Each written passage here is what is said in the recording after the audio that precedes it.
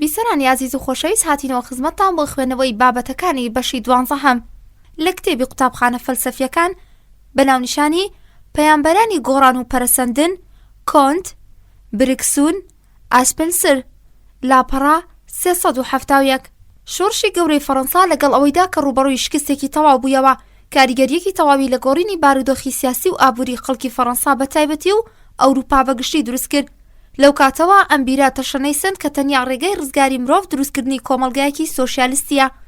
هەموو چاکسازەکان لە منەمایەوە هاوڕابوون جگەلەوەی کە بڕێک باوەڕیان مابوو ئەتوانن بە چەندین چاکسازی پلە بە پلە لە ڕێگای سۆسیالیزمەوە بە ئامانجەکان بگەین. بەڵام هەندێکی تر ئەیانوت تەنیا ڕێگای بەردەوامی سۆشیالیزم شۆڕشە و یەکێک لەو بەرجەستەترینەکانی بڕوای چاکسازی پلە بە پلەی ئاشتەوە یانەی سۆشیالیزم کلوت هاندی سن سیمۆن 1760 بۆ 1825 بیرمەندی فەڕەنسی بوو کە باوەڕی وابوو مادام کرێکارەکان ئەیانەوێ بگەنە ئازادی ئابووری و فکری کەواتە جۆری دەسەڵات گرنگ نییە. ئەو وای ئەزانی کە بەردەوام جۆرێک لە مەسیحیەتی تازا تەواوی ئازارەکان چارەسەر ئەکا. بە دەربڕینێکی تر سۆشیالیزمی مەسیحی ئەوەیە باوەڕی وابوو کە سەدەکانی ناوەڕاست خاوەنی ڕێکخراوێکی کۆمەڵگایی مەسیحی بووە و ئەوروپا ئەبێت بە هەمان ڕێخستن لەگەڵ شێوازێکی زانستی کە لەسەر بنەمای فەلسەفەی توێژینەوە داڕێژابێ جێگیری بکەین. هاوکات سان سیمۆن باوەڕی وابوو ڕێوڕسمی گواستنەوە و میراتی سامان لە ناوبچێت و ئیشەکان ئەبێ لەگەڵ گونجاوی توانای کەسەکان و دیاریکردنی دەوڵەت لە نێوان تاکەکاندا دابەش بکرێن. هەمووان لەلایەن دەوڵەتەوە موچە خۆر بن. بڕواکانی سان سیمۆن لە زانکۆکانی فەڕەنسا لە ئەنگری زۆریان پەیدا کرد. ئۆگست کۆنتیش 1798 بۆ 1857 کە لە قوتابخانەی پلیتەکنیکی پاریس خەریکی خوێندن بوو کەوتە ژێرکاریگەری بنەما هەڵخەڵەتێنەرەکانی سان سیمۆن و تا ماوەیەک سەرۆکایەتیەکەی ئەوی قبول کرد تەنانەت بوویە هاوڕێشی. بەڵام دواتر دەستی کرد بە دژایەتیکردنی و دژی هەڵسایەوە. ئۆگست کۆنت لە دوای تەواوکردنی خوێندن لە پلەی تەکنیکی پاریس دەستی کرد بە توێژینەوەکانی خۆی لە ژیان ناسی و مێژوودا و لە 28 ساڵیدا گروپێکی وانەبێژی لە ماڵەکەی خۆیدا دروست کرد و خۆی سەرقاڵی بیرکاری کرد. چەند جارێک هەوڵیدا ببێتە مامۆستای زانکۆ بەڵام قبوڵیان نەکرد. ناچار دەستی کرد بە نووسین و وتنەوەی وانەی تایبەت. ئۆگست کۆنت لە لاویدا هەوڵی ئەدا لاسایی بنیامین فرانکلین بکاتەوە ئەوی بە سوقراتی سەردەمەزانی. لە ژیانی ژن و مێردایەتیدا ڕوبەڕووی شکست ئەبیەوە و ناچار بوو لە هاوسەرەکەی جیابێتەوە. لە 46 ساڵیدا لەگەڵ ژنێکدا بەناوی کلۆتلیت دی ڤاخیو ئاشنا بوو. بەتوندی عاشقی ئەم ژنە بوو.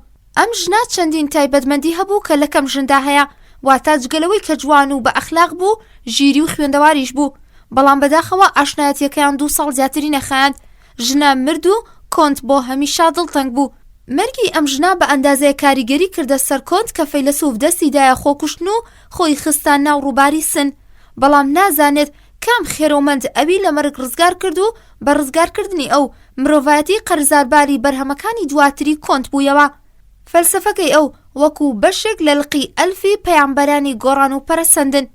ئەگەر فەلسەفەکەی کۆنت بە کۆشکێک وێ نابکەین ئەبێت بڵین کە بنەڕەتەکەی پۆزەتیڤیزم و ئەوی تریش هیومانیزمە. لە چینایەتی زانستەکاندا هەم بیرکەرەی بنەمایە و هەم کۆمەڵناسی لوتکە.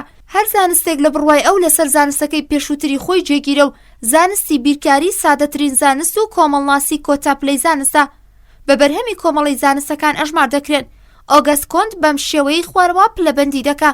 یەکەم بیرکاری، دووەم فەلەکناسی و ئەستێرەناسی، سێم سروشتیەکان واتە فیزیا، چوارەم کیمیا، پێنجەم بایۆلۆژی، شەشەم کۆمەڵناسی.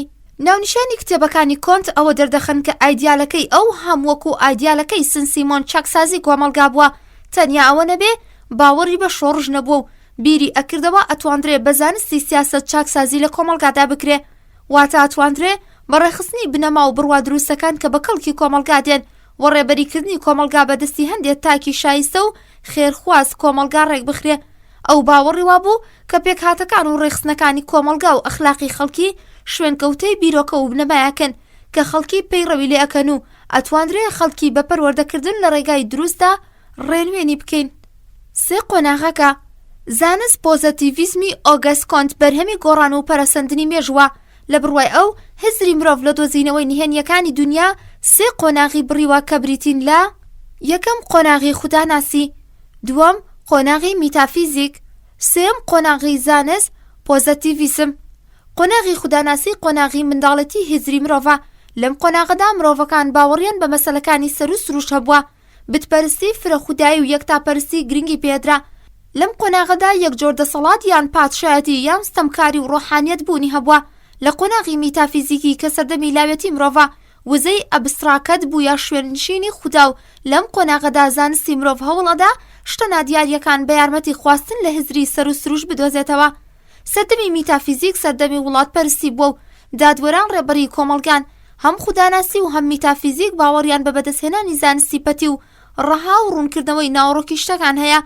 بەڵام لە قۆناغی زانستی پۆزەتیڤیزم هەوڵ و کۆشش بۆ دۆزینەوەی شتە لە بیرکراوەکان و دوورخراوەکان دراوە و پرسیارێک کە ئەمڕۆ ئەکرێ چۆنە نەک بۆ، و لە جیاتی ئەوەی هەوڵ بدرێ پەیوەندی نێوان شتەکان و دیاردەکان بدۆزرێتەوە.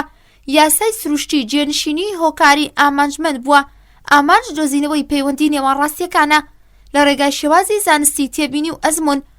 بەڕێز هاشم ڕەزا لە کتێبە بەناوبانگەکەی خۆیدا مێژووی ئاینەکان لەبارەی ئەم سێ قۆناغەدا ئەنووسێ.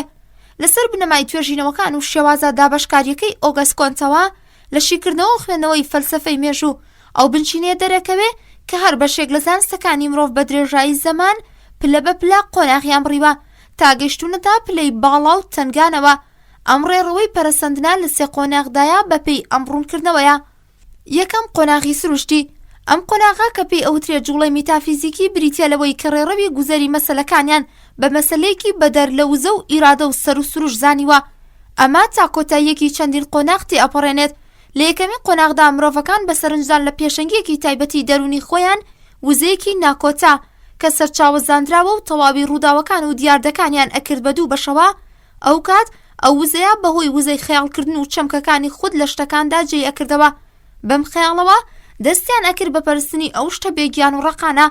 بەڵام وردە لە هەمان کاتدا کە بەرەو پەرسەندن ئەچوون، وازیان لە پەرستنی ئەو شتانەی کە خۆیان چەمکگەلێکیان دابوونە پاڵ بە وزەی سروشت ئەزانین وازیان هێنا و دەستیانە کرد بەو خەیاڵانەی کە گوایە بوونەوەرگەلێکی نادیار و بەهێز سەرچاوەی مەسەلەکان و ئیش و کارەکانی ئەم دنیایان. دنیا لەسەر بنەمای ئیرادەی ئەوان گیرساوەتەوە. باوەڕی ئیمان بەڕۆح چەمکگەلێکی وەک جنۆکە و پەری لە تایبەتمەندیەکانی ئەم سەردەبن. لە کۆتا قۆناغدا کە مرۆڤ لە ڕێڕە و بەندبوونەوەی خۆیدا تا سنوورێک پێی بەبەها عەقڵ ئەبا و لە تێکەڵەی ئەم ڕۆح و بوونەوەرە سەر و سروشتیانە وزەیەکی تاکوتەنیا دروست ئەبێ بە ناوی خوداوە دەست ئەکرێ بە پەرستن.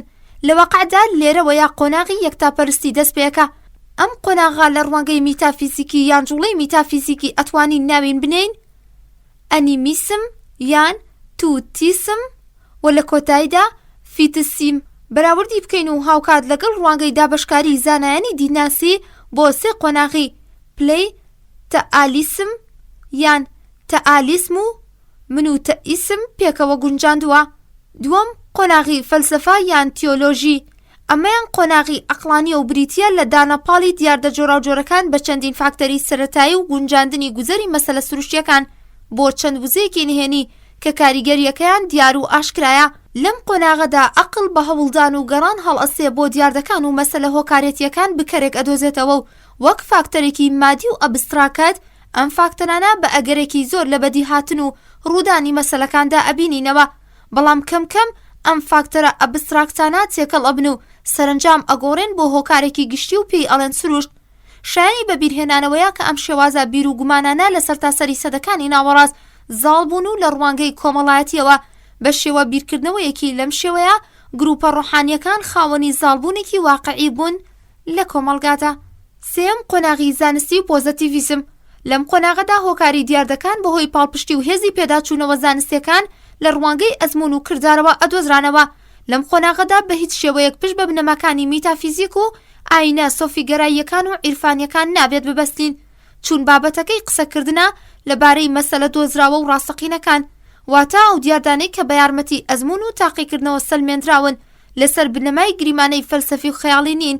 ئەبێت بڵێن کە شێوە و شێوازی ئەم قۆناغا ڕەتکردنەوەی چەمکەکان و مەسەلەکانی دوو قۆناغەکەی پێشوە و ناخرێنە بەر قسە و گفت و گۆ و توێژینەوە، بەو مانایی کە نکۆڵی لە ڕۆحی جاویدانی و بوونی خودا و ڕۆژی دوای و نمونەکانی تری لەم شێوەیە ناکەن، بەڵکو ئەڵێن لەبەر ئەوەی کە ناتوانین ئەم مەسەلانە بسەلمێنین ئەوان ناشیان خەماش ژێرشیکردنەوە و قسەشیان لەسەر ناکەین. کۆمەڵناسی. دامەزرێنەری زانستی کۆمەڵناسی ئۆگەست کۆنتە زیاد لە نیوەی کتێبەکەی فەلسەفەی پۆزیتیڤیزم کە لە 6 بڕگەیدایە سەبارەت بە کۆمەڵگا ناسی ئەدوێ. کۆنت ئەڵێ لە مرۆڤدا دوو خوازیاری هەیە کە زاڵن بەسەربوونیدا و ئەڵێت بریتین لە خوداپەرستی و ئەوی تر. کۆنت ئەڵێ لە مرۆڤدا دوو خوازیاری هەیە کە زاڵن بەسەربوونیدا و ئەڵێت بریتین لە خۆپەرستی و ئەوی ترخوازی. ئەوی ترخوازی مرۆڤ بە ژیانێکی کۆمەڵاتی ڕائەکێشێ و سەرچاوەی زانستی ئەخلاقیش لە ئەوی ترخوازیدا شاردراوەتەوە. ئەندازەی پێشکەوتنی جۆری مرۆڤ لە ڕووی ئەندازەی پێشکەوتنی ئەو لە سنووردارەتی ئەوی ترخوازی و خۆپەرستیدا دەرئەکەوێت. ئۆگەست کۆنت سەرنجی ئەم خاڵەی داوا کە جۆری دەسەڵات جۆری کۆمەڵگا دیاریەکە. بۆ نمونە دەسەڵاتێک کە لە قۆناغی خوداناسیدایە خاوەنی ڕوحەتێکی سەربازیە و پیاوێکی ژیر دەسەڵاتێکی لەم شێوەیە لە ژێرکاری هەستخوازیدایە. لەبەر ئەوە ڕێڕەبی ژیانیان بە دەوری خوداخوازیدا ئەسوورەتەوە. پیا و زاڵ ئەبێ بەسەر ژنەکەیدا و دەوڵەتیش لەسەر خەڵک. بۆ نمونە بەرجەستەی ئەم جۆرە دەسەڵاتانە دەسەڵاتە فیودالیستەکانی سەدەکانی ناوەڕاستە. لە دوای سەدەکانی ناوەڕاست قۆناغی فەلسەفەی 16 و 17 و 18 دەستی پێکردووە و چەندین دەسەڵاتی یاسایی دروست بوون و خەڵکی کەوتنە یادی بەدەستهێنانی مافی خۆیان. لە بڕوای کۆنت لە کاتی ئێستادا شارستانیەت قۆناغێکی پۆزیتیڤیستی ئەبڕێت و ئێستاکە کە پیشە ڕوو لە پەرسەندنەکە و مەسەلەی پیشە و بەرهەمێنان پەیوەندێکی باشە لە نێو کرێکاران و کارگوزارەکان دەرکەوتووە. ئەتوانین بڵین خۆرەزەردی سۆشیالیزم هەڵهاتووە. لقی بە ناونیشانی پۆزیتیڤیزم چییە؟ لە بەشی 12 قوتابخانەی فردریک ویلهام نیچە لاپەڕا 378. لە فەلسەفەی پۆزیتیڤیسمی ئۆگەست کۆنتدا بنەماکەی فرانسیس بیگن کە ئەڵێ زانست ئەبێ خزمەتکاری مرۆڤ بێ نەک ئامرازێک بۆ خەیاڵ پڵاوی. جەختی لەسەر کراوەتەوە مانای پۆزیتیڤیزم واسهێنانە لە دۆزینەوەی هۆکاری ئامانجمەندی و سەرنجدانی یاسای دیاردەکان و سوود وەرگرتن لەیان بۆ باشترکردنی بارودۆخی ژیانە. زانستی ئێمە گرانبەهایە چونکە یارمەتی ڕێخستنی بارودۆخی ژیانی ئێمە لەم ژینەدا ئەدا. ئێمە ئەبێ لە جیاتی ئەوەی لە ئاسمانەکاندا بەدوای بەهەشتێکی ونبوودا بگەڕین. لەم ژینەدا هەوڵ بدەین بە یارمەتی زانست دنیا بگۆڕین بۆ بەهەشت. لە بڕوای پۆزیتیڤیزم هزری مرۆڤ هەوڵ ئەدا هەموو شتێک وەک شێوەی یەکێتیەکەی دەربهێنێ. بەڵام ئەم خواستە لە واقعدا خواستێکی دەرونیە. ئێمە ناتوانین یاسا جیاوازەکانی سروش بە شێوەی یەک یاسایی لێ بکەین. پۆزیتیڤیزم بڕوای بوونی خوددا ڕەت ناکاتەوە و لە بەرامبەر ئەم بڕوایەدا شێوازێکی نازانمگەرە ئەگرێتە بەر و باوەڕی بەناوەڕۆکی مادی و ڕۆحی و زانستی هەیە. بەڵام تەنیا بایەخ بەو زانیاریانە ئەدا کە بۆ ژیان بەکەڵکدن. بۆ نمونە ئەمڕۆکە مرۆڤ هێندەی پێیوەست نییە کە بزانین گەرمی تیشک و کارەبا بە وردی چەندێکە، بەڵکو هەوڵەدا یاسایەک بدۆزێتەوە زاڵ بێت بە سەریدا و لەم وزەیە بۆ باشترکردنی بارودۆخی مادی خۆی سوود ببینێ. مەزهەبی مرۆڤگەرایی و ئەخلاقیات لە کۆتاییەکانی تەمەنیدا گۆڕانێک لە کۆنتدا ڕوویدا. ئەو لەگەڵ سەر و سروشت و دیندا تێکەوت بوو. لە کۆتاییەکانی تەمەنیدا لە پڕێکدا کەوتە یادی دروستکردنی مەزهەبێکی تازە و دینێکی بە ناوی مرۆڤگەرایی داڕشت کە تیایدا خودی مرۆڤ پەرستراوە. پاشان هەندێک پیرۆزمەندی و ڕێوڕسمی خستە سەر کە هاوشێوەی مەزهەبی کاسۆلیک بوو. دینە بانگەشەکەرەکەی کۆنت بریتیە لە بنەما و گەورەکراوەی دینی کاسۆلیکی دابڕاو لە مەسیحیەت و یەکێکی تر ئەڵێت خودایەک بوونی نییە ئەگەر کۆنت پەیامبەری ئەو بێ. کۆنت ئەخلاقیات لە پلەیەکی زۆر گەورە و بەرزدا ئەبینێتەوە بە شێوەیەک کە ئەخلاقیات لە ڕیزی بەرزترین و گرنگترین زانستەکاندا دائەنێ. کۆنت لە ئەخلاقیاتدا وێنەی ئایدیاڵێکی مەسیحی کێشا و ئەڵێت تاک ئەبێ خۆی بکاتە قوربانی کۆمەڵگا. بزوێنەری کردارەکانی هەر کەسێک ئەبێ خۆشەویستی بێ. نیسبەت بە هاوجۆرەکانی ئەبێ خۆپەرستی لەژێر دەسەڵاتی ئەوی ترخوازیدا بێ. کۆنت مێژووی لە کتێبە ئایدیاڵەکەی خۆیدا بەم شێوەیان لێک ئەداتەوە و ئەڵێت چەمکی مێژوو پێشکەوتنە بەرەو ئایدیاڵە ئەخلاقیەکان. لقی خەونەکانی برکسۆن لە بەشی 12 قوتابخانەی فردریک ویلهام نیچە لاپەڕا 308. خەونەکانی برکسۆن هەنری لوئی برکسۆن 1859 بۆ 1941 لە پاریس لەدایک بووە. لە سەردەمی خوێندنیدا لە ڕیزی خوێنکارە زیرەک و خۆماندووکەرەکاندا بوو. بە تایبەتی توانایەکی تایبەتی لە بیرکاریدا هەبووە و لە ساڵی کۆتاییدا ساڵی شەشەمی بیرکاری لە شیکارکردنی پرسیارێکدا هێندە لێزانانە بەکاری هێنا بوو کە لە گۆڤارەکاندا بڵاویان کردەوە. ساڵی 1901 بوو بە ئەندامی ئەکادمیای زانستی ئەخلاقی و سیاسیەکان. لە ساڵی 1914 بووە ئەندامی ئەکادمیای فەڕەنسا. لە لاویدا فەلسەفەی ئیسپنسەری خوێندووە و بوویە لایەنگری ئیسپنسەر. ئەو حەزی لە مادەگەرایی ئەکرد و ئەم خواستەی بە ئەندازەیەک تون بوو کە ڕۆژێک کاتێک یەکێک گلەی لە ناڕێکی کتێبخانەکەی کرد لە لای بەڕێوەبەرەکەی. برکسۆن بەهێمنی وتی ئەم ناڕێک خستنە بە دڵنیاییەوە ڕۆحیشتان ئازار دەدات. خوێندکارەکان هەمویان بە یەک دەنگ هاواریان کرد برکسۆن ڕۆحی نییە، بەڵام هەر ئەم برکسۆنە بێڕۆحا دواتر هێندە بوویە دژی ماتریالیزم کە لەشکری عەقڵی هێنایە خوارەوە و پیشانی خەڵکی دنیایدا کە ڕاستی ڕەها تەنیا لەلایەن سروش بۆ هاتووەکانەوە شایانی پێی پێبردنە. ئەو بۆ مەسەلاندنی تیۆریەکەی خۆی بەم شێوەیە بەڵگە ئەهێنێتەوە. خواستی مرۆڤ بۆ جیاکردنەوەی شتە ئاوێتەکان بۆ توخمی سادە لە ڕوانگەی زانستیەوە ڕاست نییە، چونکە ڕاستیە زانستیەکان و ئەزموونیەکان خاوەنی ڕاستیەکی ڕێژەین و نرخ بۆ دانراون. ئەگەرچی شێوازی جیاکاری و شیکردنەوە لە زانستە بە سوودمەند زانراوە و ئەبێتە هۆی دۆزینەوە و داهێنان گەلێک کە بە کەڵکی دنیا دێ، لەگەڵ ئەوەشدا ڕاستی لەبەر چاون کردووە و شاردراوەتەوە. ئەوەی کە ناڕاستە لە بڕوای ئێمەدا بەڕاستی خۆی پیشانەدا. بۆ پەیبردن بەڕاستی واقعی مرۆڤ ئەبێ بە شێوەیەکی کاتی واز لە جیاکاری و شیکردنەوە بهێنێ و لەلایەن دۆزراوەکان و کەسە زۆر زیرەکەکانەوە بەبێ هیچ ڕایەڵێک و ڕاستەوخۆ پەی بەڕاستی ببرێ. تەنیا لەم شێوەیەدا ئەو ئەتوانێت ترپەی دنیای هەبوون کە لە کاتی لێداندایە هەست پێ بکە و پەی بەسەر و بوون ببرێ. لە بڕوای برکسۆن ژیانی ئێمە بەردەوام لە حاڵەتی گۆڕاندایە و هەبوون جۆرێکە لە ماوە و چۆنایەتی نەک چەندایەتی. چەندایەتی لقێکی چۆنایەتیە، بەڵام ئێمە هەمیشا بۆ ئاسان پەیبردن بە مەسەلەکان چەندایەتی ئەخەینە جێگای چۆنایەتی. بوون وەستاو نییە و بەردەوام لە جوڵەدایە. مرۆڤ بکەرێکی ئازادە و ئەتوانین لەم ڕێڕەوەی پەرەسەندنەدا ڕۆڵێکی گەورەی هەبێ و ئاڕاستەی ڕێڕەوەکەی خۆی بە تەواوەتی بگۆڕێ و بگاتە دنیا گەلێکی بەرزتر. یادگە لە بڕوای برکسۆن یادگە دوو جۆرە: یادگەی خوگرتوو کە ئەتوانین بە بیرمان ناوی ببین و پەیوەندی بە مادەوە هەیە، یادگەی ڕەها کە پەیوەندی بە ڕۆحەوە و لە ناوچوونەوە، یادی خۆگرتوو کە تایبەتمەندی مێشکە نەخۆش ئەکەوێت و لە تاکە جیاوازەکاندا ئەندازەی بەهێز و لاوازیەکەی ئەگۆڕێ. بۆ زیاتر ڕوونکردنەوەی ئەم دوو جۆرە یادگەیە ئەڵێین کاتێک کە ئێمە لە دوای خوێندنەوەیەکی بەردەوامی یەکێک لە شێعرەکانی مەحوی لەبەر ئەکەین، ئەتوانین بە شێوەیەکی زنجیرەیی تەواوی دێڕەکانی ئەو شەعرە بەلەبەر بڵێنەوە. ئەم یادگە بەهۆی خوگرتووی خۆمانەوە دروست بووە. بەڵام ئەگەر یادەوەری یەکەمین جار کە ئێمە ئەم شەعرەمان خوێندەتەوە لە بەرچاو بگرین و بیهێنینە بەرچاوی خۆمان، ئەبینین کە ئەم وێنەیە جیاوازە لەو وێنەیەی کە ئێمە پاش لەبەرکردنی شێعرەکە هەمانە. تەنانەت ئەتوانین یادەوەری گەلێکی جیاجیا لە هەر یەکە لە جارەکانی لەبەرکردنی شێعرەکەدا کە خوێندومانەتەوە لە بڕوای خۆماندا بیهێنینە بەرچاوی خۆمان و وێنای بکەین. لەبەر ئەوە خوێندنەوەی شێعرەکە و ئەم وێنەیە ئەو وێنەیە نییە کە ئێمە لە کاتی خوێندنەوەی شێعرەکەدا لە هێزرماندا هەبووە. بەڵام نەخۆشی ڕۆحی لەوانەیە کوڕەکەی خۆی نەناسێتەوە، بەڵام ئەتوانێت منداڵیەتیەکەی بهێنێتەوە یاد و دیاری بکە. هۆکەشی ئەوەیە کە بیرمانی ئەو کەسە لە ئاستی خۆ ئاگاییدا کەم و کوڕە، بەڵام یادگەی ئەو کە لە قوڵاییەکانی بوونیدایە هاوکات ساغ و بێکەم و کوڕماوەتەوە. خەون برکسۆن چەند بڕوایەکی تایبەتی لەبارەی خەونەوە خستە ڕوو. ئەو ئەڵێ کە لە کاتی خەودا هەستەکانی ئێمە بە تەواوەتی نەوەستاون، بەڵکو چەندین پەرچەکردار لە هەزردا ئەنجام ئەدەن کە کاریگەریان لەسەر چۆنیەتی خەون هەیە.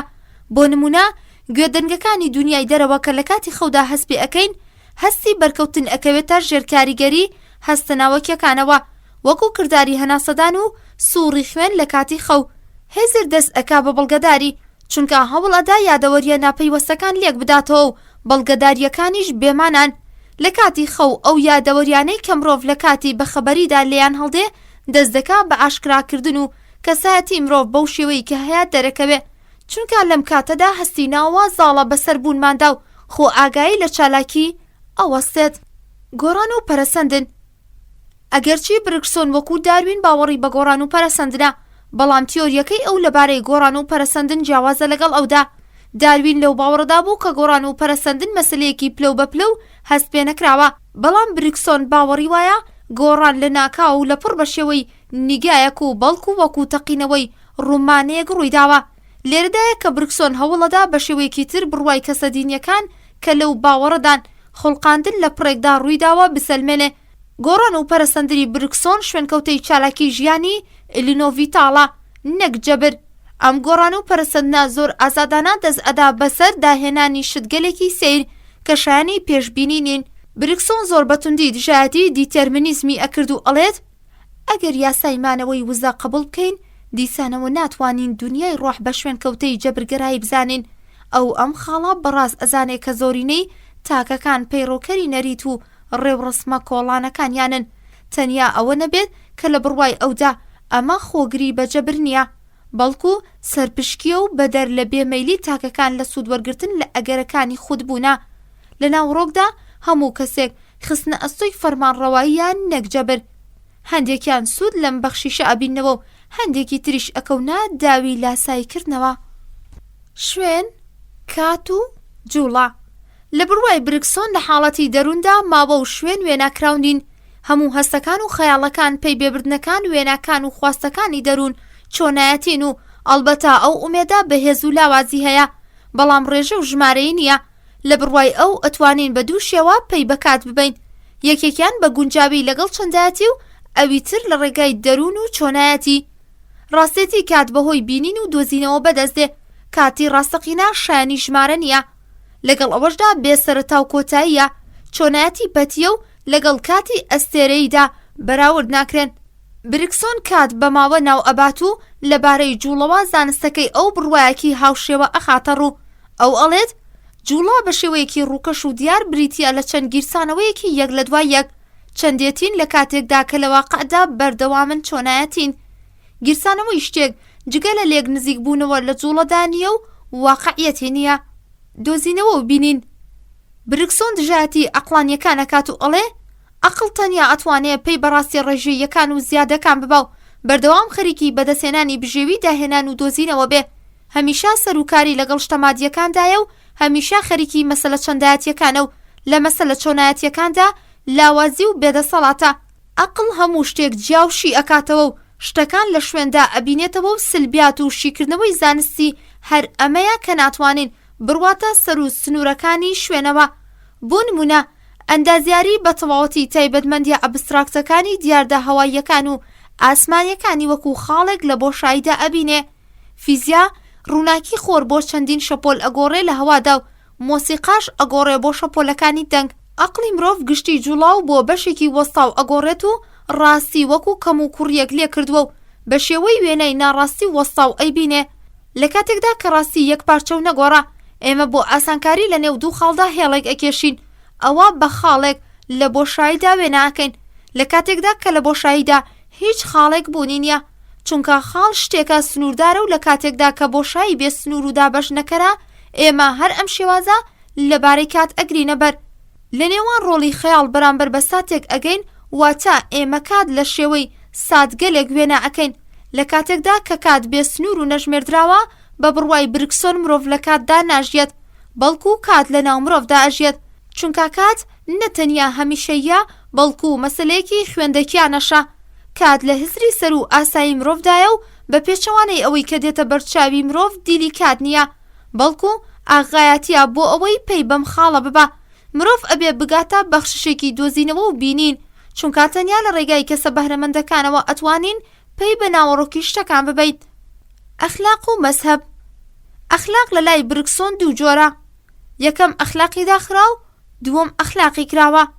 مەزهەبیش دوو جۆرە، یەکەم مەزهەبی جێگیر، دووەم مەزهەبی ویژدان. ئەخلاقی داخراو جۆرێکە لە متمانەی کۆمەڵایەتی و بۆ پاراستنی نەریت و ڕێوڕسمەکان هاتوونەتە ئاراوە، لە کاتێکدا کە ئەخلاقی کراوە میوەی دۆزینەوەی ڕاکێشانی دەرونیە. خەڵکی ئاسایی پەیڕەوی لە ئەخلاقی داخراوەکەن. عاریف و پیاوە بەرزەکان لە ئەخلاقی کراوە مەزهەبیش وەکو ئەخلاق وایە، مەزهەبی جێگیر وەکو ئەخلاقی داخراوە هەیە. پەیڕەوانی ئەم جۆرە مەزهەبە لەسەر بنەمای خواستە ژینگەیەکانی وەک ڕێوڕسم و دابوونەریتی تایبەتی مەزهەبی و پەیڕەوکاری لە پەیڕەوەکەن. لە کاتێکدا کەسانێک کە گوزەر بە دنیای ناوەدا ئەکەن و پەیوەستی نەریتە کۆمەڵاتیەکان نین، دنیایەکی تایبەتیان هەیە. خەڵکە ئاسایەکە توانای پێی بردنیان نییە بۆ ئەو دنیایە. بەرهەمە گرنگەکانی بریکسۆن. بریکسۆن پێنووسێکی جادووی هەبوو.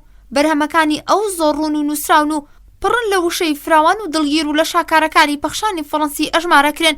گرنگترین بەرهەمەکانی ئەو بەم شێوەیەی خوارەوەن: یەکەم، ماتریا ئیت میمۆری، دووەم، ئیڤۆلیشن سیرایترس.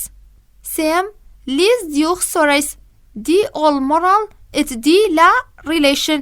لێرەدا ئەبێت ئاماژە بەو خاڵە بکەین کە لەگەڵ ئەوەدا کە فەلسفەکەی برکسۆن شیرین و ڕاکێشەر و ئومێدبەخشە لە خەیاڵ پڵاویەکیش زیاتر نییە. بە گوتەی دویل دۆرانت خۆخستنە بەردەم گوزەرە توندەکەی ئەقلانیەکان شتێکی دروستە، بەڵام پێشنیازی دەروونبینیەکی لە جیاتی عەقڵ و ئەندێشە هەمان ئەندازە نەعەقلانیە کە بیانەوێ خەیاڵ پڵاویەکانی منداڵانە بە داستانی پەری و جنۆکە بزانن. ئەبێت بە شێوەیەک چاکسازی لە هەڵەکانی خۆماندا بکەین کە پێشیان بخەن نەک دوامان بخەن. بەڵام بەداخەوە برکسۆن ئێمە ئەباتەوە بۆ خاڵی یەکەمین و وێناکردن و خەیاڵ ئەخاتە جێنشینی ئەزمون و تێبینی. لقیتا فەلسەفە ئاوێتەکەی ئیسپنسەر. هربرت ئیسپنسەر لە 27 ئۆریەلی 1820 لە دربی هاتە دنیا. باوکی کە مامۆستایەکی هەژار بوو خاوەنی چەندین منداڵ بوو، بەڵام هەمویان مردن، تەنیا هربرت مایەوە بۆی. ئەو لە 13 ساڵیدا کوڕە تایبەت بە خۆکەی نات بۆ لای مامی لە هینتۆن تا لەژێر چاودێری ئەودا پەروەردە بکرێ. بەڵام هربرت ڕەفتارە تووڕەکەی مامی پەسەند نەکرد و هەڵهات لێی و لە ماوەی 3 ڕۆژدا نزیکەی 115 میل بە پێچوو گەڕایەوە بۆ ماڵی باوکی. باوکی هربرت خاوەن چەند بڕوایەکی تایبەتی و پەروەردەیی و شێوازی پەروەردەیی سەردەمی قبول نەبووە. لەبەرەوە کوڕەکەی خۆی تەنیا بۆ ماوەیەکی کورد ناردە قوتابخانە و هربرت لەم ماوەکەمەدا بە شێوەیە کە پێویست بوو لە قوتابخانەدا پێشکەوتنی بەدەست نەهێنا، چونکە ئەویش وەکو باوکی چەندین بڕوای تایبەتی هەبوو و لە هەمان منداڵیەوە ڕقی لە شوێنکەوتنی ئەوانی تر بووە. هەرچەندە وازی لە قوتابخانە هێنا، بەڵام لە ماڵەوە هەر ئەی خوێندەوە. لەگەڵەوەشدا لەگەڵ هاوڕێکانی باوکیدا ئەنیشت و گوێی بۆ گفتوگۆ سیاسیەکانە گرت و هەندێک جاریش قسەی خۆی هەبوو لەگەڵیاندا.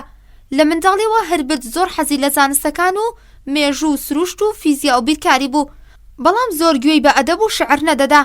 لەوانەیە هۆکەشی ئەوە بوو بێ بەهۆی ئەو تەنیاییە زۆرەوە تامی خۆشەویستی نەزانی بێت و گەشەی سۆزداری ئەو وەستاو بوو.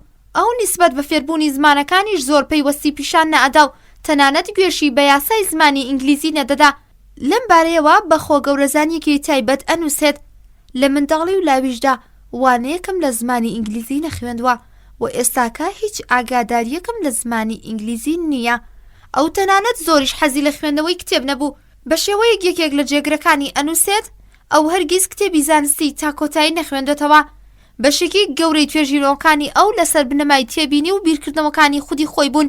ئیسپنسەر لەگەڵ ئەوەشدا کە گەورەترین بەرهەمی فەلسەفی خۆی نووسی، تا 30 ساڵی هیچ شتێکی لە فەلسەفە نەدەزانی. تەنانەت کاتێک کە دەستی کرد بە نووسینی بەرهەمەکانی خۆی، هێندەی خۆی سەرقاڵی خوێندنەوەی فەلسەفەی کۆن نەدەکرد. ئەو پیاوێک بوو بە تەواوەتی پشتی بە خۆیە بەست، جگە لە بڕواکانی خۆی باوەڕی بە هیچ شتێکی تر نەبوو و پشتی بە هیچ نەدەبەست. هیچ سیر نییە کە بۆچی ئەو زۆر بەتوندی و گاڵتەجاری بە سۆسیالیزم ئەکا و کۆمەڵگای سۆشیالیستی بەکەم و کوڕەزانێ. ئەو 40 ساڵی تێپەڕاند بوو کە دەستی کرد بە نووسینەوەی فەلسەفە ئاوێتەکەی خۆی. ئەو بە ماندووبوونێکی زۆر کتێبی بنەما سەرەتایەکانی بە چاپ گەیاند و سەرباری ئەو هەژاری و نەخۆشیەی کە هەیبوو زۆر بە گرنگیەوە لەسەر ئیشەکەی خۆی بەردەوام بوو وە کۆشکێکی گەورەی بەناوی فەلسەفەی ئاوێتە دروست کرد و لە دوای 36 ساڵی پڕ لە ماندووبوون تەواوی کرد. بە لەبەر چاوگرتنی ئەو ڕاستیی کە سەلامەتی ئیسپنسەر لە 35 ساڵیەوە تێک چووە و سەرباری ئەو ناڕەحەتیە دەماری و بێخەویەی کە هەیبوو دووچاری سەر ئێشێکی تند بوو، بە شێوەیە کە بەهۆی کاریگەری ئەم سەر ئێشە نەی ئەتوانی زیاد لە چەند چرکەیەک ئیشی فکری بکە. ئەبێت درود بۆ لێ هاتووی ئەم پیاوە بنێرین. ئەو لە 40 ساڵیدا بە شێوەیەک نەخۆشکەوت کە بۆ ڕێگرتن لە خوێنبەربوونی مێشک کتێبی بنەما سەرەتاییەکانی لە کاتێکدا نووسیوە کە بە بەلەمێکدا و لە حەوزی یەکێک لە پارکەکانی لەندەندا خۆشی سەوڵی لێدەدا. ئەو هەر 10 چرکە سەوڵی لێدەدا و 15 چرکە ئەینووسیەوە. بەم شێوازە نووسینەوەی ئەم کتێبە گەورەیەی تەواو کردووە. ئەو بۆ چاپکردنی کتێبەکەی خۆی هیچ ئامڕازێکی نەبوو. هاوڕێکانی بە تایبەتی ئیستیوارت میل پارەی بۆ ئەو فراهەم کرد و کتێبەکانی بە چاپ گەیاند. ئیسپنسەر سەرباری ئەوەی کە بارودۆخی ئابووری زۆر باش نەبوو بەردەوامی بە ئیشەکەی خۆیدا و لەگەڵ ئەوەشدا کە لە کۆتایی تەمەنیدا نەیتوانی ڕۆژێک زیاد لە 50 چرکە ئیش بکە بۆ تەواوکردنی ئەو بەرنامەیە کە دایڕشت بوو. ئەو بە شێوەیەک لە ئیشەکەی خۆیدا خنکا بوو کە ماوەی ئەوەی نەبوو ژن بهێنێ. لە لاویدا عاشقی ژنێکی زیرەک بوو بە ناوی مارین ئونس کە دواتر بە ناوی ژورش ئەلیوت ناوبانگی دەرکرد. بوویە نووسەرێکی بەناوبانگ. ئەمانە بە شێوەیە کە هاوڕێی یەکتر بوون وایان ئەزانی لە کۆتاییدا ئەبنە ژن و مێردی یەکتری، بەڵام ئیسپنسەر یان بەهۆی کەم دەرامەتیەوە یان بەهۆی سروشتە کەس نەپەرستەکەی خۆیەوە بوو کە نەیدەهێنا و لە کتێبی سەرگوزشتەی من لەم بارەیەوە بەم شێوەی ئەنووسێ. سەری زۆرینەی خەڵکی لێرە یان لەوێ کەمێک بەرجەستەیان چاڵە، بەڵام سەری مارین لە هەموو لایەکەوە هەڵاوسا و لار بوو. ئیسپنسەر لە دوای تەمەنێکی پڕەشانازی ڕۆژی 8 دیسەمبەری 1903 زۆر بە ئارامی مرد. بەرهەمەکانی ئیسپنسەر لە گرنگترین بەرهەمەکانی ئەو ئەمانە ناو ئەبین: یەکەم First Principles، دووەم Principle of Biology، سێم Principle of Physiology، چوارەم Principle of Sociology، پێنجەم Man versus the State، شەشەم Education Intellectual Moral and Physical. فەلسەفەکەی ئەو بڕوا فەلسەفەکەی ئیسپنسەر لەسەر بنەمایەکی زانستی بوون. ئەو زۆر شێوەی پۆزەتیڤیزم بوو، وەکو ئۆگەست کۆنتیش میتۆدی زانستی بەتەنیا میتۆدێک ئەزانی بۆ دۆزینەوەی ڕاستیەکان و پەیبردنی نهێنیەکان، بەڵام بۆ گەشتن بە مەبەستا تەنیا ئەوەی بەبەز نەدەزانی کە پەیڕەوی لە میتۆدێکی زانستی بکەین. هەوڵ و کۆششی ئەو ئەوەیە کە وێنەی شوێنگەی مرۆڤ لەم ژینگەدا دیاری بکە و سەرتاسەری دنیای سروش وەسف بکە.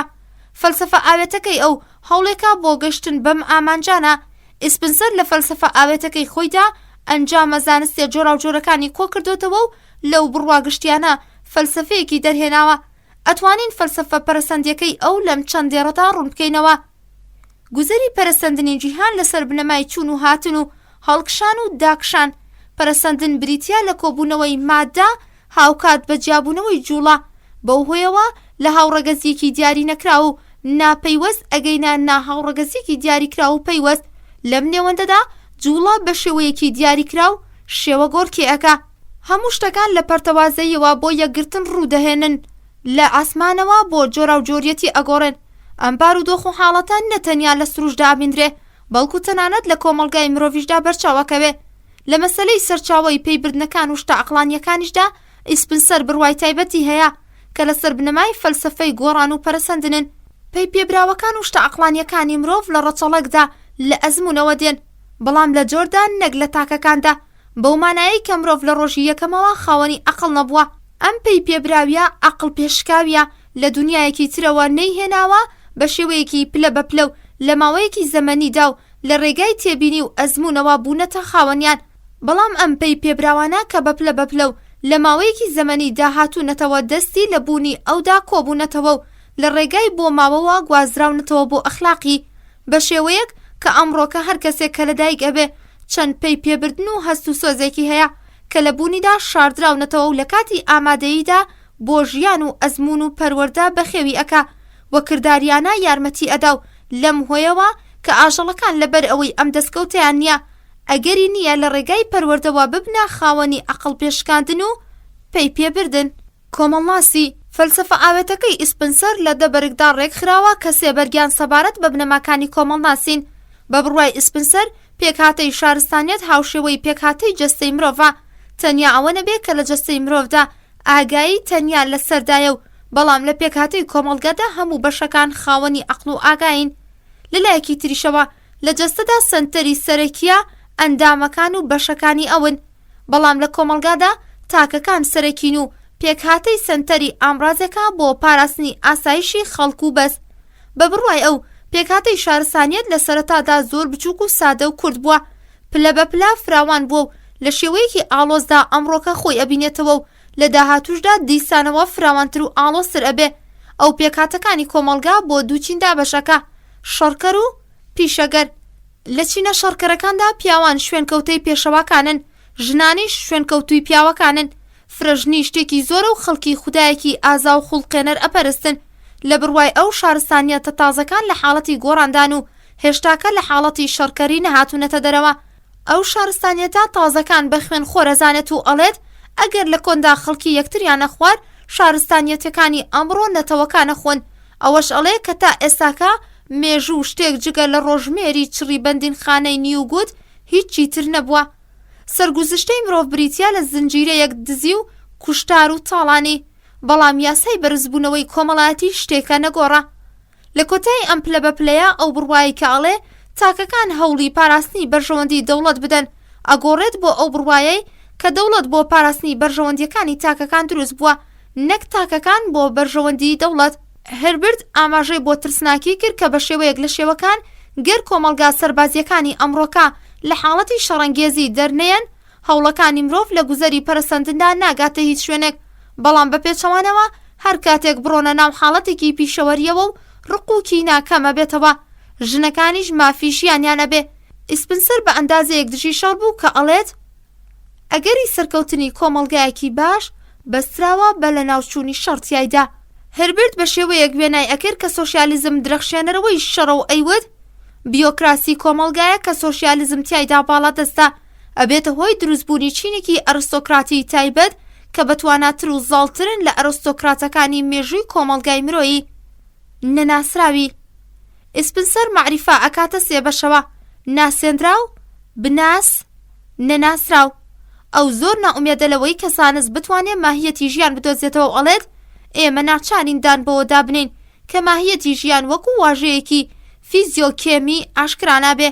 ئەو پەیڕەوی لە نازانم گەڕەکانە کرد و بە فەیلسوفەکان و زانەکانی ئەوت کە لەبارەی ئەوی کە شایانی پێی پێبردن نییە بێدەنگ بن و بەدیندارەکانیشی ئەوت واز بهێنن لە دژایەتیکردنی بێدینەکان لەبارەی ئەو شتەی کە شایانی پێی پێبردن نییە لە خۆیانەوە قسە نەکەن.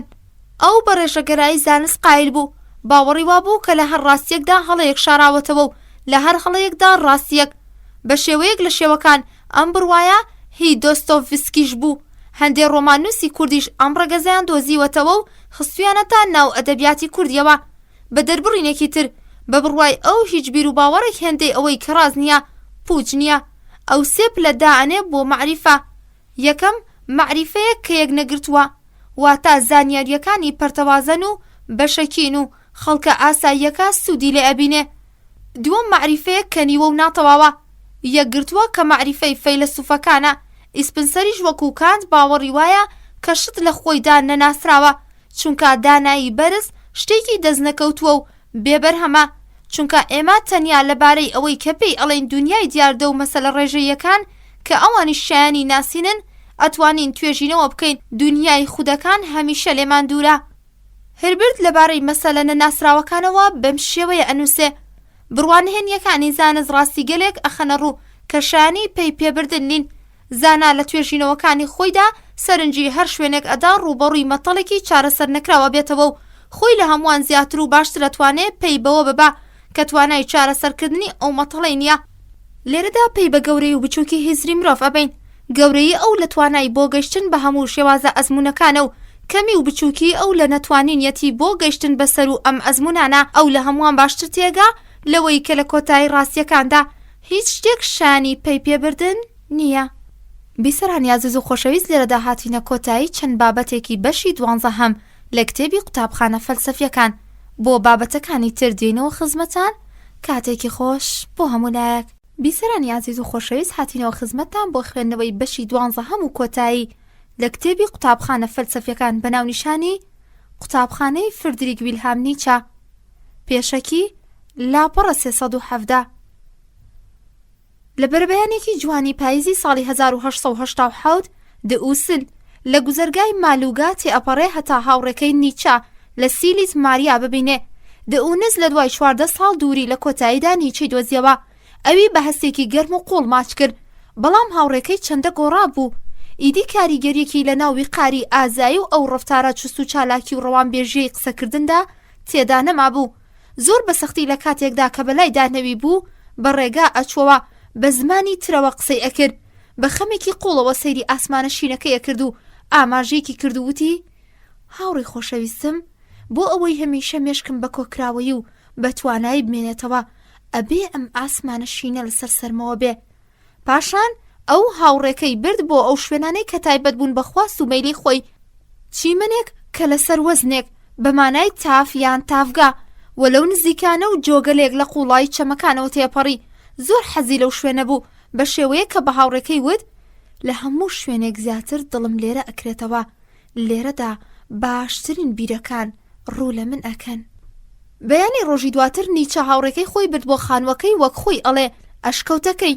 شوێنی دانیشتنەکەی ژوورێکی سادە بوو لە ماڵێکی جوتیاریدا کە نزیکەی 2 خولەک لە جادەی سەرەکی سیلیس ماریاوە دوور بوو. نیچە ئەم ژوورەی بۆ وەرزێک بەکرێگرت بوو و ڕۆژی فڕانکێک پارەی ئەدا لە بریکرێکەی. شتەکانی ناو ژوورەکەی زۆر سادە بوون. لەلایەکەوە کتێبەکانی کە زۆربەیان ماوەیەک لەوە بەرکڕی بوونی ئەبیندران، لەلایەکی ترەوە مێزێکی لادەیانە لەگەڵ چەندانە هێلکە، توێکڵی هێلکەش، پێنووس و کاغەز، کەلوپەلی سەر ئاو کە هەمووی خرابوونان سەریەک و کەمێک لەولاتر قولاپێکی جزمە هەڵکێش و جووتێک جزمە و تەختەخە بێگەبیندرا. هەموو شتێک بەناو یەکدا چوو بوو بە شێوەیە کە بە تەواوەتی دیار بوو کە خزمەتکارەکەی ئەم فەیلسوفا لە ئەنجامدانی ئیشەکانیدا کەم تەرخەمی زۆر ئەنوێنێ. تسوایک لە کتێبی شەڕ لەگەڵ ئەهریمەندا لەسەر زمانی خاوەنی ئەم پانسیۆنەوە ئەنووسێت کە نیچە بە ڕۆژی 6 فرانک لەو پەڕی هەژاری و دەستکورتیدا ژیانیە بردەسەر. لە ژوورەکەیدا جگە لە سندوقێکی تەختەی سادە کە تیایدا 2 کراس و 1 دەستە جل و کەمێک کتێبی نووسراوی پەرێشان هیچ لە ماڵی دنیای تێدا نەبوو. بۆچی؟ کەمێک دەرمانیش هەبوو بۆ چارەسەری سەر ئێشە و بێخەوی و ئازاری چاو. لەگەڵ وەژدا نیچە زۆر خۆی لە خواردنەوەی کحول و قاوە و جگەرە بە دوور ئەگر. تووشی لاوازێکی دەماری بوو کە هەڵگری کەمترین نەرمەبا ئەوی تووشی ئازارە کرد. بەڵام وەکو بدهۆڤن زۆر مەردانە لەگەڵ خەم و کەسەریەکانی ژیاندا ڕوبەڕوە بوویەوە. لەبەر ئەوە باوەڕی وابوو کە تەنیا لە ڕێگای ئازارەوە ئەتوانێت بگەیت بە خۆشبەختی. بۆ ئەو ئەم دنیاە کە خەم و کەسەریەکی کێو ئاسایە کە شادومانی لە قوڵایەکانیدا شاردراوەتەوە. ئەو هەوڵی ئەدا کە ئەمکانە بدۆزێتەوە بە هەوڵەیەک لە دوای یەکە خۆ بەدەستەوە نەدەرەکانی ئەو باوەڕی وابوو ئەوانەی کە گەشتون بە گەورەییەکەی خۆیان لە ئازارە گەورەکانەوە بەدەستهێناوە. ساڵەها کەفیان کردە سەر لە شێوەی زەریا تا لە دەریای ڕاستیە یاقوتێک بدۆزێتەوە. ڕەچەڵک و نەسەبی نیچە لەلایەن باوکەوە ئەڕواتەوە سەر خێزانێکی لەهستانی کە ناسراون بە نیتسکی. لەم ڕۆوە کاتێکە ئەو لە سورنتو بوو ئیتاڵیەکان ئەویان بە پۆلۆکۆ بانگە کرد، واتە لەهستانی. نیچە لە ساڵی 1844 لە وکسنی ساکسۆن مایەوە هەتا دنیا 4 ساڵ دواتر باوکی لە پلیکانە کەوتە خوارەوە و سەریشکا. لە دوای 12 مانگ نەخۆشی باوکی کە قەشەیەکی شاعیر پیشە بوو بەهۆی شکانی جومگەی سەریەوە مرد. نیچە تا 3 ساڵ ئەتوانی قسە بکە، بەڵام لە 4 ساڵیەوە دەستی ئەکرد بە خوێندنەوە و نووسین. ئەو منداڵێکی بێدەنگ، خۆ بە زلزان و تووڕە بوو، حەزی لە تەنیایی بوو و کەمتر لە منداڵە هاوتەمەنەکانی خۆی یاری ئەکرد. منداڵەکان بەویانەوت قەشە. یەکێک لە هاوپۆلەکانی لەبارەی بارودۆخی ڕۆحی ئەو لە سەردەمی منداڵیەوە ئەنووسێ. لە نیشانە بەرجەستەکانی ئەو خەمۆکی و بێتاقەتی بوو کە سەراپای ئەوی داگیر کرد بوو. نیچە لە منداڵەتیدا زۆر باوەڕی وابووە هەمیشە هەوڵی ئەدا بەپێی بنەما مەسەبیەکان بژی. هێندە بە تاسەوە ئینجیلی ئەخوێندەوە کە گوێگرەکانی ئەخستە گریان. هاوپۆلەکانی لە کاتی ئامادەی ئەودا مافی ئەویان نەبوو کە باسی خراپەی بکەن. وەک ئەڵێن ڕۆژێک یەکێک لە هاوپۆلەکانی لە کاتێکدا کە نیچە ئامادە بوو باسی خراپەی کرد. هاوڕەکەی دەستی خستە سەردەمی وتی بەسە مەگەر نازانی کە هیچ کەس ناتوانێت لە ئامادەی نیچەدا باسی خراپە بکە؟ هاوڕەکەی لە وەڵام داوتی چ شتێ بۆتە هۆی ئەوەی کە تۆ بەم شێوەیە وا ئەکەی لە من هیچ نەڵێم؟ هاوڕەکەی وتی ترسام نیچە هێندە نیگایەکی تووڕە و تون بخاتە سەرت کە وشەکان لە دەمت داوشک ببن. دیوسن کە یەکێک لە هاوڕێکانی نیچە بوو دواتر بوو بە یەکێک لە خۆر هەڵات ناسە گەورەکان لەبارەی نیچەوە ئەنووسێ. وەکو بێچوە شێرێک نەرم و بریندار و پشت بەخۆ بەستوو بوو. نیچە زۆر ناسکیش بوو و لە هەمان سەرەتاکانی منداڵیەوە نەی ئەتوانی لەگەڵ کەسانێکدا بژی کە تووڕە و توندڕە بن. هەر لەبەر ئەم هۆیەیە زۆر لە هاوڕێ تووڕەکانی خۆی دوورەکەوێتەوە. تەنانەت لە 6 ساڵیدا هێندە لە دنیای دەرووندا خنکا بوو کە بۆ دنیای دەرەوە هیچ مانایەکی دانە ئەنا. و ئەم گۆشەگیریە توندیەی بۆ هۆی ئەوەی کە دایکی هەمیشە گلەی لەوە بکە لە باوکی کە گوایە نیچە بەردەوام سەر ناکەوێت لەوەی کە هاوڕێ بگرێت و هاوڕێتی ئەم بکە. ئەم دەروون بینی و پچڕانی پەیوەندیە لەگەڵ دنیای دەرەوە ئەبێتە هۆی ئەوەی کە نیچە پەیوەستیەکی زۆر لە بەرامبەر خوێندنەوە و بیرکردنەوە دروست بکە. دایکیشی کاتێک کە ئەوی خنکە و لە خوێندنەوەدا بینی بەلالووتێکەوە ئەیوت ڕێک وەکو باوکێتی. نیچە هەرگیز لە قوتابخانەدا بەشداری یاریە هەمەکی و ململانێ ئامێزەکانی نەدەکرد. ئەو پێویستی بە یاری نەبوو، لەبەر ئەوە یاریەکانی ئەو فکری بوون و لە تەنیاییدا ئەنجامەدران. ئەو هەمیشە لە دنیایەکی خەوناویدا کە بۆ خۆی دروستی کردبوو ژیانیە بردەسەر و هەندێک کات ڕێی بە تەنیا خوشکەکەی ئەدا ئەلیزابێت کە بێتە ناو دنیا خەماویەکەیەوە. ئەو بە یارمەتی ئەم دنیای دەرونی خۆی شعری ئەچڕی، وێنەی ئەکێشا و چیرۆک و شانۆنامەی کورتی ئەنووسی. ئەو خۆی بەوەوە گرتبوو کە لە ساڵ ڕۆژی لەدایک بوونی هەریەک لە ئەندامانی خێزانەکەیدا شعرێک دروست بکە.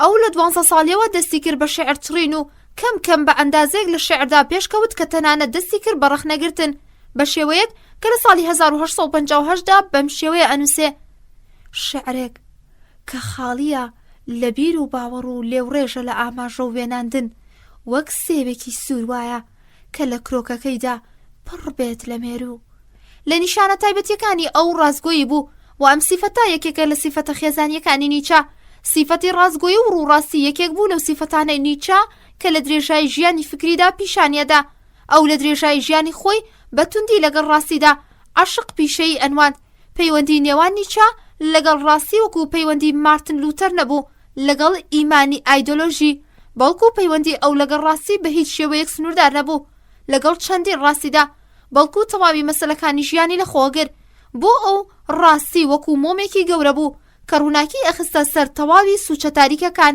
لە سیفەتەکانی تری ئەو خۆ بە گەورەزانی و لێهاتووی بوونە لەبارەی خۆ بە گەورەزانی ئەوەوە ئەتوانین ئەم چیرۆکە بگێڕینەوە ڕۆژێک یەکێک لە هاوپۆلەکانی ئەیگێڕێتەوە کە کەسێک بەناوی سکۆلاموکیوس بە تۆمەتی کوشتنی پرسنا سوڵتانی کلوزیوم گیراوە و دادگایی کراوە و ئەبێت بە زیندوی لە ئاگردا بسووتێ بەڵام ئەو بەو پەڕینە ترسی دەستێکی خۆی خستان ناو گڕی ئاگرەکەوە بێ ئەوەی لە ئازاردا بناڵێنێ دەستی بەردەوام خست بوویە سەر ئاگرەکە منداڵەکان لە بیستنی ئەم چیرۆکە سەریان سوورما بەڵام نیچە بۆ ئەوەی بیسەلمێنێ کە ئەو پیاوە ئیشێکی گرنگی نەکردووە مشتێک دەنکەش قارتەی کردە ناو دەستی و هەموویانی سووتان بەم کردارەشی دەستی سووتە هیچ نیشانەیەکی ئازاریش لە خۆیدا پیشانی نەدەدا نیچە لە قوتابخانەدا لە ڕیزی قوتابیە خۆماندووکەرەکاندا ئاژمارەکرا بەڵام هیچ شێوە نزیرەکیەکی سەر و ئاسایی لێ دیار نەبوو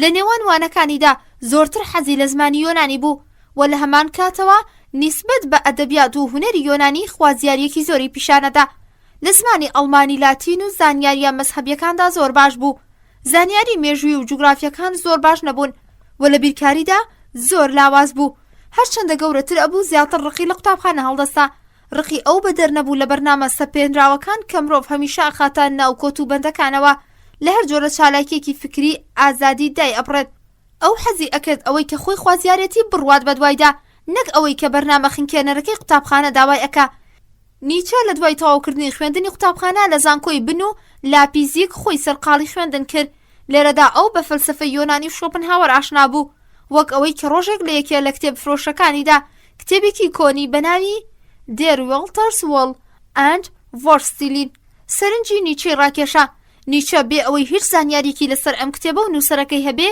دەستی کرد بە هەڵدانەوەی لاپەڕەکانی و لە دڵی خۆی داوتی باش وایە ئەم کتێبە ببەمەوە بۆ ماڵەوە کڕی و لە ماڵەوە خۆی سەرقاڵی خوێندنەوەی کرد و لەوێوە کەوتە ژێر کاریگەری زمانە جاویدانیەکەی شۆپنهاوەر بە گوتەی خۆی ئەم کتێبە بۆ ئەو ئاوێنەیەک بوو کە تیایدا دنیای مرۆڤ بە گەورەیەکی سامناک وێنەیان درابوویەوە لە ساڵی 1862 لەگەڵ ئەوەیدا کە لە ڕووی جەسەیەوە زۆر بەتوانە و تەندروست ئاهاتە پێشچاو گرفتاری سەر ئێشەیەکی تند و چاو ئێشەیەکی تێژ بوو ئەم ئازارانە هێندە بەهێز بوون کە ناچار بوو بۆ ماوەیەکی کاتی واز لە خوێندن بهێنێ لە نامەیەکیدا کە حوتی ئۆریۆلی 1866 بۆ یەکێک لە هاوڕێکانی نووسێ سێشت مای خۆشحاڵی منن و ئەم سێشتەش زۆر دەگمەنن خوێندنەوەی بەرهەمەکانی شۆپنهاوەر گوێگرتن بۆ مۆسیقای شومان کۆتا دانشیان گەڕانە بە تەنیایی لە 18 ساڵیدا ئیمانی ئەو نیسبەت بە خودا لە ناوچوو و نیچە چەندین ساڵی بێ خودا بوو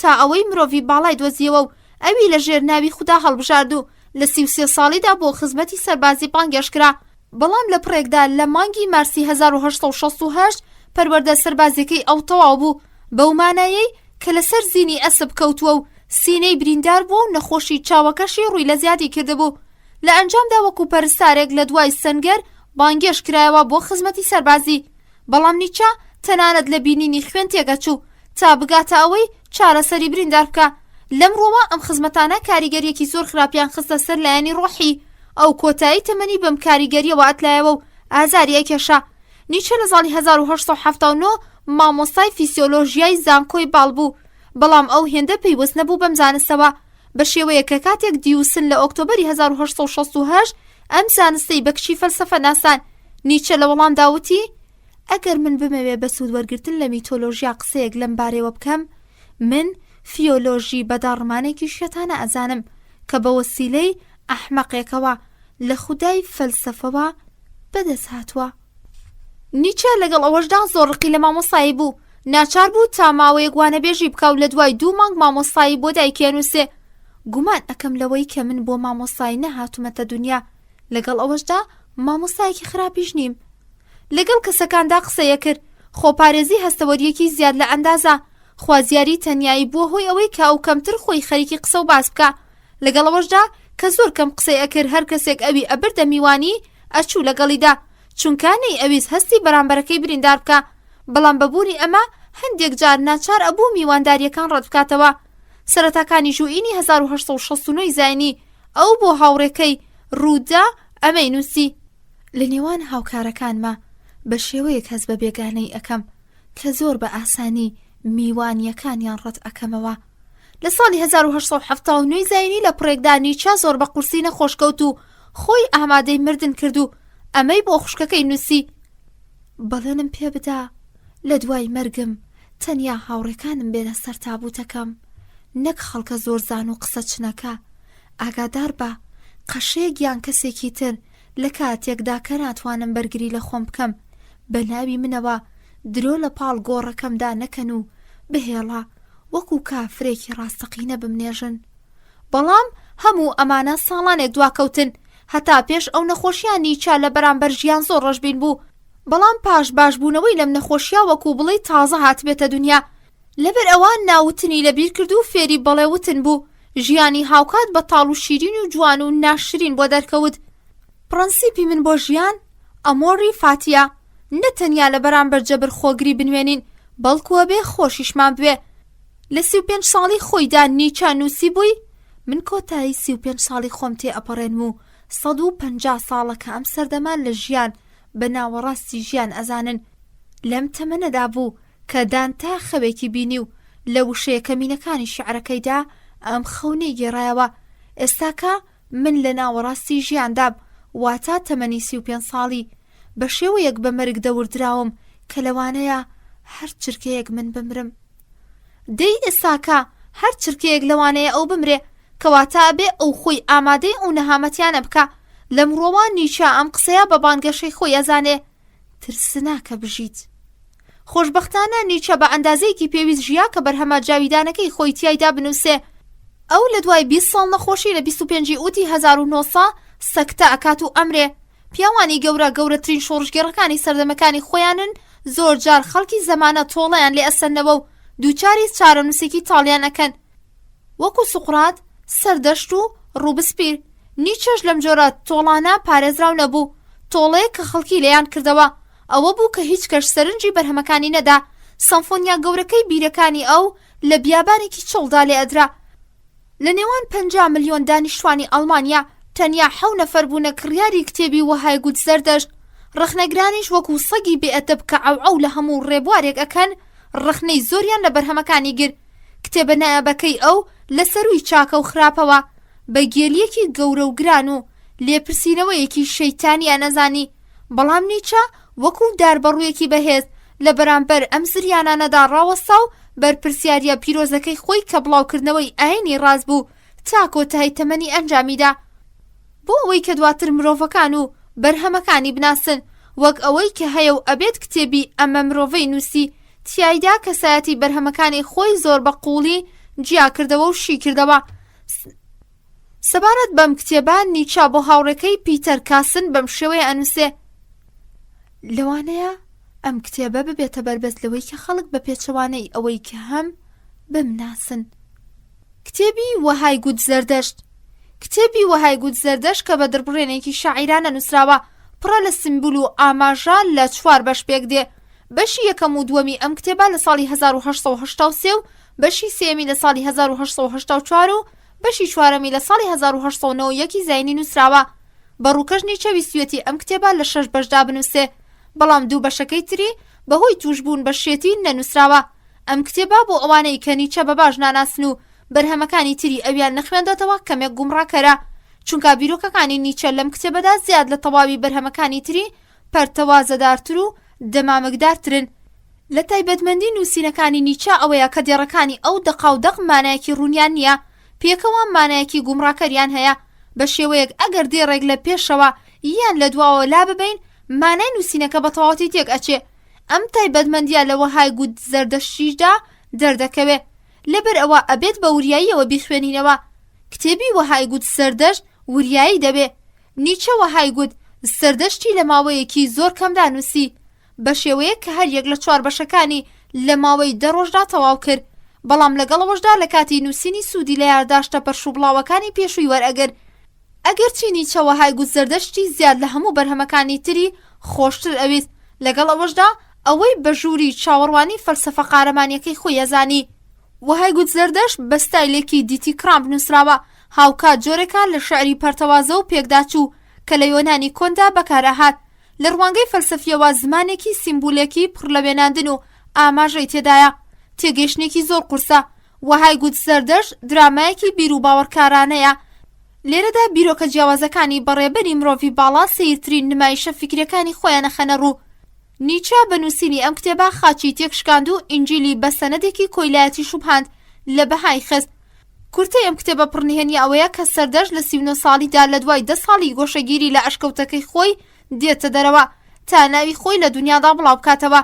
یەکەمین شتێکی کە ئەکەوێتە ژێر سەرنجی بەناونیشانی خۆرەتاوە. ئەی ئەستێرەی مەزن، بەختەوەری تۆ لە چیدا بوو گەر نەبوو نایە ئەوانەی کە بۆیان هەڵدێیت؟ هاوار کە من گیرم بەدەستدانە یەکەی خۆمەوە خواردووە و هەروەکو هەنگێک لە هەنگوینی زۆری کۆ کردبێتەوە، خوا زیاری ڕاکێشانی دەستانێکم بەرەو ڕووم.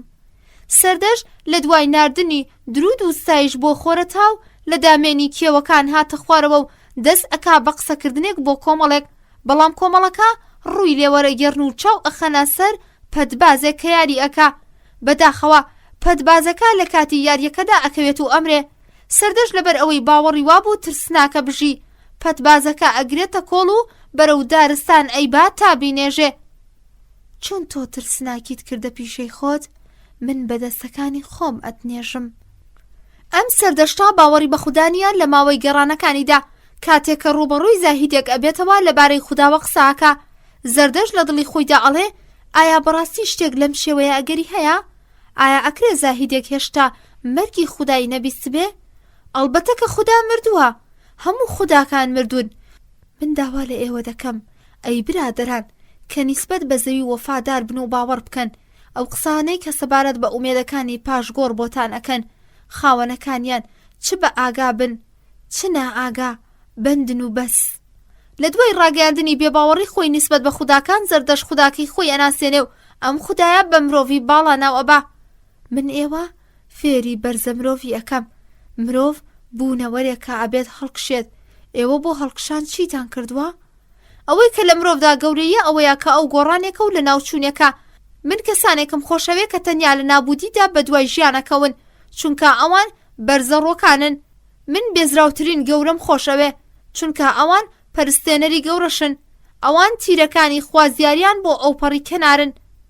من کەسانێکم خۆشەوێ کە لە سەروی ئەستێرەکانەوە بەڵگەیەک بۆ قوربانی بوون و نابوونکردن بێننەوە، بەڵکو خۆیان بە خودای زەوی ئەزانن.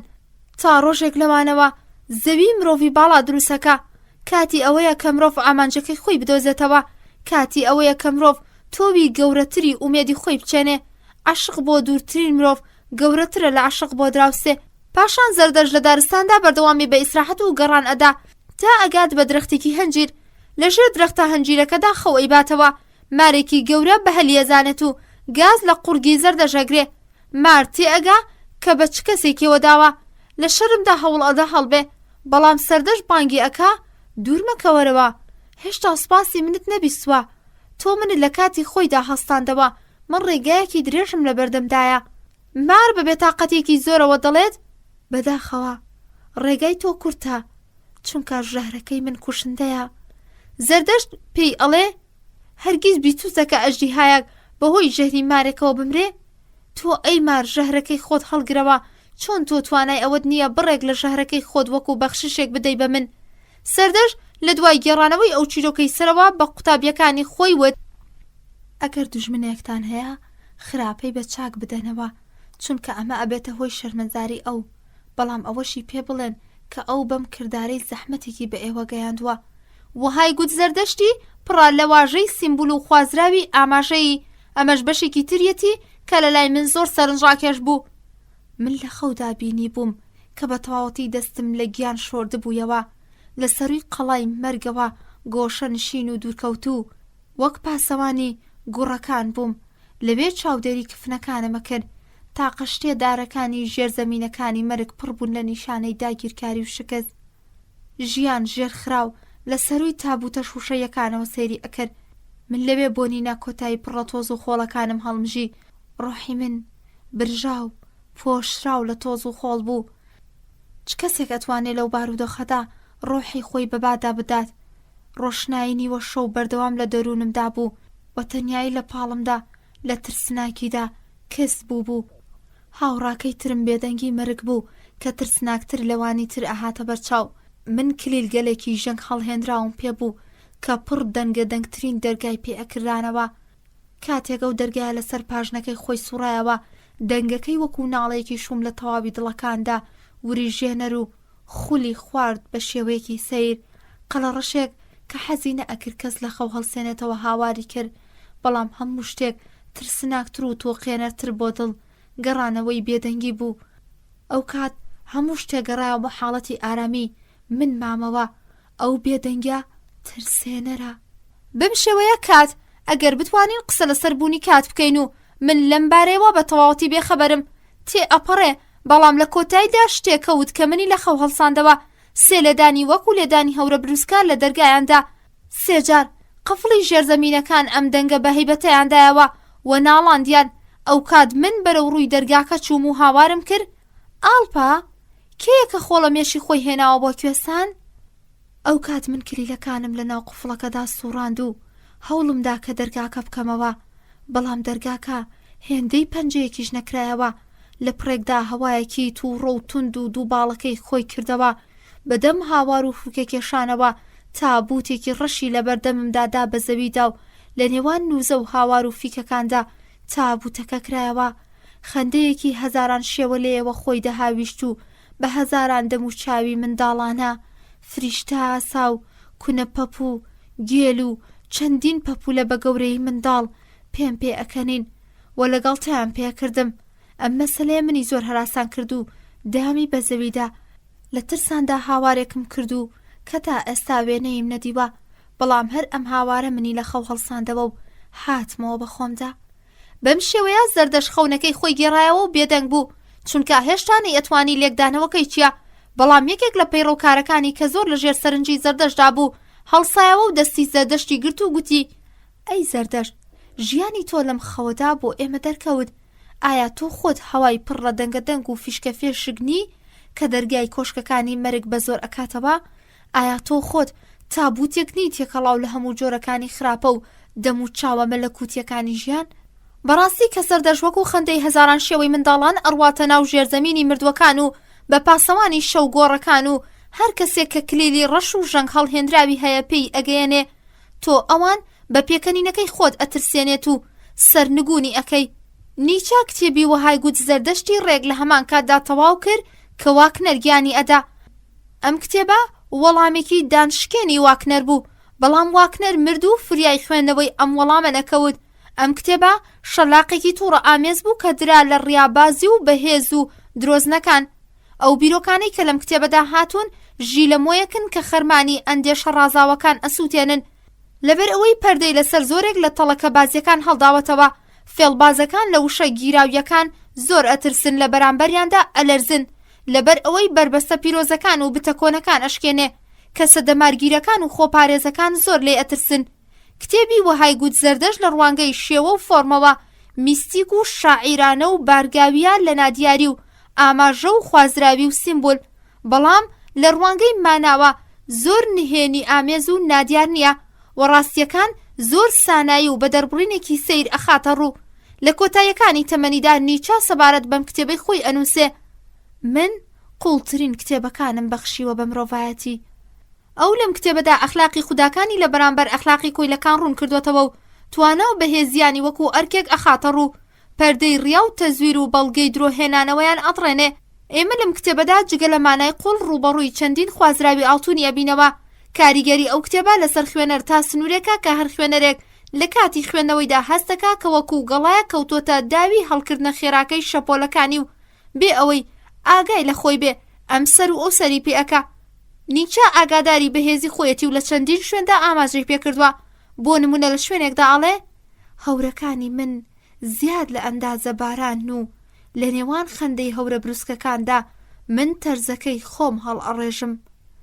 و لە شوێنێکی تردا ئەڵێ هۆشمەند بە من قاسیدی هەورە بروسکەم و دڵۆپە بارانێکی گەورم لە هەورەکانەوە، بەڵام ئەو ئاگرەی هەورە بریسکەکەی کە من قاسیدیم مرۆڤی باڵایە. کتێبی وەهای گوت زەردەش بەرهەمێکی ڕێکخراوی فەلسەفی نییە، تیایدا قسە لەبارەی تیۆریەی زانست و مەسەلەی سەر و سروش ناکرێ. ئەم کتێبە لافاوێکە لە هەست و بیر و باوەڕ و ڕەنگاوڕەنگەکان کە ئەڕژێتە ناو دەریاکان و ئەو لەم کتێبەدا ئەیەوێ درزەکانی بنیادی ئەخلاقی پیشان بدا بە هەمان شێوە کە بۆ خوشکەکەی ئەنووسێ.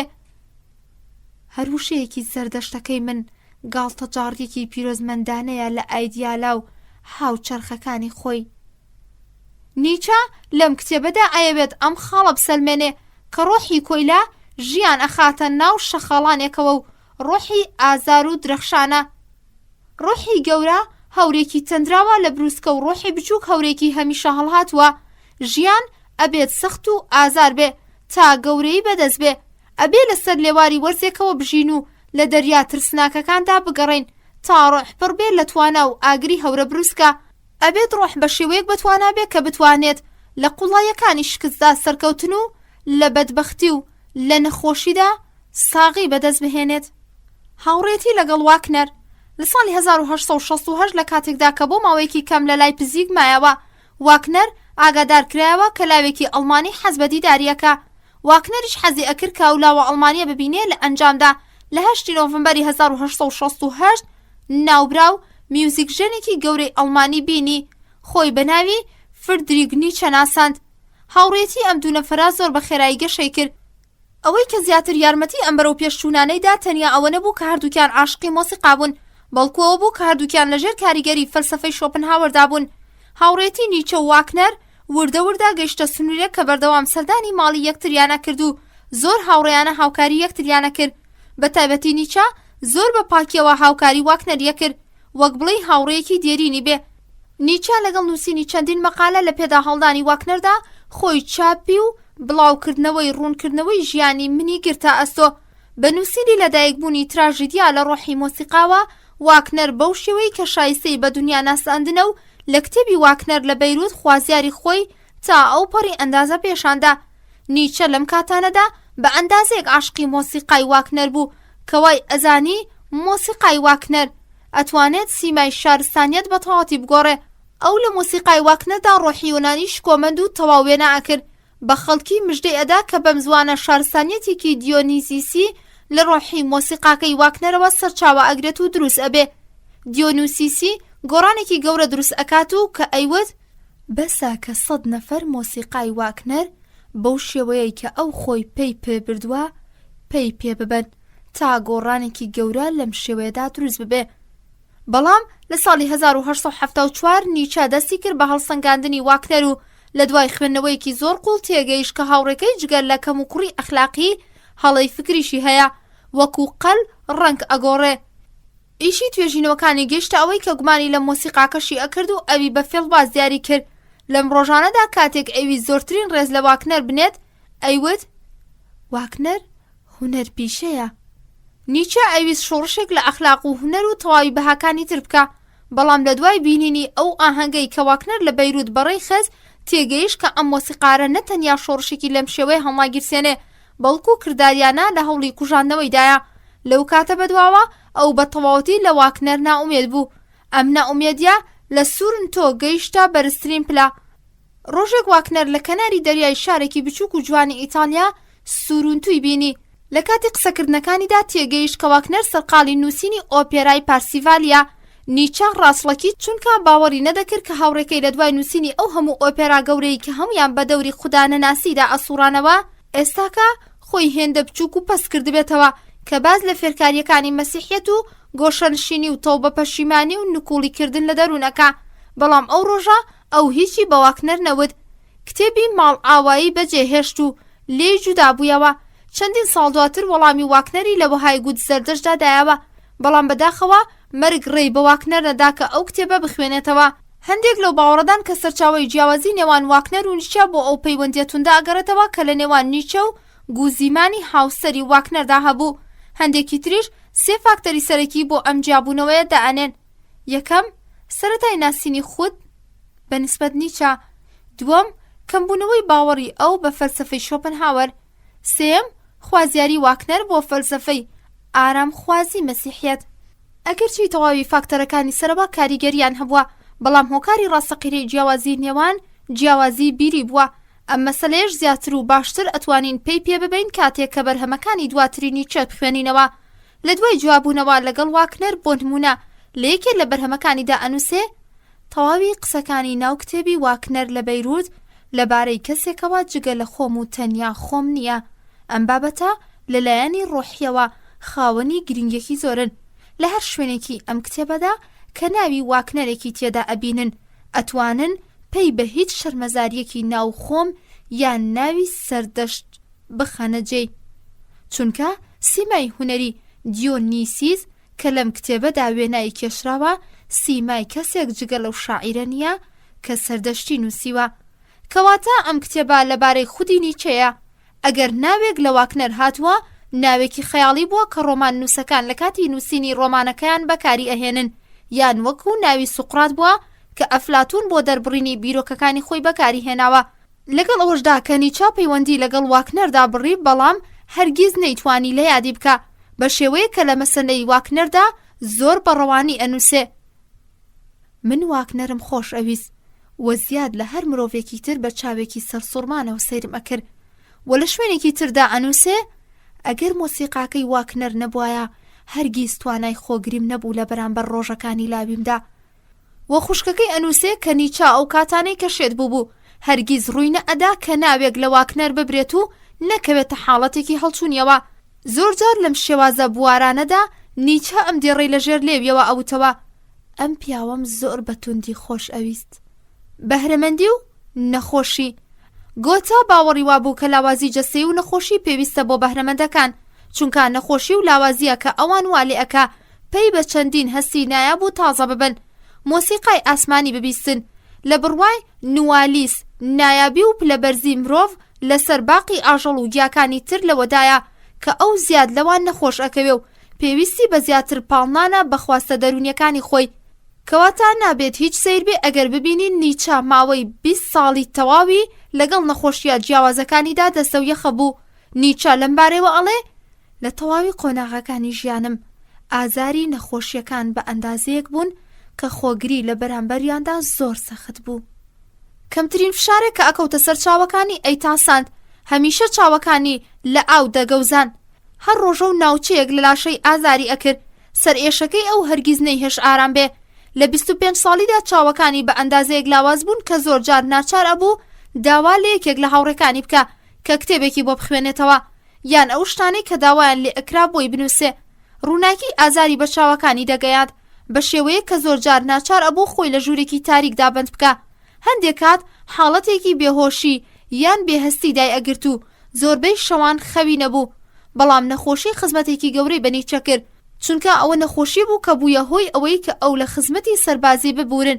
ئەوە نەخۆشی بوو کە بوویە هۆی ئەوەی کە ئەو واز لە زانکۆ بهێنێت بۆ وانەوتنەوە و کاتەکانی خۆی بۆ نووسین و بیرکردنەوە دابین بکە. و ئەوە نەخۆشی بوو کە بوویە هۆی ئەوەی کە ئەو لە دنیا سنووردارەکەی فیۆلۆژی چاو بپۆشێ و لە دنیایەکی فراوان و ناکۆتایی فەلسەفەدا بوەستێتەوە. ئەوە نەخۆشی بوو کە ئەوی لە کۆتوبەندی کتێب ڕزگار کرد و دەستی کرد بە بیرکردنەوە. لە کۆتاییدا ئەوە نەخۆشی بوو کە ئەوی بردەوە بە قوڵاییەکانی خۆی و سوچە بێدەنگەکانی ناو دەرونی و گەیاندی بەنهێنیەکانی هەڵچوون و خواستەکان و ڕەمەکە مێژوویەکان. و ئەوە نەخۆشی بوو کە بوویە هۆی ئەوەی کە ئەو زۆر بەهێمنی وەکو نەشتەرکارێک دەست بکە بە شیکردنەوەی وەهم و خەیاڵەکانی و زۆر بە بێڕەحمی دەوڵەمەندەکان لە بن هەڵکەنێت. بڕوای دیونیزیوسی نیسبەت بە ژیان. بڕوای دیونیزیوسی نیچە بۆ ژیان لە فەلسەفەی شۆپنهاوەرەوە سەرچاوی گرت بوو. چونکە یەکەمین ڕوانگەی ڕۆحی دی و نیز و سیبوونی ئازار لە ژیاندایە. تەنیا جیاوازی ئەو لەگەڵ شۆپنهاوەر ئەوەیە لە کاتێکدا شۆپنهاوەر بوونی ئازاری بەنەهامەتی ئەزانی. نیچە بە ئامرازێکی ئەزانی بۆ بەدەستهێنانی شادومانی و گەورەی. ئازار سەرچاوەی گەورەی و وزەی ژیانە. ئازارە کە ژیان قوڵتر و بەهێزتر و شیرینتر ئەکا. ئازارە کە وزە و توانای مرۆڤ زۆرتر ئەکا، وەکو تاشە بەردێک بەهێزی ئەکا. پێشکەوتنی هەر مرۆڤێک بەستراوە بە ئەندازەی ئامادەی و توانای ئەو لە خۆگری دەرد و ئازاردا. لاوازەکان لە ژێرباری ئازاردا ورد ئەبن، بەڵام بەهێزەکان بەهێزتر ئەبن. ئازار بۆ لاوازەکان ئەبێتە بەربەز لە بەردەم تێپەڕینیاندا، بەڵام بۆ بەهێزەکان ئەبێتە پلیکانەیەک بۆ بەهێزی و سەرکەوتن. گەورەی هەر مرۆڤێک بەستراوەتەوە بە ئەندازەی خۆگری ئەو لە بەرامبەر خۆگری ئازاردا. مرۆڤی بەهێز پێشوازی لە ئازارەکانەکە. هەر ئەندازە ئازارێک کە ئەکەوێتە سەر تاکێکی لەم شێوەیە هێندەی ئەو ئەندازەیە هێز و توانای زۆرتر ئەبێ، چونکە بەرزترین و پاکشترین شادومانیەکان لە قوڵایەکانی ئازاردا شاردراونەتەوە. تەنیا لە دوای سەرکەوتن لەسەر زنجیرە شاخێکی ترسناک ئازار بوونی هەیە کە مرۆڤ ڕوبەڕووی تیشکێکی خۆشی بەخشی خۆرەتا و ئاسا ئابێتەوە. دەوڵەتی نیچە دێوەزمەیەکە بە تەواوەتی مانە، نەتەوە لە ژێردەستی ئەم دەوڵەتەدا لە ئامرازێک زیاتر نییە. دەوڵەت سیمبولی خواستی تواناییە و بۆ بەرفراوانکردن و پەرەپێدانی وزەی خۆی بە هەر شێوازێک کە بە باشی ئەزانێ سوود لە نەتەوە وەرەگرێ. بۆ دەوڵەتەکەی نیچە ڕاستیەکان هیچ مانایەکیان نییە. ڕاستی بۆ ئەم دەوڵەتە پەیوەندی بە مەسەلەکانی ڕۆژەوە هەیە، شتێک کە ئەمڕۆ پێی ئەوترێ ڕاستی سبەینێ بەدرۆ ئەزانرێ. دەوڵەتی نیچە لە بڕێک پلە بەرزی شوێن خواست پێک هاتووە کە بۆ بەدەستهێنانی هێز ڕوو لە هیچ کوشتارگێک وەرناگێڕن. دیموکراسی بە بڕوای نیچە درۆیە و دەوڵەتێک کە لە لاوازەکان پێک هاتووە و بەهێزەکانیان لە کۆت و بەندیدا هێشتوتەوە لە بڕوای ئەودا دەوڵەتێکی خراپە. دەوڵەتێکی لەم شێوەیە دوژمنی داهێنان و سربەخۆیی تاک و دوژمنی بەهرەمەندی و گەورەیە. دەوڵەتێکی لەم شێوەیە کە هەمووان یەک ئاست و یەکسان ئەکات و لە ئەنجامدا بەهرەمەندی و ژیری و توانایی بەهێزەکان ئەماشرێتەوە. لە بڕوای نیچەدا تەنیا دیکتاتۆرێکی وەکو پتری گەورە و ناپلیۆن و ئەلێکساندەر و ژول سزار کە خەڵکیان وەکو ئامرازێک بۆ بەدیهێنانی مەبەستەکانی خۆیان دانابوو، شایستەی ئەوەیان هەیە ببنات چاوساغی کەشتی دەوڵەت. یاسای ئەخلاقی نیچە باوەڕی وایە کە ئەم یاسا ئەخلاقیە کە ئەمڕۆ بوونی هەیە بە هەموویانەوە داهێنراوی مرۆڤە.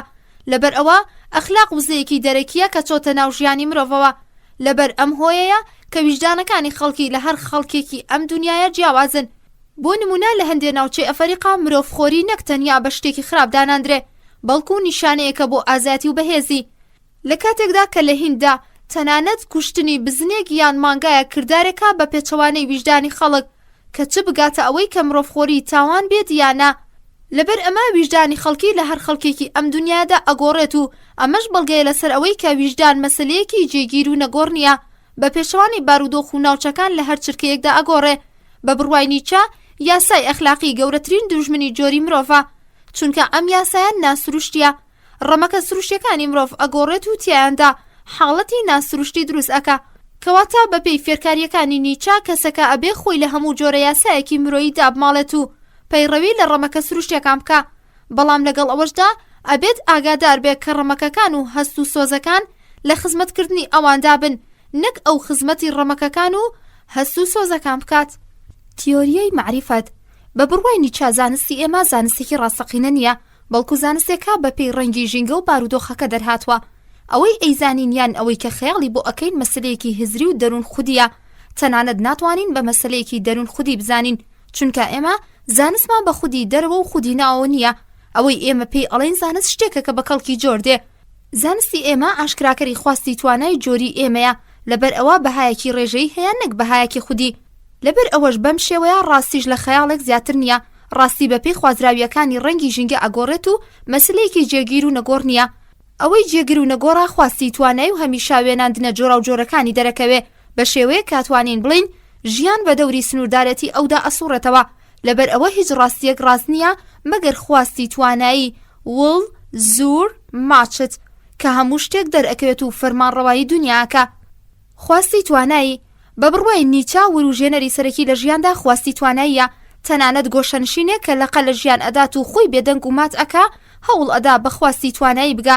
ئەوانەی کە لەوانی تردا هەستی میهرەبانی ئەوانی تر ئەو ڕوژێنن و بەم شێوەیە هەوڵ ئەدەن بگەن بە خواستی توانایی، تا بەڕاکێشانی یارمەتی لە بەرامبەرەکەی لاوازیەکەی خۆی کەم کاتەوە. لەبەر ئەوە بەهێز و لاواز دوو دەستەواژەی سلبین و مانایەکی لەو شێوەیان نییە. ئامانجی هەردووکیان خواستی توانایی و هەریەکە لەوانەیە بە شێوەیەکی جیاواز هەوڵ ئەدەن بگەن بە مەبەستەکەی خۆیان. بەهێز ڕاستەوخۆ بەخواستی توانایی ئەگات و لاواز بە شێوەیەکی ناڕاستەوخۆ. بەڵام لە هەردوو حاڵەتەکەدا ئامانجێکێکە. بە بڕوای نیچە ترس و هێز دوو دەرکەوتەی دەرونین. هێز دەرکەوتێکی دەرونی ئیجابیە و ترس سالبە. بێبەشی لە هێز ترس دروست ئەکات و ترس ئەبێتە هۆی ئەوەی کە مرۆڤ ڕێگایەکی ناڕاستەوخۆ بۆ بەدەستهێنانی هێز بەدەست بهێنێ. لاوازەکان بە شێوەیەکی ناڕاستەوخۆ وەک بارودۆخی یاسایی مەزهەبی یان نامەزهەبی و ڕوژاندنی هەستی میهرەبانی بە هێزەکان هەوڵ ئەدەن بە هێزەکان بەند بکەن.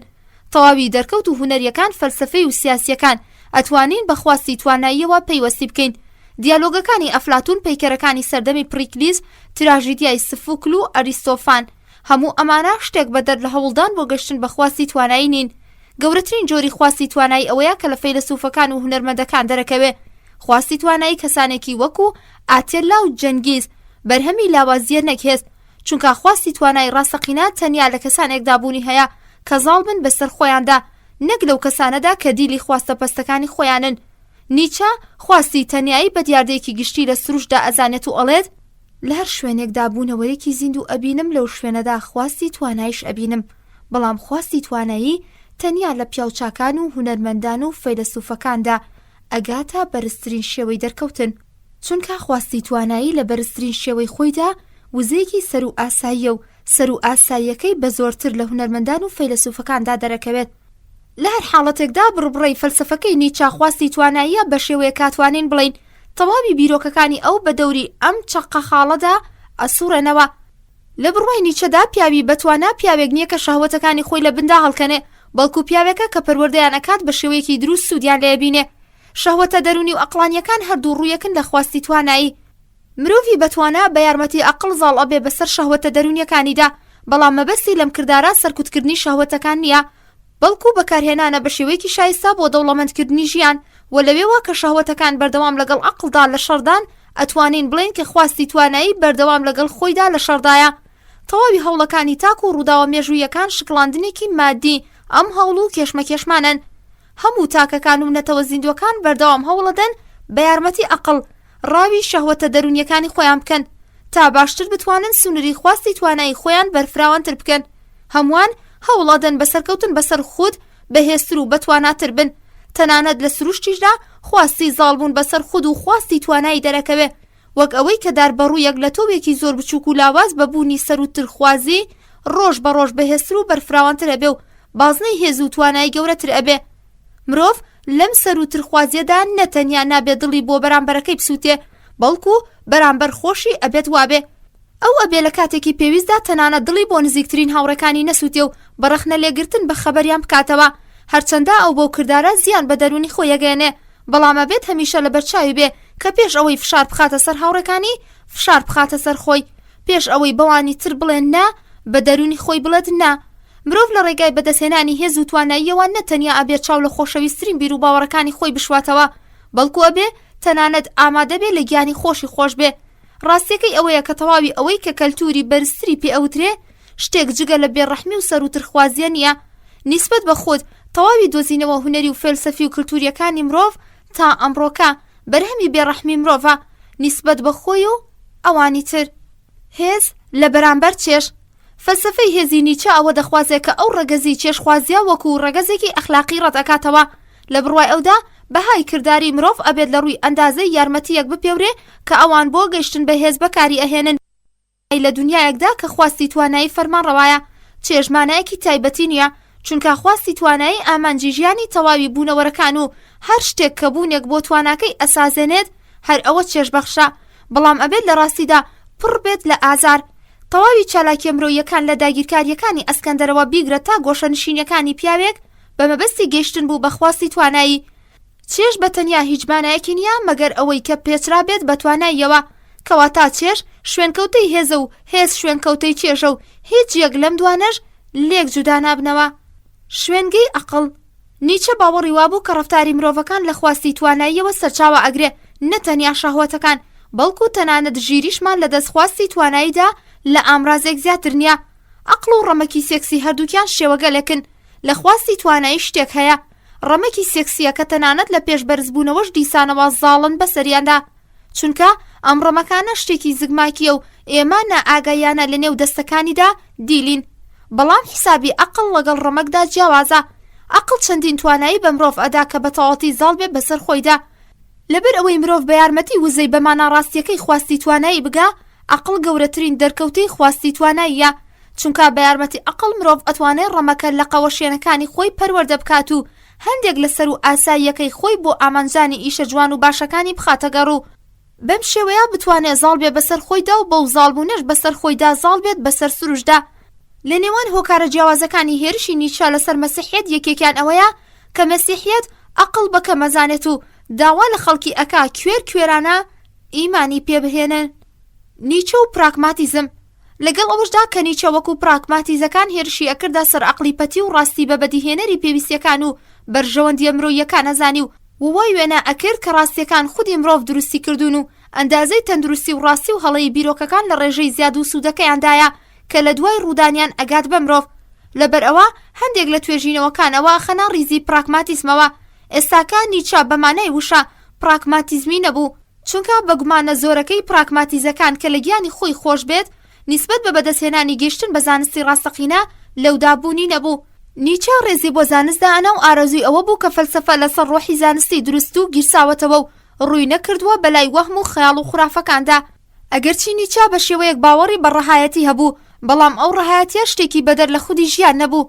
ئایدیای ژیان لەلای ئەو بە ئەندازەیەک بەرفراوان بوو کە مرۆڤ هەندێک جار ناتوانێت تێبگات کە مەبەستی ئەو لە ژیان چییە، چونکە هەندێک جار ژیان بۆ ئەو ئەبێت بەرادیاری ڕەهایەتیە ئایدیالیستەکان.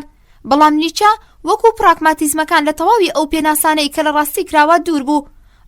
ئەو ڕەگەزەی کە گوایە ڕاستی مەسلەیەکی جێگیر و ئەزەلیە باوەڕی پێی نەبوو. وەدژی ئەوەش بوو کە ڕاستی مەسلەیەکی ڕەهایە و هاوکات لەگەڵ ئەوەشدا نەبووە کە ڕاستی بۆ دەرونی ژیان و مانەوەی بوونی هەیە. ئەم شێوە پێناسانەی زۆر بەپوچ ئەزانی و تەنیا ڕێزی لەو ڕاستیانە ئەگەر کە لە ڕێگای ئەزمونەوە ئەدۆزرانەوە.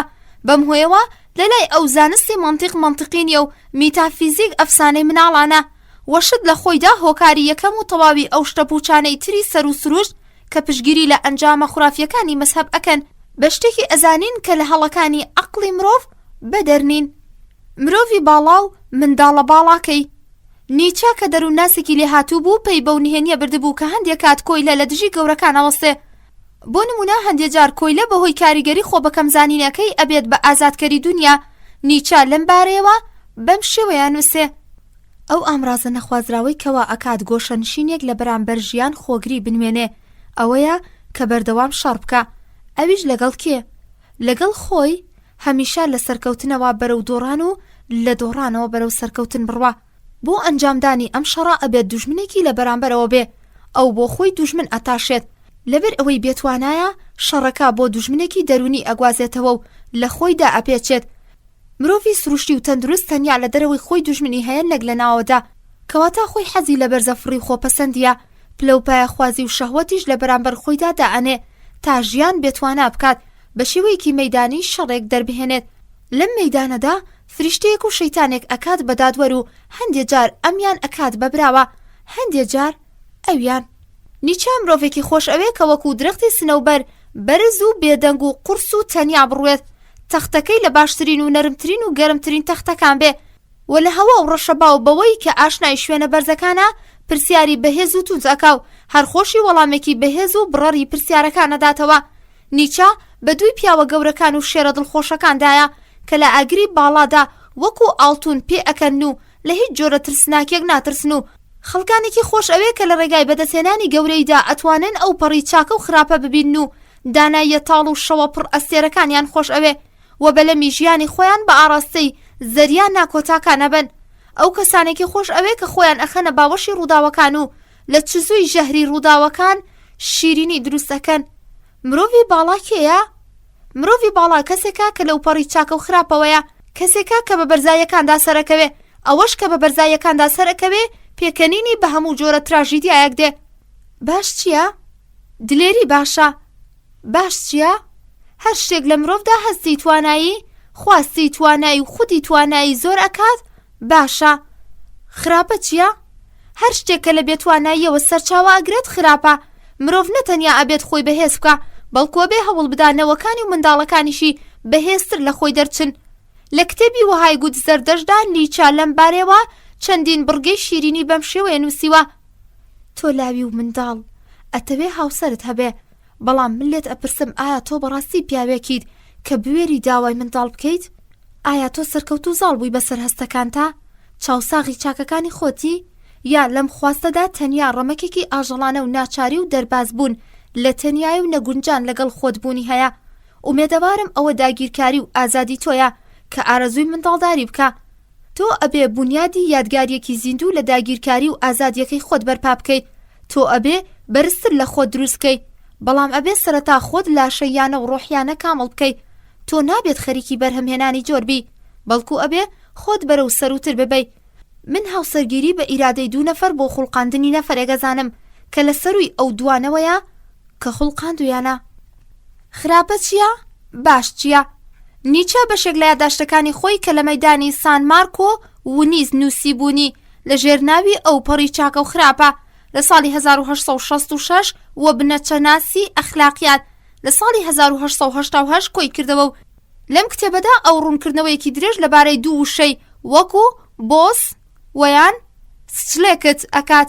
ئەو ئەڵێت وشەی یەکەم لەبارەی خەڵکی ئاسایی بەکارەهێنین، دواتر مانای ئەم 2 وشەیە بێنرخ و خراپکرا و خەڵکی ئاسایی بۆ کەمینەیەکیان بەکارەهێنێت و ماناکەیان تێکدا و ترسناک و تاریک و زیاناویان کرد.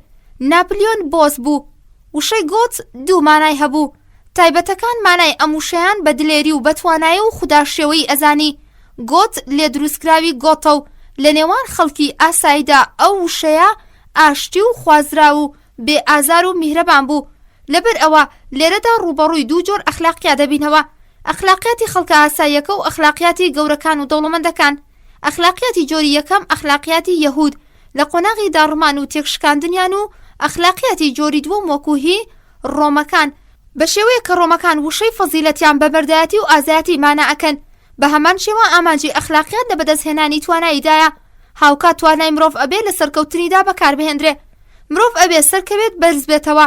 مرۆڤی باڵا ئامانجە نەک جۆری مرۆڤ، و بۆ ئەوەی مرۆڤ بەرز بێتەوە ئەبێ خودی جۆری مرۆڤ لەم ڕێگایەدا هەنگاو هەڵێنێ، چونکە سروش لە بیری چاکسازی نەژادەکانی خۆیدا نییە. سروش نەتەنیا لە بیری چاکسازی نەژادەکانی خۆیدا نییە، بەڵکو پشگیری لە لاوازەکانەکە و بەهێزەکان لەناو ئەبا. لەبەر ئەمە عاشق بەو شێوەی کە شۆپنهاوەر وای ئەزانی لەسەر بنەمای هەڵبژاردننی دروستە بۆ لادانی کەم و کوڕیەکانی ژن و مێرد و تەواوکردنی کەسایەتی لە منداڵەکانیاندا نییە، بەڵکو عاشق ئەبێت سەپێنراوێک بێ، واتە ئەبێ باشترین و بەتوانەترین تاکەکان لەگەڵ هاوشێوەکانی خۆیاندا هاوسەرگیری بکەن. پیاوە زیادەکان ئەبێ بخەسێنرێن هەتا نەسڵە لاواز و بەسەرچووەکانیان پلە بە پلە لەناو بچن. ئامانجی هاوسەرگیری ئەبێ هێنانەدی تاکێکی شایستە و بەتوانا بێ، نەک بەرهەمهێنانی جۆر و بەردەوامی نەسڵ. هەرچەندە ژمارەی تاکە بەتوانەکان و شایستەکان زۆرتر بێ، شارستانیەت زۆرتر پێشەکەوێ، چونکە شارستانیەت خاوەنی سنتەرێک و دڵێکە کە لێدانەکانی ئەو دڵە ڕووداوەکان دروست ئەکا و پرۆسەی شارستانیەت بەڕێوە ئەبەن. ئەم سنتەرە و ئەم دڵە تاکە ئافرێنەرەکان و تاکە ئافرێنەرەکان خاوەنی توانا و شایستەین. بۆ ئەوەی درەختێکی باش و بەرز بڕوێ پێویستی بەڕەگ و ڕیشی قورس و زۆرە بە دەوریدا.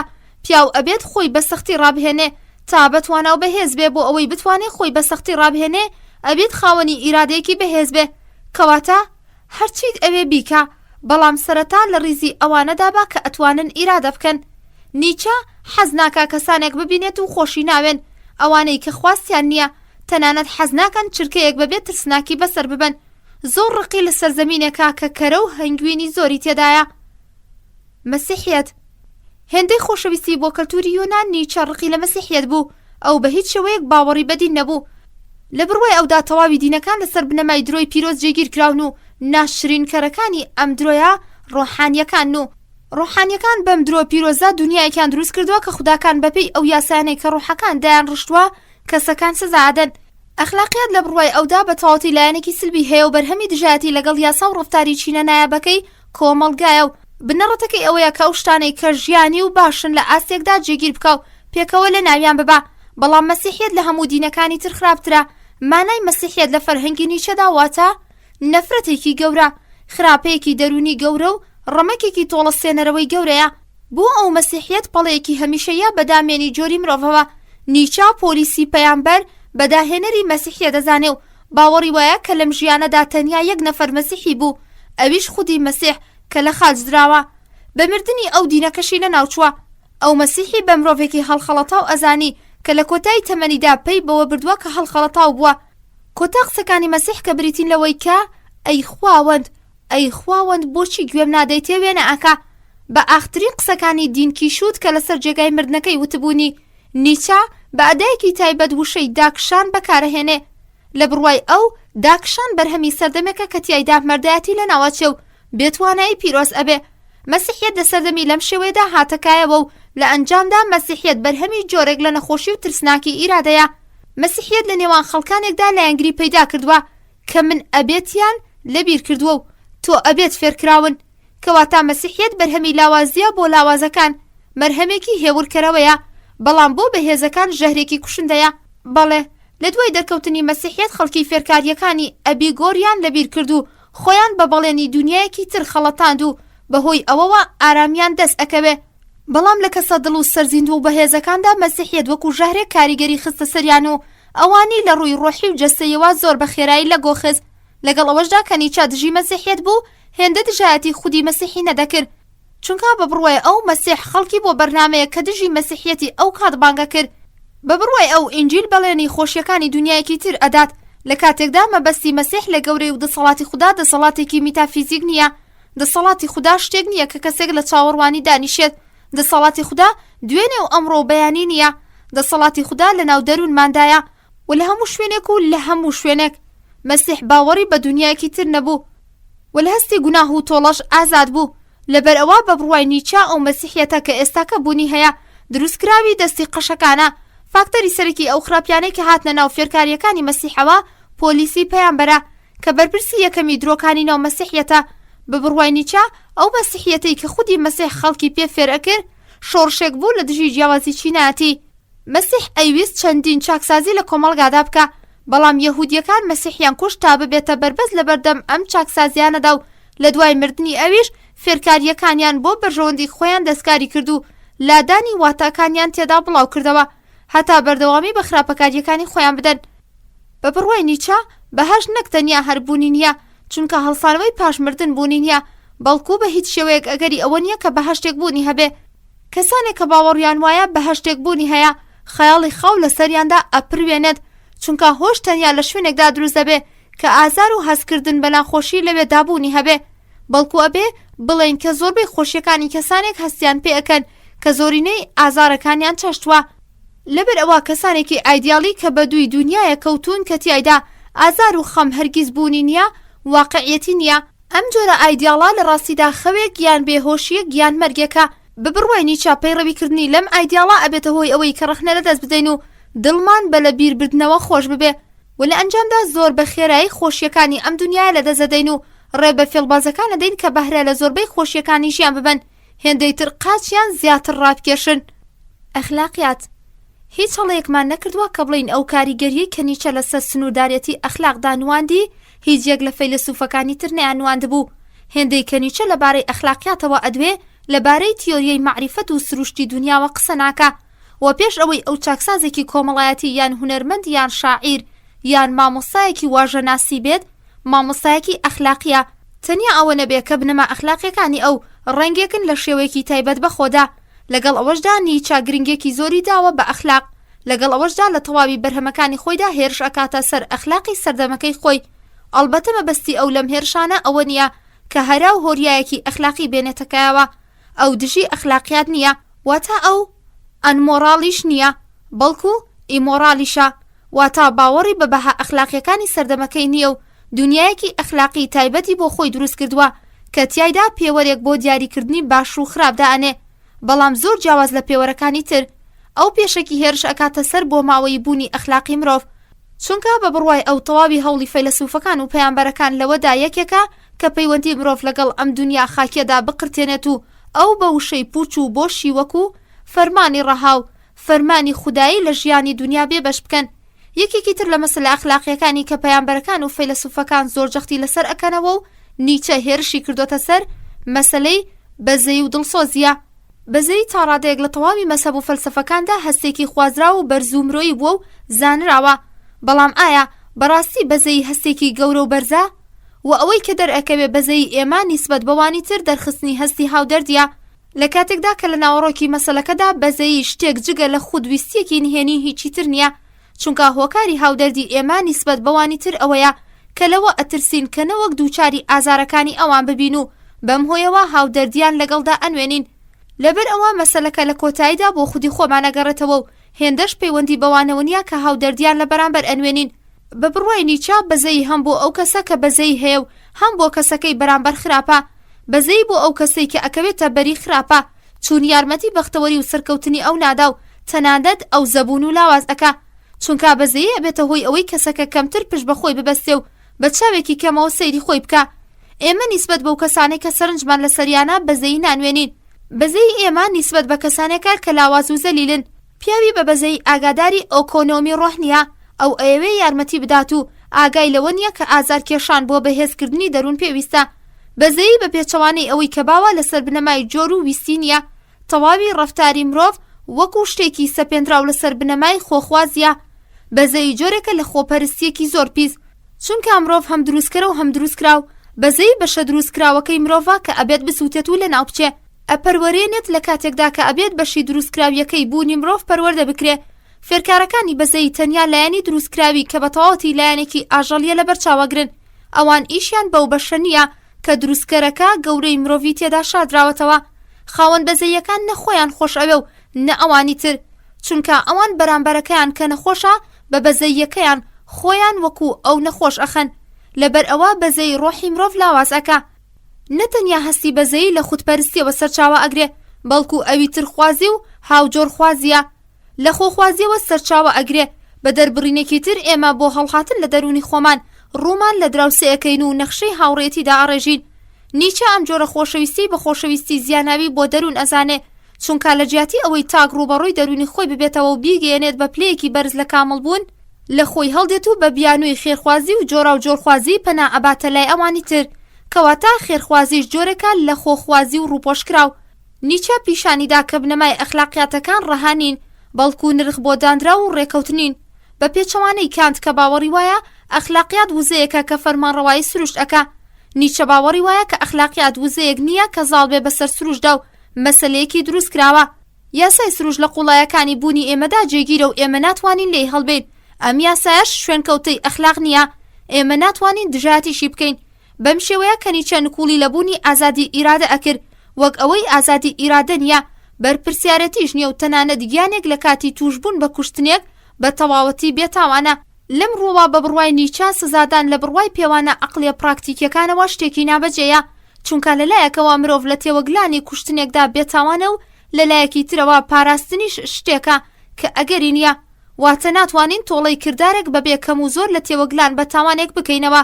بەڵێ ناتوانین هیچ کردارێک بگۆڕین، چونکە ئەو کردارانەی کە لەگەڵ یەکتریدا یەکسانن بوونێکی تەرەکیان نییە. لەلایەکی ترەوە گیان خاوەنی گەلێک فەزیلەتە کە ئەبێستایشیان بکەین، چونکە گیانێک وێرایەتی کە دژایەتی کۆمەڵگای خۆی تووشی کردار گەلێک بکە کە ئەویان تێکشکاندووە. ئەو گوێڕایەڵی پاڵنەرەکانی کۆیلایەتی نەبوو و لەسەر بنەمای ئازارەکانی خۆی ژیاوە. مرۆڤی باڵا پیاوێکە ناوەڕۆکی هەیە، پێوەرە ئەخلاقیەکانی قبوڵ نییە، ئەو ئەڕواتە ئەو پەڕی چاکە و خراپە، ئەو لە بنەمادا مرۆڤەکان نائەخلاقی. و پیاوێکی لەم شێوەیە لە ساتەوەختی واتهێنانی خوونەریتەکانی باو باپیرانی ڕێگایەک ئەگرێتە بەر کە نازانێت کۆتایەکەی چییە. نیچاوەی ئاشکرا کرد کە ئازادی لەگەڵ ئەخلاقیاتی خەڵکدا ناگونجێ و ئەڵێت پیاوی بەتوانە ئەگەرچی بەپێی بنەما ئەخلاقیەکانی سەردەم پەروەردە بێ، نابێت هەمیشە لە کۆت و بەندی پەروەردەیەکی لەم شێوەیەدا بمێنێتەوە، بەڵکو ئەبێت زاڵ بێ بەسەریدا. واتە کاتێک کە فێرکاری و پەروەردە ڕۆحی ئەوی دیسپلین کرد، ئەو ئەبێت لە بەندی ئەم بنەمایانە هەڵبێت و ئەخلاقیاتی تازە بۆ خۆی دروست بکە.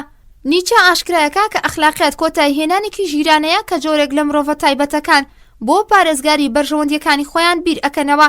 خودی نیچە ئەڵێ فەرمانڕەوایی فەزیلەت بەهۆی خودی فەزیلەتەوە بەرقەرار نابێ، بەهۆی فەزیلەتەوە مرۆڤ دەست لە هێز ئەکشێنێتەوە و خواستی توانایی لەدەست ئەدا. لە شوێنێکی تردا ئەڵێ سەرکەوتنی ئەخلاقی ئایدیایی وەکو هاوسەرکەوتنێکی تر بە ئامڕازە نەئەخلاقیەکانی زەمانە، واتە درۆکردن و ناپەروەری و بەدناوی بەدەستێ. بە بڕوای ئەو ئەخلاقیات وەکو هەر شتێکی تر نەئەخلاقیە. ئەخلاق خۆی جۆرێکە لە نەئەخلاقی.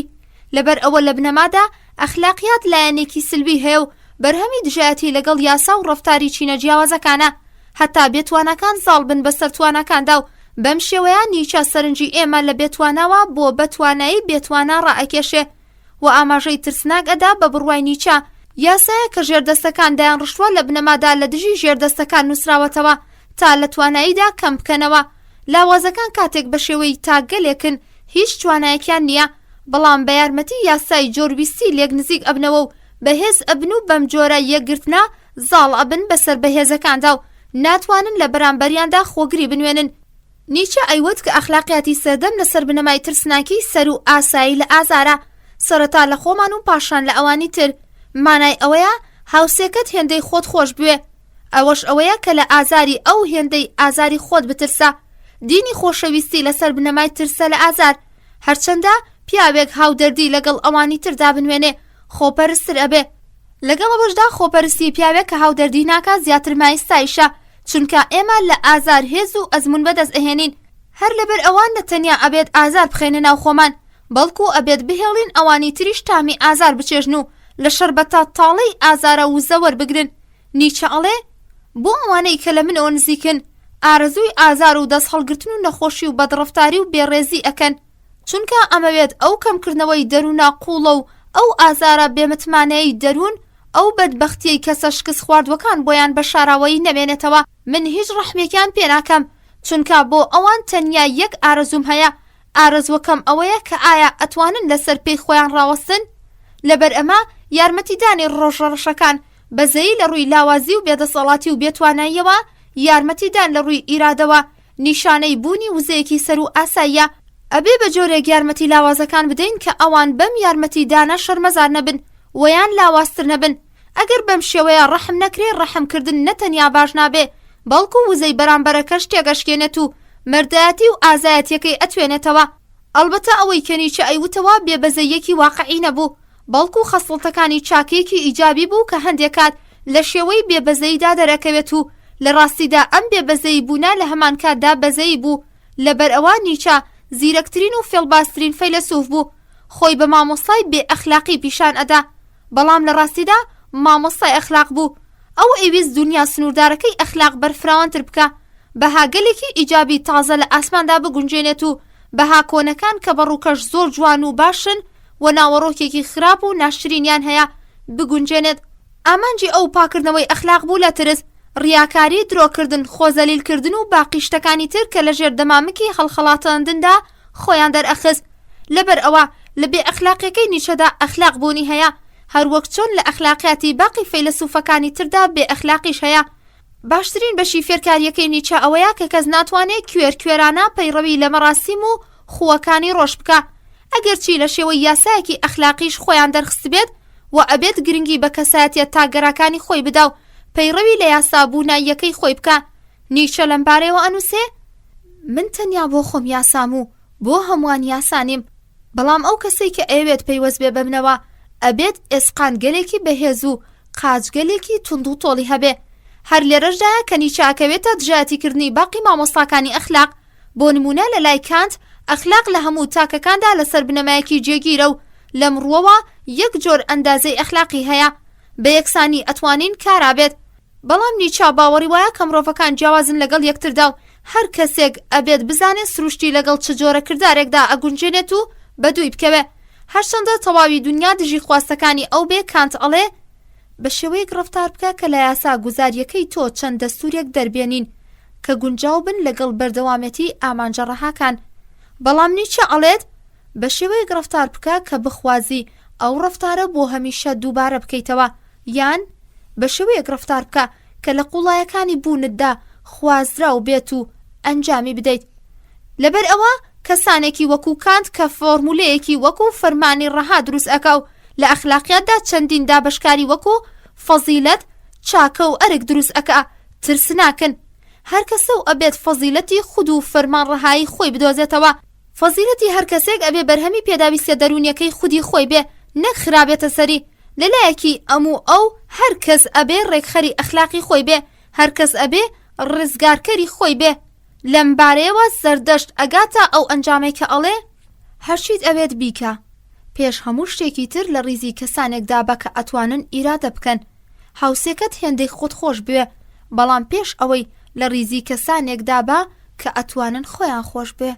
لە بڕوای نیچە ئەخلاقیات لەسەر و ئەم بنەمایە جێگیرە کە بەهای کۆمەلگا لە بەهای تاک زیاترە و سوودی گشت باشترە لە سوودی تاگەرایی. لەبەر ئەوە تاک ئەبێ خۆی بداتە دەست بەرژەوەندیەکانی کۆمەلگا و لە تۆ نابێت بیکەیت پەیڕەوی بکە. ئەم دەستورە سلبیانە بە بڕوای نیچە ڕۆحی مرۆڤ لاواز و سیفەتی سلبی تێدا دروستەکەن. بە بڕوای ئەو دەستورە ئەخلاقیەکان ئەبێت لە جیاتی تۆ نابێت بیکەیت فەرمانگەلێکی لەم شێوەیە بەکاربهێن و دەری بکەن. ئەم ئیشە ئەنجام بدە، یان بەو پەڕی ئارامی و بە تەواوەتی هێز و توانای خۆت و بە تەواوەتی ئارەزوو خەونەکانت ئەوە ئەنجام بدە، ئەگەرنا هەموو شتێکت لێ ئەسەندرێتەوە. نیچە بە شێوەیەکی زۆر سەیر و ناباوشیکردنەوە و جیاکاری بۆ ویژدانەکە. ئەو ئەڵێت ویژدانی باشکەبوونی هەیە بەرهەمی ئەو تەڵقینانەیە کە لە منداڵیەوە خراوەتە سەرمان. لەبەر ئەوە ئەو فەرمانانەی کە ئەم ویژدانە دروستکراوە دەریانەکە بایەخیان نییە بە کەسانێک کە ئەڵێن بەڵام ئایا ئەتوانن باوەڕمان بە هەستکردنەکانی خۆمان هەبێ؟ وەڵام ئەداتەوە باوەڕتان بە هەستکردنەکانی خۆتان هەبێ، بەڵام لە هەمان کاتدا ئەبێ ئەوەشتان لە یاد بێ کە ئەو سروشتەی کە لە هەستەکانەوە سەرچاوە ئەگرێ نەوەی بیر و باوەڕێکن، باوەڕێک کە زۆر جار هەڵەیە و پەیوەندی بە ئێوە نییە. باوەڕهێنان بە هەستکردنەکانی خۆت واتە گوێڕایەڵی بوونی ویژدانی باو باپیران و کەمتر سەرنجدانی خودا دەرونیەکەی خۆت، عەقڵ و ئەزمونە کەسیەکان. لەبەر ئەوە ویژدان بەو شێوەیە کە ئەمڕۆ لە نێوان تاکەکانی مرۆڤدا بوونی نییە دەنگی خودا نییە، بەڵکو دەنگی مرۆڤە. هەر لەبەر ئەمە خاوەنی داهێنان و دۆزینەوەیەک لە سەرەتاوە بە بێویژدان ئەزاندرێت و کەوتۆتە بەر ئازاری خەڵکی لە کاتێکدا هەر هەدیە و بەخششێک کە درراوە بە مرۆڤایەتی لەلایەن کەسانێکەوە بووە کە بە بێویژدان ناسراون. هەر شتێکی باش لە سەرەتاوە شتێکی تازە و نەئاسایی و نەئەخلاقی بووە، بەم هۆیە شەرعێتی تازە باش بێ لەبەر ئەوەی دژی ڕێوڕەسم و نەریتەکانە بە خراپ و نەخوازراوە زاندرێ. بەم شێوەیە زانست هەمیشا پێچراوە بە بێویژدانی و هەر شتێکی تازە بە شێوەیەکی قاچاق لە دنیای مرۆڤدا دەرکەوتووە. فەلسەفەی کۆمەڵایەتی زۆر باوە کە نیچە لە پەیڕەوانی مەزهەبی تاکگەرایی بووە و ئەویش مەزهەبی تاکگەرایی سنوور بەزێن، بەڵام خودی نیچە بانگەشەی ئەوەی ئەکرد کە فەلسەفەکەی لەسەر بنەمای کۆمەڵایەتی داڕشتووە و ئەڵێت ئامانجی فەلسەفەکەی من دامەزراندنی سیستەمێکی تازە بۆ گەشتن بە پلەپایە، نەک بەدەستهێنانی ئەخلاقی تاکگەرایی. ڕۆحی مێگەڵ لەناو خودی مێگەڵدا فەرمانڕەوایی ئەکا، نەک لەوە سەروتر و ئەولاتر. لە بڕوای نیچە یەکیەتیەکی وا لە نێوان چینە جیاوازەکانی کۆمەڵگادا بوونی نییە و هەر چینە و ئازادانە لەگەڵ چینەکەی تردا ململانێ و شەڕەکە و کۆمەڵگاژ وەکو جەستەیەک وایە، وەک چۆن ئەندامەکانی جەستا پەیڕەوی لە یەک یاسای دەرونی ئەکەن، هەر یەکەشیان فەرمانێکی تایبەتیان هەیە. هاوکات هەر چینێکی کۆمەڵایەتی ئەرکێکی تایبەتی هەیە، بەڵام لە کۆمەڵگادا بارودۆخ بە شێوەیەک تێکەڵ و پێکەڵن کە هەر کەسێک خۆی بە سەنتەرێک ئەزانێت و ئەیانەوێت ئەوانی تر ژێردەستە بن، بە تایبەتی بۆ بەهرەمەند و کەسە بەرجەستەکان. شوێنێک لەم کۆمەڵگە نەکبەتەدا بوونی نییە. لەم کۆمەڵگایەدا لە جیاتی ئەوەی بەهرەمەندەکان ڕۆڵی ڕابەرێک یان فەرماندەیەک بگێڕن وەکو بێگانەیەکی بتشکێن ڕەتکراونەتەوە و لە کاتێکدا کە لە کۆندا بە تایبەتی لە یۆنان بەهرەمەندەکان ڕێزیان لێ ئەگیرا و خاوەن قسە بوون. لە کۆندا بەهێزەکان دەسەڵاتیان هەبوو لە بواری زانست و هونەردا فەرمانڕەوا بوون و لاوازەکان بە هیچ شێوەیەک نەیان ئەتوانی بربەستی چالاکیەکانی ئەوان بن. لە ئەنجامدا هەر پیاوێک شایستە بووایە ڕێگەیەکی لە کۆمەڵگادا بۆ خۆی ئەکردەوە و لە پێشکەوتندا کاریگەریەکی لەبەر چاو ئەنوان، کەواتە بڕواکەی ئەفلاتون کە ئەڵێ فەرمانڕەوایی ئەبێ بەدەستی فەیلسوفەکانەوە بێت شتێکی زۆر دروستە. نیچە کۆمەڵگا بە هەڕەمێک ئەوێنێنێت، بەشی ژێرەوەی خەڵکە ئاسایەکەیە و بەشی سەرەوەی پیاوە شایستەکانن. ژێردەستەکان بیانەوێت و نەیانەوێت ئەبێ لە زەبر بەدەستەکانی ڕۆشنبیرەکانیان پەیڕەوی بکەن، هەتا هەڕەمەکەی کۆمەڵگا ساخ و لەسەر پێبوەستێ. لە شوێنێکی تردا نیچە بە کۆمەڵگا بە پەیژەیەک وێنەکە کە بڕێک لەسەرەوەی پەیژەکەن و بڕێک لە خوارەوەن. ئامانجی نیچە شەڕە لەگەڵ لاواز و سستەکاندا کە بە فێڵ و بەرتیل ئەگەنە پلەی دەسەڵات و زاڵ ئەبن بەسەر ڕۆشنبیرەکاندا. ئەو ئەیود ئەوە مافێکی سروشتیە کە توانە و ڕۆشنبیرەکان فەرمانڕەوایی بکەن، بەشی سەرەوە ئەبێت فەرمانڕەوایی بەشی خوارەوە بکەن. بەڵام ئێستا کە بەداخەوە بارودۆخی دنیا پێچەوانەیە، دوکاندارەکان و مێگەڵەکە کە ئەبێت هەرچینی ژێرەوەی کۆمەڵگا بن فەرمانڕەوایی خاوەن زانست و هونەرەکانەکەن. هەر مرد و شۆرێکی گاڵتەجار بەهۆی پارە و فێڵەوە پلەپایەی ڕۆشنبیریەکان ئەهێنێتە خوارەوە. لە بڕوای نیچە خەڵکی وەکو دیاکەڵێکی گەشە خێران و تا ئەو کاتێک کە لە پلە سروشتێکی خۆیاندا خاوەنی جوانیەکی تایبەتن. بەڵام فێرکارانی یەکسانی و مامۆسانی دیموکراسی ئەمڕێک خستنە سروشتیەت تێک ئەدەن بە شێوەیە کە هەموو کەس و ناکەسێک ئەتوانێت بە هەر شێوەیەک بووە خۆی بگێنێتە هەر پلەیەک کە ئەیخوازێ، لە کاتێکدا کە گوڵ پلەیەکی هەیە گیا پلەیەک و گیا نابێت جێگەی گوڵ داگیر بکە. بە هەڵە تێنەگەن نیچە ناڵێک کە ڕۆشنبیرەکان ببنە دەسەڵاتداری بێڕەحم و مافی ژێردەسەکان بخۆن. گەورەترین سیفەتی باش کە لە فەرهەنگی ئەخلاقیاتی نیچە نابەخشندەیە. زەردەشتی نیچە ئەڵێت فەزیلەتی من لە بەخشیندا فەزیلەتە. دەسەڵاتدارەکان نەک هەر تەنیا مافی لاوازەکان نابێت بخۆن، بەڵکو ئەبێت بەخشندە پیشە بێت. بەڵام ئەم بەخشندە یان نابێت لە ڕووی بەزەیەوە بێ، چونکە بەزەیی کاریگەریەکی زۆر خراپی لەسەر لاوازکردنی ئەخلاقی بەرامبەرەکەیاندا هەیە. ئەم بەخشندەیە ئەبێت لە ڕووی جوانی مادیەوە بێت.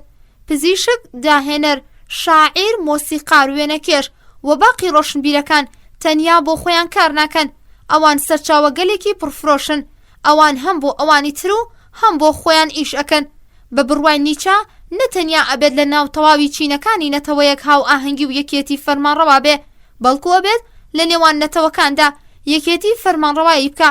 ئەبێ واز لە وڵات سازی بهێنێت و دنیا بگۆڕێت بۆ کیشوەرێک. نیچە بەگاڵتەیەکەوە ئەنووسێ ئەوروپانی وە دوورگەیەکی بچووکی ئاسیاییە. نیچە میلیتارسیم بە نەهامەتیەکی پێویست ئەزانێت و پێشبینی ئەکات ڕۆژێک میلیتارسیم بە نەکبەتیەکی وەها ئەگۆڕێ کە گونجان لەگەڵیدا شتێکی مەحاڵە و لە ئەنجامدا شەڕ بخوازین و نەخوازین لە ڕیشەدا دەردێ. ئەو ئەگەرچی دژایەتی شەڕی نەدەکرد وەلەو شەڕەنەدا کە هاوزمانیان بوو هیچ بە شێوە گەورەیەکی نەدەبینین، بە شێوەیەک لەبارەی شەڕی 1970ەوە کە لە نێوان ئەڵمانیا و فەڕەنسا دروست بوو. لە نامەیەکدا ئەمەی نووسی نیسبەت بە شەڕی پیرۆزمەندانەی هەنووکەی ئەڵمانیا کەم هاودەردیەکەم کەم ئەبێتەوە و دێتە بەرچاوم کە داهاتووی کەلتوری ئەڵمانیەکان وردە وردە ئەکەوێتە مەترسیەوە. وەجارێکی تر بەم شێوەیە ئەنووسێ بە بڕوای من دەوڵەتی پرووسی سەردەم هێزێکی ترسناکە بۆ کەلتوری ئەڵمانیا. و لە نامەیەکی تردا ئەنووسێ لە کاریگەریەکانی تری شەڕ ئەبێت زیاد لە خودی شەڕ سەرباری ئەو هەموو لە ناوچوونەی ئەندێشاوی ئەبێت. بسمارک وتبووی لە نێوان نەتەوەکاندا ڕەگەزپەرستی بوونی نیە و جیاوازیەکان ئەبێت بە یارمەتی خوێن و ئاسن چارەسەر بکرێن، نەک بە بڕواکان و ڕەوانبێژیەکان. بەڵام نیچە تێگەیشت چ ترسناکێکی گەورە لەم بڕوایەدا بوونی هەیە. لەمڕۆوە ئەو زۆر بە توندی کردارەکانی بسمارکی خستە ژێرڕەخنەوە. نیچە لە شوێنێکدا نووسیوێتی کە جارێکیان لە دەرەوەی ئەڵمانیا لێیان پرسیوە ئایا لە ئەڵمانیا هیچ پیاوێکی گەورە دروست بووە؟ نیچە بەگەڵتەجاڕیەوە وەڵامی دایەوە بەڵێ، ئەڵمانیا بسمارکی هێناوەتە بوون. لە بنەمادا نیچە بە چاوێکی کەمەوە سەری ئەڵمانیەکانیە کرد و ئەیوت ئاوجۆ و مەسیحیەت ئەڵمانیەکانی مەس کردووە. بە بڕوای ئەو کەسانێک کە ئاوجۆ ئەخوات ناتوانێت لە بەرهەمە هونەریەکان تێبگا و خۆی خەریکی ئیشە فکریە قوڵەکان بکە. بێمانە نییە کە بڕوای نیچە لەبارەی سۆسیالیزم بگەڕینەوە. بڕوای نیچە لەبارەی سۆسیالیزم باش نییە، چ بە بڕوای ئەو سۆسیالیزم بە قایلبوونی یەکسانیە بۆ هەمووان ئەبێتە هۆی لە ناوچوونی بەهرەمەندان و بە مەسەلەیە ئەبێتە هۆی ئەوەی کە زیانێکی زۆر بە تاکە بەهرەمەند و هۆشیارەکان بگا. خەڵکی بە سروش بە نایەکسانی دروست بوون و ئەوەش لەو پەڕی تاریکایی و بێویژدانیدایە کە بەهرەمەندەکان لەگەڵ خراپترین تاکەکانی کۆمەڵگادا لە ڕیزێکدا جێگیر بکەین. بەدەست پێشخەریەکەی لەم شێوەیە ئێمە ئەبینە هۆکاری ئەوەی کە کاروانی شارستانیەت دواب بکەوێ وە کەسە باش و کردار قبولکراوەکان بێبەش ببن و لە تاریکی و گومڕاییدا ژیان ببەنە سەر. بەڵام لە بڕوای نیچە لەوەدایە کە سۆسیالیزم جیاوازیە سروشتەکانی نێوان خەڵکی لەناو ئەبا دووچاری هەڵابین، چونکە ئامانجی سۆسیالیزم ئەوە نییە کە هەمووان لە چینێکدا جێگیر بکەین، بەڵکو ئەوەی کە بە یەک ئەندازە فرسەت و هەوڵ بدەن تا پێی بەنادیاریەکانی خۆیان ببەن و لە بەرژەوەندی خۆیان و کۆمەڵگادا سوودی لێ ببینن. لەبەر ئەمان نیچە تەنیا بە یارمەتی سۆشیالیزم ئەتوانێت کە بە مەبەستی خود کە دۆزینەوەی مەسەلە نادیار و بەرزەکانە و ئامادەی و تواناییە بەرزەکانە بگەین و سوودی لێ ببینین. نیچە نەتەنیا مێگەڵ بەڵکو دەوڵەتیشی تۆمەتبارە کرد، بەڵام ئەم تۆمەتبارکردنا بەهۆی ئەوەوە نییە کە دەوڵەت بۆ ژیان زەرمەندە، بەڵکو بۆ ئەوەیە کە ئەبێتە بەربەز لەوەدا کە بگات بە خودناسی و کەسایەتیە تایبەتیەکەی خۆی پەروەردە بکە. دەوڵەت بە هەڕەشە و ترساندنی خەڵکی ئەوان بە یەکڕەنگی میوانداری ئەکاو لەگەڵ کەمینەکان بە تایبەتی کەمینە ژیرەکان و ڕۆشنبیرەکان دوژمنایەتێکی تایبەتی هەیە. بەڵام ئەگەرچی نیچە دژی دەوڵەتە لە هەمان کاتدا دژی ئەنارشیسیزمیشە، ئەو وەکو ڕۆسۆ باوەڕی بەوە نەبوو کە مرۆڤ بەگەڕانەوە بۆ سروش بگات بە ژیانێکی بەختەوەرانە، ئەو باوەڕی بەوە نەبوو کە ئازادی و یەکسانی و هاوڕێتی سروشتی بن. بە پێچەوانەی ڕۆسۆ باوەڕی وابوو کە مرۆڤ خاوەنی دەروونێکی ڕەشە و ئەگەر ئازادی کاری هەبێت ئەگۆڕێت بۆ گورگێکی خوێنخۆر. مرۆڤەکان لە بڕوای ئەودا بە سروش دوژمنی یەکترن و بێبەشن لە ئازادی بەرهەمی کەلتور و شارستانیەتە و ئەمە ئازادیە کاتێک ئەگاتە مانایەکی ڕاستەقینە کە تاک ئاماژەی شەڕ بدا لەگەڵ دەوڵەت. هێزپەرستی کە بە باشترین شێوە لە دەوڵەتدا دەرەکەوێ ڕێوڕسمی دێرینی کۆیلەکانە. پیاوان ئازان هێز ناپەرستن و ئەگەر خاوەنی هێزیش بن لە ڕێگای چاکە و خۆبەخشی خەڵکو و دادپەروەریدا بەکاریهێنن. لە بڕوای ئەو پیاوی دادپەروەر گەورەترین نمونەی نەژادی مرۆییە. ئەو دادپەروەری تەنیا لەبەر خاتری خودی دادپەروەری ئەوێت و وەکو ئامڕازێ بۆ گەشتن بە ئامانجێک سیر ناکە. لە بڕوای نیچە هیچ شتێک بەرزتر نییە لە ڕاستی و هەموو شتێک لە بەرامبەر ڕاستیدا لە پلەی دووهەمی گرنگیدا جێگیر ئەبێ. ئەوەی کە بەدووی ڕاستی ئەکەوێ ئەبێت ڕاستی بۆ خودی ڕاستی بوێت، نە ئەوەی وەک ئامڕازێ بۆ گەشتن بە ئامانجێکی تری بزانێ. ئەو بە پێچەوانەی پراگماتیسمەکان و دژایەتی گەڕان بە دوای ڕاستی بە مەبەستی سوود لێ بینینی. ئەو گەڕان بە دووی ڕاستی بە جۆرێک لە خواستی توانایی ئەزانێت کە ئەبێت بە دەرونی خۆی بوێت. لێرەدا کە ڕوبەڕووی جیاوازیەکانی گەورەی بڕوای نیچە و بیگن و هابس ئەبینەوە سەبارەت بە بەدەستهێنانی زانست، لەبەر ئەوە لە کاتێکدا نیچە زانستی بە خودی خواستی توانایی ئەزانی، بیگن زانستی وەکو ئامڕازێک بۆ فراهەمکردنی پێداویستیەکانی ژیان ئەزانی. بە بڕوای نیچە هێزی ڕۆحی تاکێک ئەتوانێت لە ڕووی ئەو هێزەی کە ئەو ڕۆحە بۆ خۆگری لە بەرامبەر ڕاستی پیشانی ئەدا پێی پێ ببین. هەر لەبەر ئەم هۆیەیە ئەوانەی کە لە ڕووی ڕۆحیەوە لاوازن زۆر لەوانەی تر لە ڕاستی هەڵدێن و ڕوو لە دین و خورافە ئەکەن و بەم شێوەیە خۆیان نادەنە بەر زەحمەتەکانی گەڕان لە دوای ڕاستی. نیچە ئاماژە بۆ ئەو خاڵەی سەرەوەکە کاتێ بۆ خوشکەکەی ئەنووسێ ئەگەر ئەتەوێ خوازیاری ڕاستی بی توێژینەوە بکە. مرۆڤ ئەتوانێت زاڵ بێ بەسەر سروشتە ئاژەڵیەکەی خۆیدا و ئیدی ئاژەڵانە نەمێنێتەوە، بەڵام تەنیا فەیلسوفەکان و هونەرمەندان و پیاوە چاکەکانن کاتوانن بگەنە پلەیەکی لەو شێوەیە. مێگەڵی شەهوەت پەرستی بێهونەر کە نەپەیوەستە بە فەلسەفە و نەهەوڵ بۆ زاڵبوون بەسەر خواستەکانی خۆیدا ئەدا، هاوکات لە پڵە ئاژەڵیەکەی خۆیدا ئەمێنێتەوە. بۆ ئەوەی مرۆڤ لە ئاژەڵەتی خۆی ڕزگاری بێت ئەبێ دەست بکە بە خودناسی، بەڵام مرۆڤ ناتوانێت بە شێوەیەکی سروشتی هان بدا لە ڕۆحی شەهوەتە دەرونیەکانیدا ژیان بەسەر ببەن و بە هیچ شێوەیەک هەوڵێکی سەر و مرۆیی بۆ هاتنە دەرەوە لەو دۆزەخە نەدەن. بەڵام کەسە کۆششکەرەکان ئەگەر بیانەوێ ئەتوانن لە مێگەڵە یەکڕەنگەکان جیا ببنەوە کە سایەتیە تایبەت بە خۆیەکەی پەروەردە بکەن و لە دۆزەخی شەهوەتە دەرونیەکانیان بێنە دەرەوە. بەڵام مەرجەکەی ئەوەیە کە هاوڕەنگی کۆمەڵ نەبن، گوێ بە هاوارە دەرونیەکەی خۆیان بگرن کە بەردەوام بانگیان ئەکات و ئەڵێ خۆت بە تۆ ئەوە نیت کە ئێستا کە ئەنجامی ئەدەی، تۆ بیر ئەەکەیتەوە، تۆ ئارەزوت هەیە.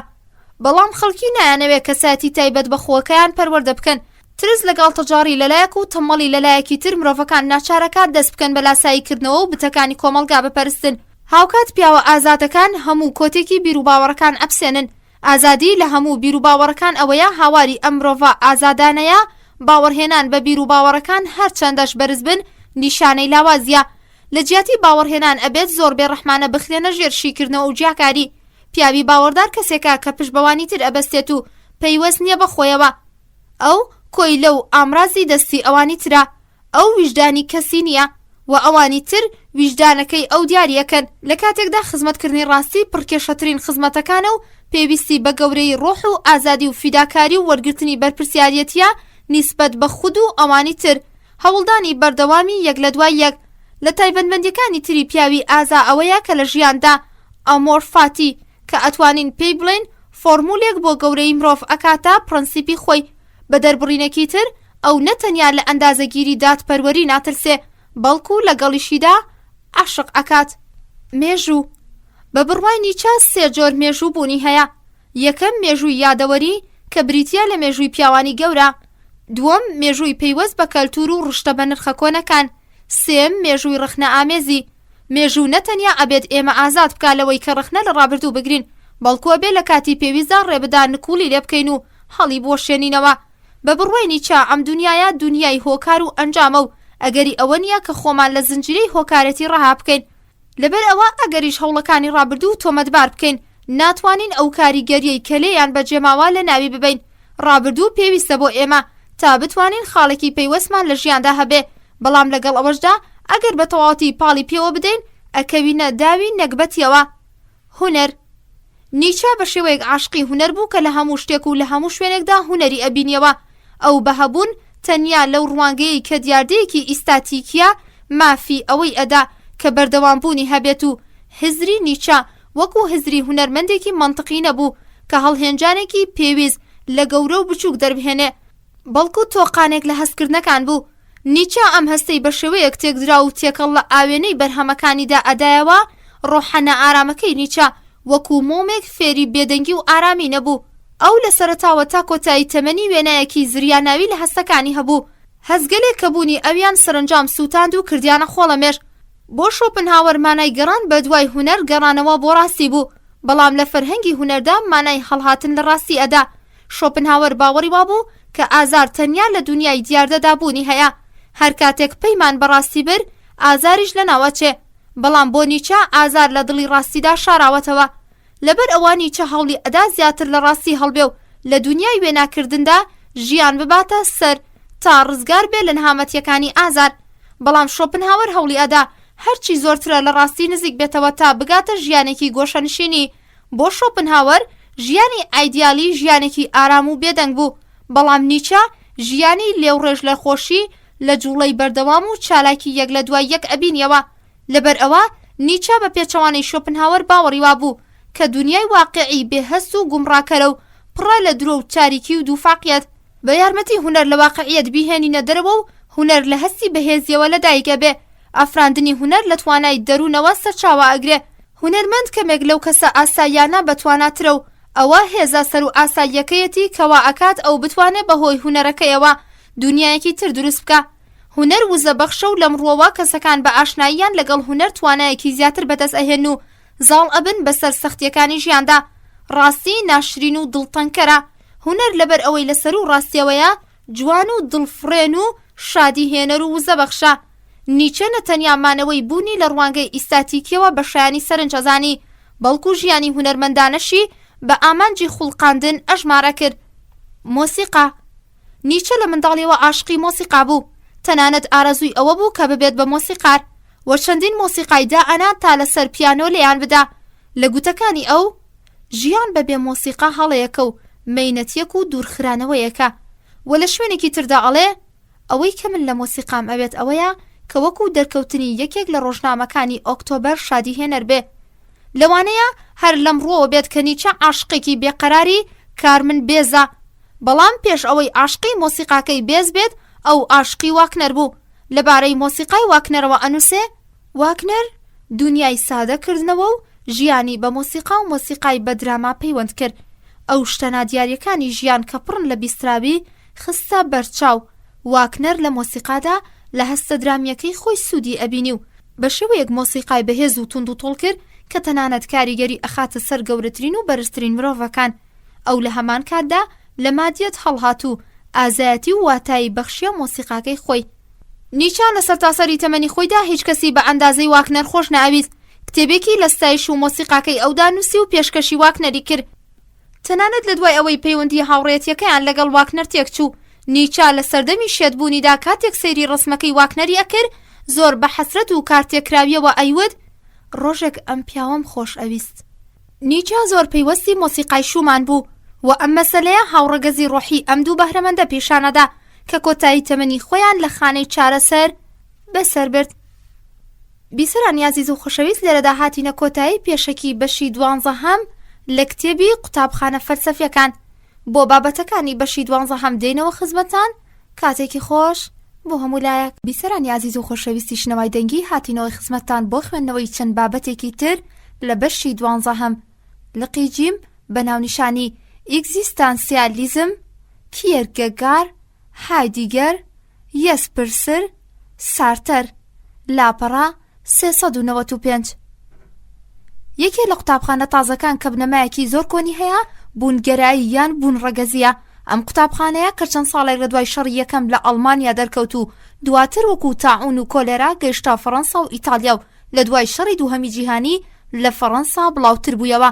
وەکو گوڵێکی جوان و ژەهراوی کە لە نێو چڵکاوەکانی شەڕی یەکەم و دووهەمی جیهانیدا سەری دەرهێنا. لە تایبەتمەندیەکانی بوونگەرایی دژایەتیکردنی ئەو سیاسەتانەیە کە مرۆڤ وەکو ئامێرێکی یاریکردن و وزەی مێژوو سەیرەکەن. بوونگەرەکان هەوڵادەن بە شێوەیەک جەخت لەسەر ئازادی و گرنگی کەسایەتی مرۆڤ بکەنەوە، ئەویش لەسەر شێوازێکی ئاژاوەچیانە کە تایبەتە بە خودی خۆیان و خاڵیە لە هەر شێوە کۆت و بەندێک. بوونگەرەکان ئەڵێن بوون پێش ماهیەت ئەکەوێ، بە بڕوای ئەوان بوون و ناوەڕۆک دووشتی جیاوازن.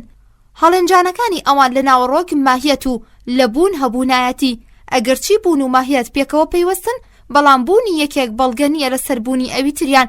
بوونگەرەکان ژیان بە پوچ دەزانن و نائەقڵانی و بێ ئامانجیدا ئەنێن، باوەڕیان وایە کە هیچ ڕێگایەکی بەسوود لە میانەدا بوونی نییە. مرۆڤ لە هەموو شوێنێکدا ڕوبەڕووی دیوارە بێتەوە و ئازار ئەکێشێت و ئەسووتێت.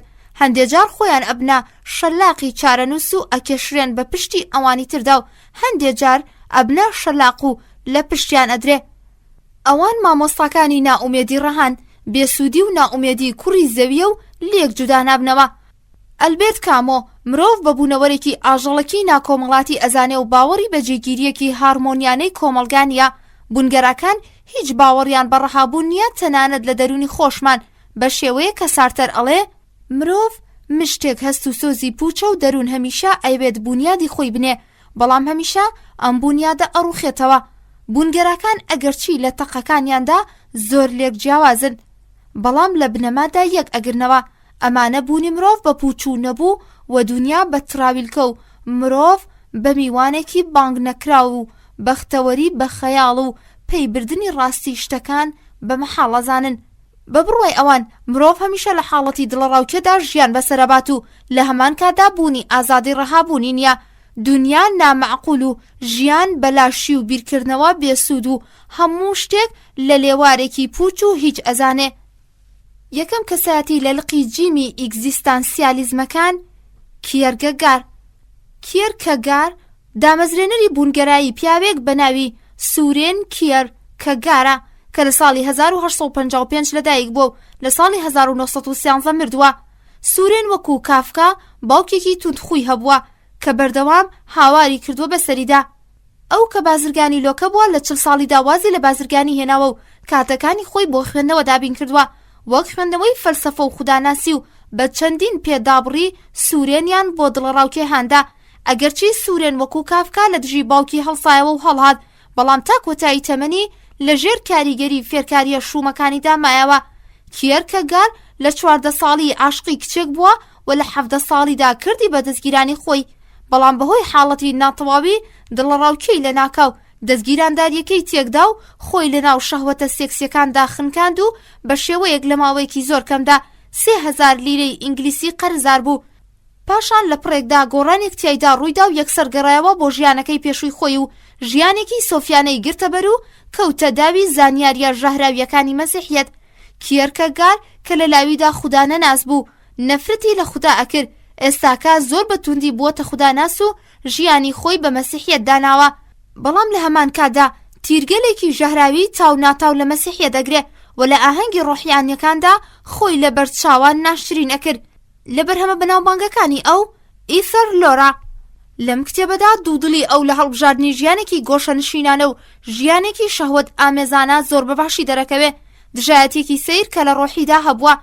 لەم کتێبەدا دوودڵی ئەو لە هەڵبژاردنێکی ژیانێکی گۆشەنشینانە و ژیانێکی شەهوەت ئامێزانە زۆر بەباشی دەرەکەوێ، دژایەتێکی سیر کە لە ڕۆحیدا هەبووە. لەم کتێبەدا دەریخستووە کیێرکەگار باوەڕی وابوو مەذهب مەسەلەیەکی بەندایەتیانەیە و عەقڵانەت تیایدا ڕێپێدراو نییە و ڕخنە لە هیگڵ ئەگرێ کە هەوڵی ئەدا بنەماکانی مەسیحیەت لە ڕێگای عەقڵانیەتەوە جێگیر بکات و ئەڵێت بڕواکەی هیگڵ لەسەر ئەو بنەمایەیە کە ئیرادەی خود لە گوزەرە مێژوویەکاندا دیارە و شتێکی زۆر گەڵتەجاڕانەیە، چونکە مرۆڤ ئەبێ ببێتە خودا تا بتوانێت خودا بناسێ. لەبەر ئەوەی مرۆڤ خودانیان ناتوانێت پێی بەنهێنی و کردارەکانی ئەو ببە. کیێرکەگار زۆر گرنگی بە شەرم و لە ناو خۆی ئەدات و ئەڵێ سەروتری مرۆڤ لە بەرامبەر باقی ئاژەڵەکانی تر هەر لێرەدایە کە ئەو ئەتوانێ هەست بە شەرم بکە و تەنانەت هەنگاوێک ئەولاتریش ئەنێت و ئەڵێت من هەست بە شەرم ئەکەم کەواتە بوونم هەیە. هەر لەبەر ئەم هۆیەیە کە مرۆڤە واتاییەکەی کیێرکەگار بەردەوام لە خۆی و لە شەهوەتەکانی خۆی و کردارەکانی خۆی هەڵدێ و هەوڵ ئەدا زاڵ بێت بەسەر خۆیدا. لە گوتەکانی کێرکەگار ئەمەیە: کاتێک لاو بووم پێکەنینم لەبیر کردبوو و پاشتر کە چاوم کردەوە ڕاستیەکانم بینی، دەستم کرد بە پێکەنین و تا ئەمڕۆکە پێکەنینەکەم تەواو نەبووە، گاڵتەجاڕیەکانی ژیانم بینی و پێکەنیم. دووەم کەسایەتی لقی جیمی ئیگزیستانسیالیزمەکان مارتن هایدیگەر.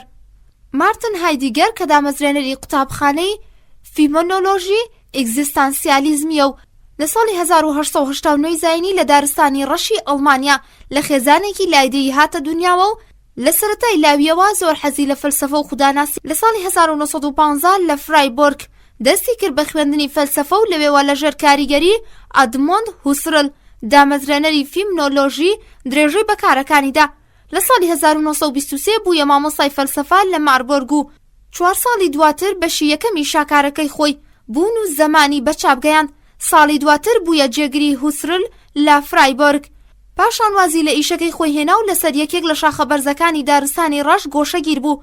لە بەرهەمە بەرجەستەکەیدا کتێبی سین ئاند زێتی هایدیگەر بەدوای دۆزینەوەی مانای بوون ئەکەوێت، وەکو هیگڵ وشەگەلێک کە ماناکەشیان تەنانەت بۆ خودی خۆشی ڕوونیە ئەو ڕێنێت. بۆ هایدیگەر مەسەلەی سەرەکی میتافیزیک ئەوە نییە کە بۆچی هەبوون بوونی هەیە، بەڵکو ئەوەیە کە بۆچی لە جیاتی هیچ شتۆکەیەک شتێکی بچووک بوونی هەیە. لە بڕوای ئەو ئەگەرچی لێرە و لەوێ هێشتا بڕێک هەن کە باوەڕیان بەبوونی خوددا هەیە، لەگەڵ ئەوەشدا کە خوددا ئیدی وەکو بوونەوەرێکی زیندوو ژیانی نییە، ئەگەرچی هایدیگەر خۆی بە بوونگەرانە دەزانی، بەڵام کتێبەکەی سەرەوەی ئەو لە گەشە و پەرەسەندنی بوونگەراییدا کاریگەریەکی سەر و ئاسایی نواند. سێم کەسایەتی کارل یەسپرس لە کەسایەتیەکانی ئیگزیستانسیالیزم. کارل یەسپرس ساڵی 1883 زاینی لە ئۆلدنبرگ هاتە دنیا. ئەو کوڕی بەڕێوەبەرێکی بانک بووە. لە هایدنبرگ و میونخ مافی خوێند. بۆ ماوەی 5 ساڵ خەریکی خوێندنی پزیشکی بوو. پێش لە جەنگی جیهانی یەکەم ماوەیەک لە کلینیکێکی دەرونی پزیشکیدا ئیشی دەکرد، بەڵام بە هاتنە سەرکاری هیتلەر بە چەند هۆیەکی سیاسی لەسەر کار لابرا. لە ساڵی 1948 بەدواوە ئەو وەکو مامۆستای فەلسەفە لە بال سەرقاڵی خزمەتکردن بوو.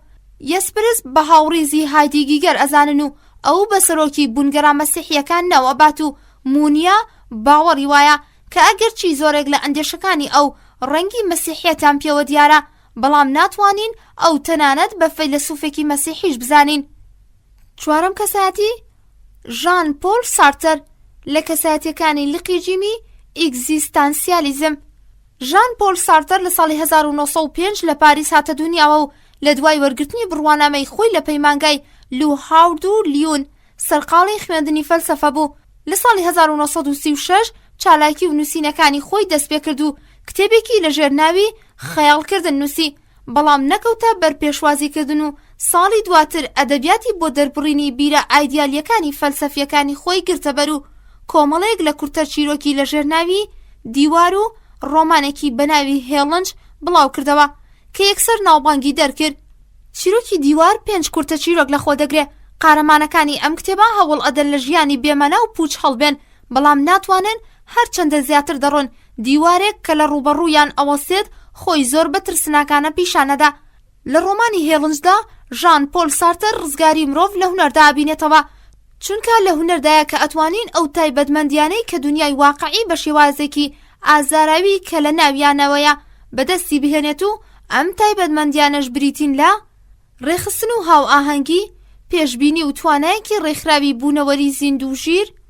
سارتر لەوە بەدواوە بەردەوامی بە چالاکیەکانی خۆیدا لە بواری نووسین و یەک لە دوای یەک ڕۆمان و کتێبیە نووسی. لە کاتی شەڕی دووەمی نێونەتەوەیی سارتر لەلایەن ئەڵمانیاوە خرا بەندینخانە، بەڵام خۆی نەخۆشخست و ئازاد کرا. سارتر لە دوای ڕزگاربوونی لە دەست ئەڵمانیەکان شانۆنامەی مێشەکانی نووسی کە ئەڵێن تیایدا بەدەسەڵاتیەوە داوە. بەناوبانگترین و ڕێکخراوترین کتێبی سارتر وان ئیتر ئیتلینیانت کە لە ساڵی 1942 نووسیوێتی و لە شاکارە گەورەکانی فەلسەفە ئەژمارەکرێن. لە سەرووی 700 لاپەڕێەوە کۆتا کتێبی ئەو ڕەخنەی عەقڵی دیالێکتە. فەلسەفەکەی سارتر ڕەخنەی زۆری لێگیراوە و لە ڕەخنە گرەگەورەکانی سارتر گابرێل مارسێلە کە ئەڵێت دنیاکەی سارتر دنیایەکە کە لە سەرووی تاقی قاوەخانەکانەوە ئەبیندرێ. لە تایبەتمەندیەکانی ئەم دنیاە دەربەدەری ماڵ بە کۆڵی و دژایەتی لەگەڵ دەسەڵات و بە تایبەتی پەیوەندی کۆمەڵایەتیەکانە. فەلسەفەکەی ئەو سارتەر خودانەناسە و خودانەناسیەکەی زۆر وەحشیانەیە. ئەو بە قسەی دویستۆڤسکی گەر خودا بوونی نەبوایە هەموو شتێک ئەگەری ڕوودانی هەبوو بە تەواوەتی هاوڕابوو و باوەڕی وابوو کە مرۆڤ بە تەواوەتی ئازادە لەبەر ئەوە بەرپرسیاری کردارەکانی خۆیەتی. هەوڵ و کۆششەکانی سارتەر ئەوەیە کە مرۆڤ لەم ئازادیە ئاگادار بکاتەوە. لەبەر ئەوەی ئازادی حاڵەتێکە نهێنی ئامێز و نادیارە، مرۆڤیش لە هەمان کاتدا خوازیارەتی و لێشیە ترسێ. لەبەر ئەوە فەلسەفەی سارتەریش کەمێک دڵلەرزێن و ئاگادارکەرەوەیە. ئەو هاوڕایە لەگەڵ باقی بوونگەڕاکانی تردا لەوەی کە بوون پێش ماهیەت ئەکەوێت و ئەڵێت پێش هەموو شتێک مرۆڤ بوونی هەیە و لەسەر و دیمەنەکە دەرئەکەوێت پاشان دێتە سەر وەسفی خۆی. یان باشتر وایە بڵێن کە هەوڵ ئەدا خۆی وەسفکە، بەڵام ئەوە بە مەحاڵەزانێ هۆکەشی ئەوەیە کە لە سەرەتادا مرۆڤ هیچە، تەنیا دواتر بە هەوڵ و کۆشش ئەبێت بە شتێک. ڕێزی مرۆڤ لە دەرونی خۆیدا شادراوەتەوە. مرۆڤ بە واژوویەک ئەیزیێنێت. مرۆڤ بەهاکانی ژیان بەخواستی خۆی هەڵەبژێرە و هەر خۆیەتی کە بەرپرسیارەتی هەڵبژاردنەکانێتی. بە دەربڕینێکی تر مرۆڤ خاوەنی هیچ تایبەتمەندیەکی زگماکی نییە، تەنیا لەو شتانەدا پێک دێ کە لە دنیای بوونی خۆیدا بەدەستیان نەهێنێ. واتە مرۆڤ ئیشەکانی و ڕەفتاری و ژینگەکەی دروستی ئەکەن. مرۆڤ بۆ ئیشانەی کە لە دنیای بووندا ئەنجامیان ئەدا ئەتوانین بۆ خودێتیەکەی و بوونەکەی ماهیەتێک پێک بهێنێت. بە بڕوای سارتەر تەنیا مرۆڤ بوونی هەیە، چونکە تەنیا ئەوە کە خاوەنی بەخششی هەڵبژاردن و سەرپشکیە. بەڵام لە نێوان تاکەکانی مرۆڤیش تەنیا بڕێکی نەزاندرا و بەڕاستی بوونیان هەیە، چونکە خەڵکی ئاسایی کە مافی هەڵبژاردنیان لە خۆیان سەندۆتەوە لە ناو بوونە واقعیەکەدا نین. هاوکات کەسانێک کە بە مەرامێک یان مەزهەبێک و بڕوایەکەوە پەیوەست و بەندن خاوەنی هیچ بوونێکی واقعی نین. لە فەلسفەکەی سارتەردا ئازادی بنەمای هەنگاوی هەڵاتن دێ. مرۆڤ لەم ژینەدا وەکو گەردێکی سەرگەردانە، بەڵام گەردێک کە ئەتوانێت بۆ هەر شوێنێک کە بیەوێ بڕوات و ئەبێت لەم سەرپشکیەی خۆی بە شێوەیەک دروست سوود ببینێ. مرۆڤ ئامانجی نییە و ناشتوانێ هەیبێ، چونکە بۆ هەر شوێنێ بڕوان ڕوبەڕووی بۆشاییەکی خاڵی و بێدەنگ و تاریگە بێتەوە. بە بڕوای سارتەر ئەخلاقێک بوونی نییە کە بکرێتە سەر مەشق، چونکە هەر کردارێک لە شوێنێکی خۆیدا باشە. لەبەر ئەمە چاکە و خراپە مەسەلەیەکی ڕێژەیە و گریمانەین. شەیتان و خودا یەکێکن، کەواتە ئەبێ بڵێن خودایەک بوونی نییە. خدا شتێکە کە ئەبێت نەبێ، نەک ئەبێ هەبێت.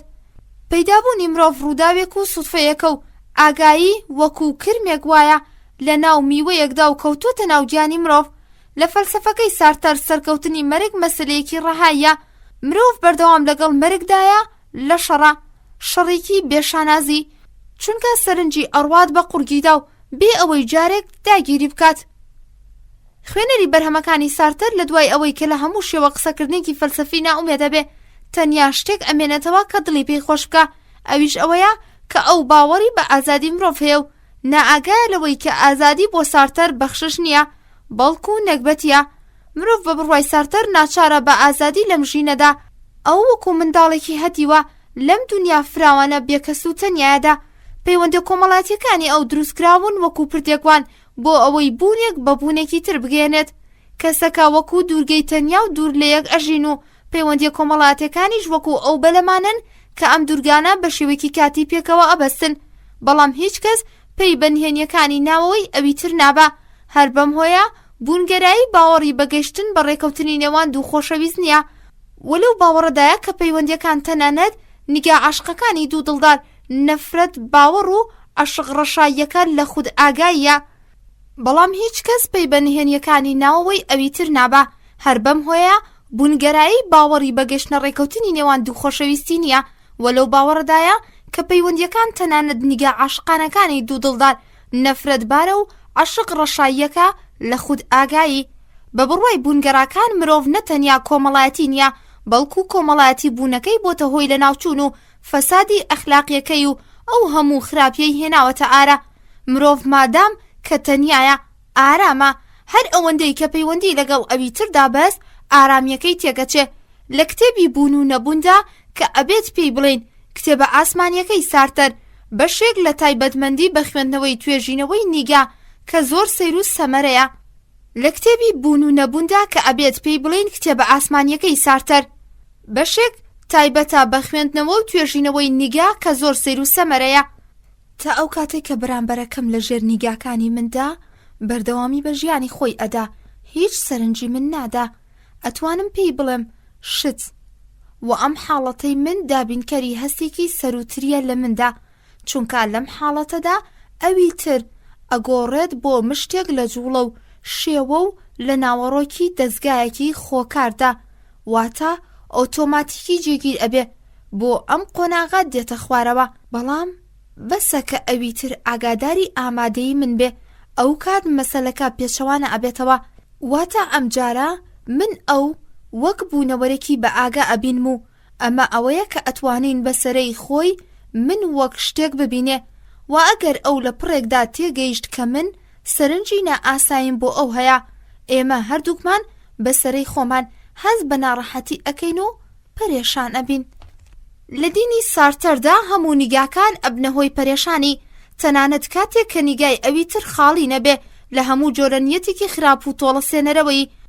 ببوونی ئەمە سەرمایی واتاییەکەی خۆم لێ ئەسێنێتەوە و من لە هەمان کاتدا کە بۆ خۆم منم لە بڕوای بێگانەیەک بۆ ئەوی تر ئەبم بەو شێوەیەی کە ئێمە ئەگەیەنێتە بڕواکانی یەکتری.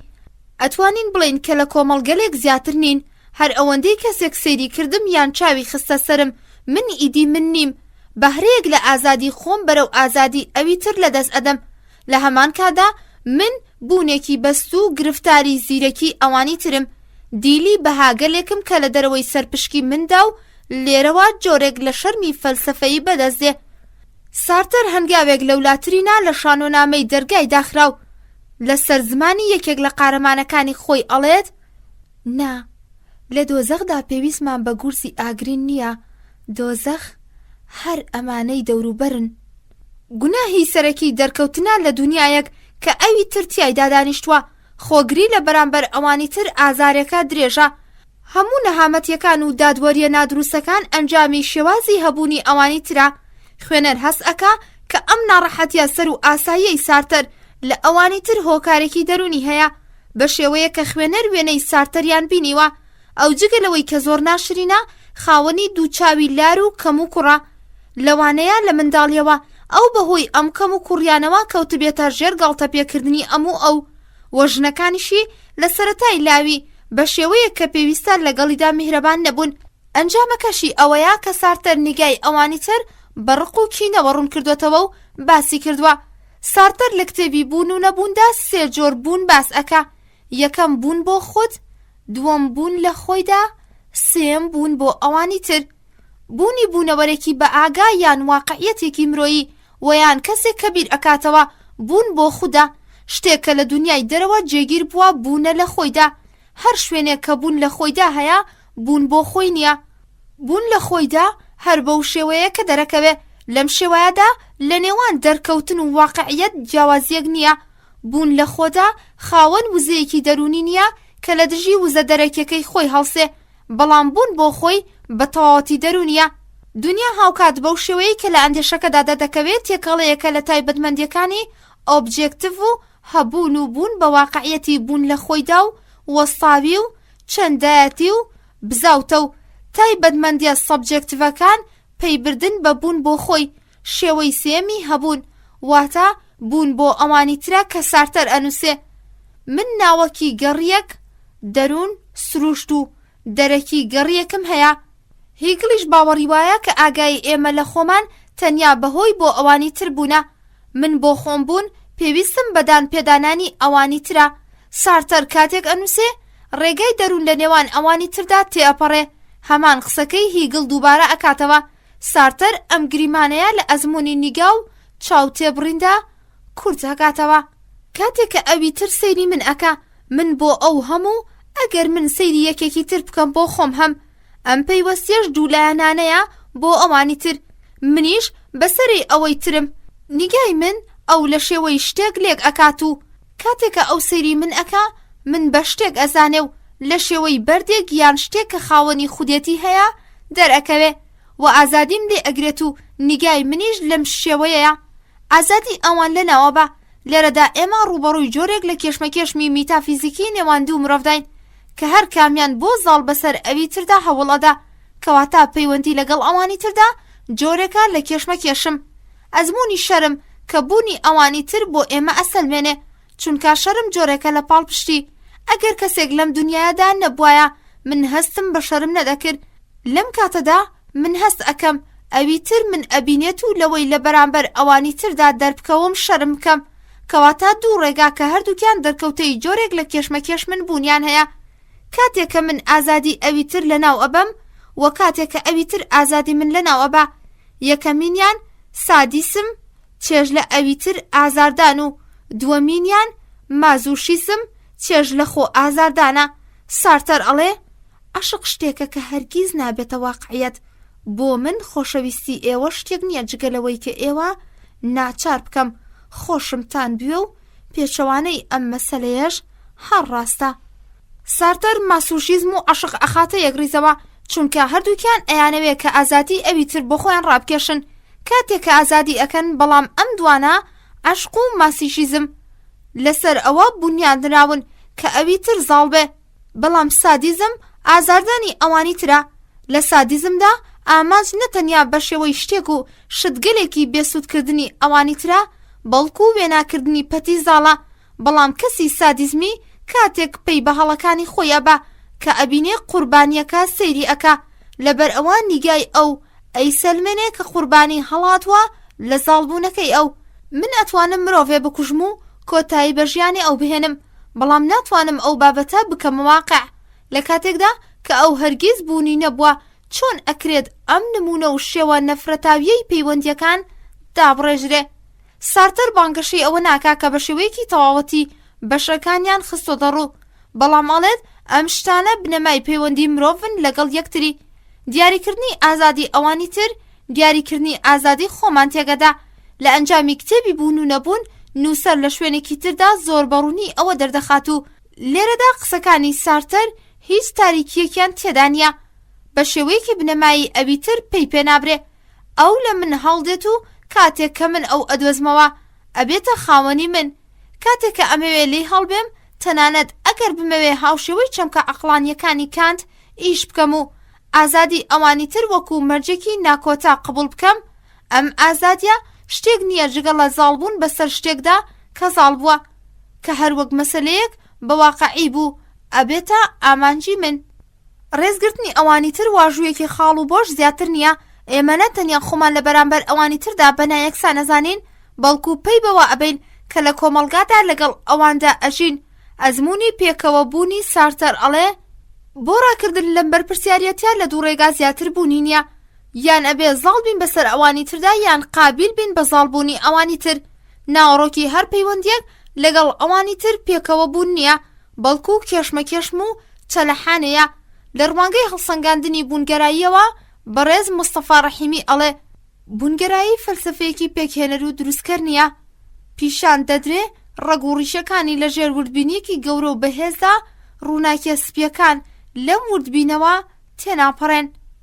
بوونگەرایی سارتەر تای سەدەی 20م هەروەک چۆن تا پەرجدانەوەی لاشەیە لە بەرامبەر میکرۆبەکان، ئەم مەسەلەیەش دەرخەری ڕخنەی مرۆڤ لە دژی ناڕەواییەکان و داد و بێدادەکانی زەمانە. بەڵام ئای کە هەر ئەم تایەیە کە سەلامەتی نەخۆش ئەخاتە مەترسیەوە. بوونگەراییەکەی سارتەر تای سەدەی 20مە هەروەک چۆن تا پەرجدانەوەی لاشەیە لە بەرامبەر میکرۆبەکان. ئەم فەلسەفەیەش دەرخەری ڕخنەی مرۆڤ لە دژی ئاوارەیەکان و داد و بێدادیەکانی زەمانە. بەڵام ئای هەر ئەم تایەیە کە سەلامەتی نەخۆش ئەخاتە مەترسیەوە. لقیحە بە ناونیشانی مادەگەرایی لە بەشی 12 کتێبی قوتابخانە فەلسەفیەکان لاپەڕا 410 لە لاپەڕەکانی پێشودا لەبارەی چەند مادەگەراییەکی وەکو تالیس، هەراکلیس، دموکریت و ئەبیکۆر و هابز و بیگن، دیدەرۆ، هولباخ و هلوسیوس و چەند فەیلسوفێکی مایل بە مادیگەری وەکو دیکارت و لاک و ئیسپینوزا و کۆنت و ئیسپنسەر ڕوونکردنەوەیەکی کورتماندا. ئێستا کە باسی جیاوازی نێوان ئایدیالیسمی و مادەگەرایی ئەکەین و باسی مادەگەرایی سەدەی هاوشەرخەکەین. ئایدیالیسم ئەڵێ شتەکان لە هزرماندا بوونیان هەیە، نەک لە دەرەوەی ئەو. مادە بوونێکی دەرەکی نییە و ئەگەریش هەبێت ئەوە بنەمای و ڕەسەن نییە. بوونەوەرەکان پەرژدانەوەی بیری ئێمەن و بیرۆکەکانی ئێمە کە شتەکان دروست ئەکەن. دنیا ڕاستیەکی واتاییە، دنیا ڕووداوە و ئافرێنەرێکی هەیە یان ئافرێنەرانێکی هەیە. ڕاستی شتەکان دروستکراوی هزری ئێمەن و دنیا ڕاستیەکی هزریە. شتەکان بەو شێوەیە کە ئەبینرێن نین. هەستەوەرەکانی ئێمە تەنیا ڕووکاری شتەکان پێی پێبن و هیچ هەوڵێکیان لەناوە نییە. زانست ناتوانێت پێی بەناوەی شتەکان ببە، مرۆڤ ناتوانێت خودەکان پێی پێ ببە، چونکە ئۆرگانە هەستیەکانی ئەو لە جۆرێکی تایبەتمەند و بە شێوەیەکی تایبەتی شتەکان هەست پێەکەن. کات و شوێن جگە لە بیر هیچی تر نین. مەبەست و بیرکردنەوە و بیر و باوەڕەکان بنەمای کۆمەڵگا پێکەهێنن. بوون دوالیستیە و لە ڕۆح و مادە پێک دێ. ڕۆح دروستکەری مادێ و مادە وەستا و جێگیر و ڕۆح جوڵاوە. ماتریالیزم باوەڕی وایە مادە لە دەرەوەی هزردا بوونی هەیە و مادە دروستکراوی ڕۆحە. تەنیا ڕاستیەکی بینراو نەک هزری مادە دروستکەری ڕۆحە. شتەکان دروستکراوی وێناکردنەکانی ئێمەن. مادە لە جوڵەدایە لە کات و شوێنیدا. بیرۆکەکان پەرزدانەوەی شتەکانن. دنیا ڕاستیەکی مادیە. مادە لە جوڵەیدا ژیانی سیاسی هەر کۆمەڵگایەک لە شوێنکەوتنی ئابووری ئەو کۆمەڵگایەیە. بنەمایەکی مادی هەیە. فاکتەرە ئابووریەکان بنەمای کۆمەڵ پێکەهێنن. مادیەتی مێژوو. مادەگەرەکان باوەڕیان وایە کە مادەگەرایی هەمیشە لەگەڵ پێشکەوتنی زانستەکان و بارودۆخی ئابووری خەڵکیدا پێشکەوتووە و بە لەبەرچاوگرتنی زانستەکان و بارودۆخی ئابووری خەڵکی ئەویش لەبەرچاو کەوتووە. بۆ نمونە لە سەدەکانی ناوەڕاستدا لەبەر ئەوەی زانست بایەخی نەبووە، مادەگەراییش هیچ پێشکەوتنێکی نەبووە. بەڵام بە پێچەوانەوە لە سەدەکانی 16 و 17 و 18 کە زانست پلەیەکی باڵای وەرگرت، مادیەتیش چەند هەنگاوێکی بەرزینە. لە هەر سەدەیەکدا بە گونجاوی لەگەڵ پێشکەوتنی زانستەکان مادیەت بەرز بۆتەوە. بۆ نمونە مادیەتی سەدەی 18 بەو هۆی کە زانستی میکانیک پێشکەوت بوو زیاتر ڕەنگێکی میکانیکی پێوە بوو. واتە مادەگەرەکانی ئەم سەدەیە پەیڕەویان لە یاساکانی میکانیکە کرد. یەکێ لە مادەگەرەکانی سەدەی 18 ئەنووسێ وەک چۆن جگەر ڕژێنی هەیە مێشکیش بیر ئەڕژێنێت. بڕێکی تر لەو باوەڕەدان کە مرۆڤ بەرهەمی ژینگەیە. مادەگەرەکانی ئەم دواییە ئەڵێن ژینگە بەرهەمی بارودۆخی ئابووری و چالاکی مرۆڤە. بەڵام هۆکاری ئەوەی کە ماتریالیسمی سەدەی 18 میکانیکی بوو بۆ ئەوە دەگەڕێتەوە کە پێشکەوتنی ماتریالیزم بەستراوە بە پێشکەوتنی زانست، چونکە لە سەدەی 18دا میکانیک کە سادەترین قۆناغی زانستە پێشکەوت بوو. لەبەر ئەوە ماتریالیسمی ئەم سەدەیە شێوەیەکی ماتریالیسمی میکانیکی بەخۆوە گرتووە. مادەگەرەکانی سەدەی 18 لەو باوەڕەدا بوون. دنیا دەستگایەکی گەورەی ماشێنە و بیر بەرهەمی ئەوە. ماتریالیسمی میکانیکی سروش بەدیلی جوڵەیەکی هەمیشەی ئەزانێ، بەڵام ئەم جوڵەیە لەسەر بنەمای چەمکی ئەو ڕۆژە وەستاوە. واتە لە جێگەی خۆیدا نەجوڵا و ئەنجام گەلێکی یەکسانی بەدەست ئەهێنا. ماتریالیسمی سەدەی 18 میتافیزیکی بوو و بە دوو شێوە خۆی دەرەخست: ماتریالیزمی یەکخوازی و ماتریالیزمی دوانەیی. لە پێشکەوتنی زانست و پیشەسازی ماتریالیزمیش بەرز بوویەوە و بە شێوەیەکی کرداریانە خۆی سەری دەرهێنا. بەڵام هێشتا ئایدیالیسم نەمردووە. هۆکەشی ئەوەیە کە زانستەکان لە هەموو شوێنێکدا بە شێوەیەکی یەکسان بڵاو نەبوونەتەوە. وەک چۆن ماتریالیسم پلەبەندی هەیە، ئایدیالیسمیش بەو شێوەیە لە چەندین پێک دێ کە تەنانەت ئەگاتە پلەیەک کە تەنانەت نکوڵی لە بوونی مادە ئەکا.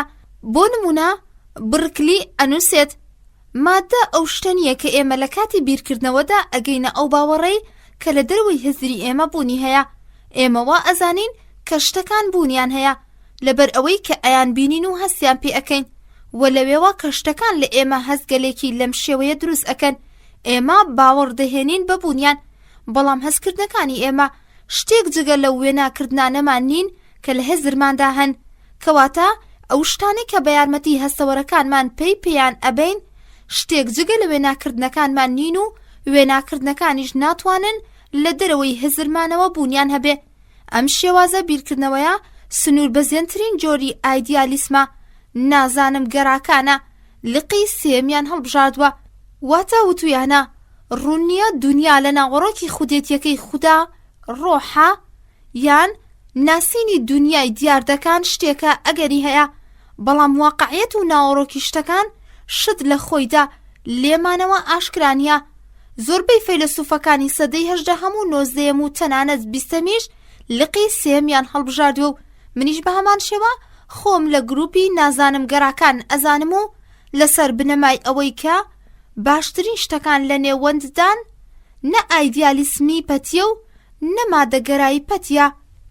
دیالێکتیک بە پشتگوێخستنی دیالێکتی تایبەت کە لە چین و هیند هەبوو، دیالێکتیک لە ئەوروپا هاتەکایەوە کە بەم ڕوونکردنەوەی ژێرەوە دابەشی ئەەکەین. یەکەم، دیالێکتیکی فەیلسوفە کۆنەکان سەبارەت بە سروشت کە بە هراکلیت کۆتایی هات. دووەم، دیالێکتیکی ئەفلاتون و ئەرستۆ. سێم، دیالێکتیکی هیگڵ. چوارەم، دیالێکتیکی ماتریالیسم. ئەلبەتە خودی دیالێکتیک گوزەری دیالێکتیکی خۆی تێپەڕ کردووە. هەراکلیت کە نێنەری قۆناغی یەکەمی دیالێکتیکی خۆر ئاوایە لە بەدیهێنەرانی دیالێکتی یەکێک لە دوای ئەوی تر بوو. ئەفلاتون و ئەرستۆ نوێنەری قۆناغی دووەمن، واتە دیالێکتیکی یەکێک لە پاڵ ئەوی تر بوون. قۆناغی سێهەم دیالێکتیکی ئایدیالیستی هیگڵە کە دابینکەری دیالێکتی یەکێک لە دوای ئەوی تر لە پاڵ یەکێکی تر بوو. ئەم دیالێکتیکە کە ئەتوانین پێی بڵین دیالێکتیکی مێژووی ئایدیالیستی پاشان بوو بە دیالێکتیکی ماتریالیزمی مێژووی کارل ماکس.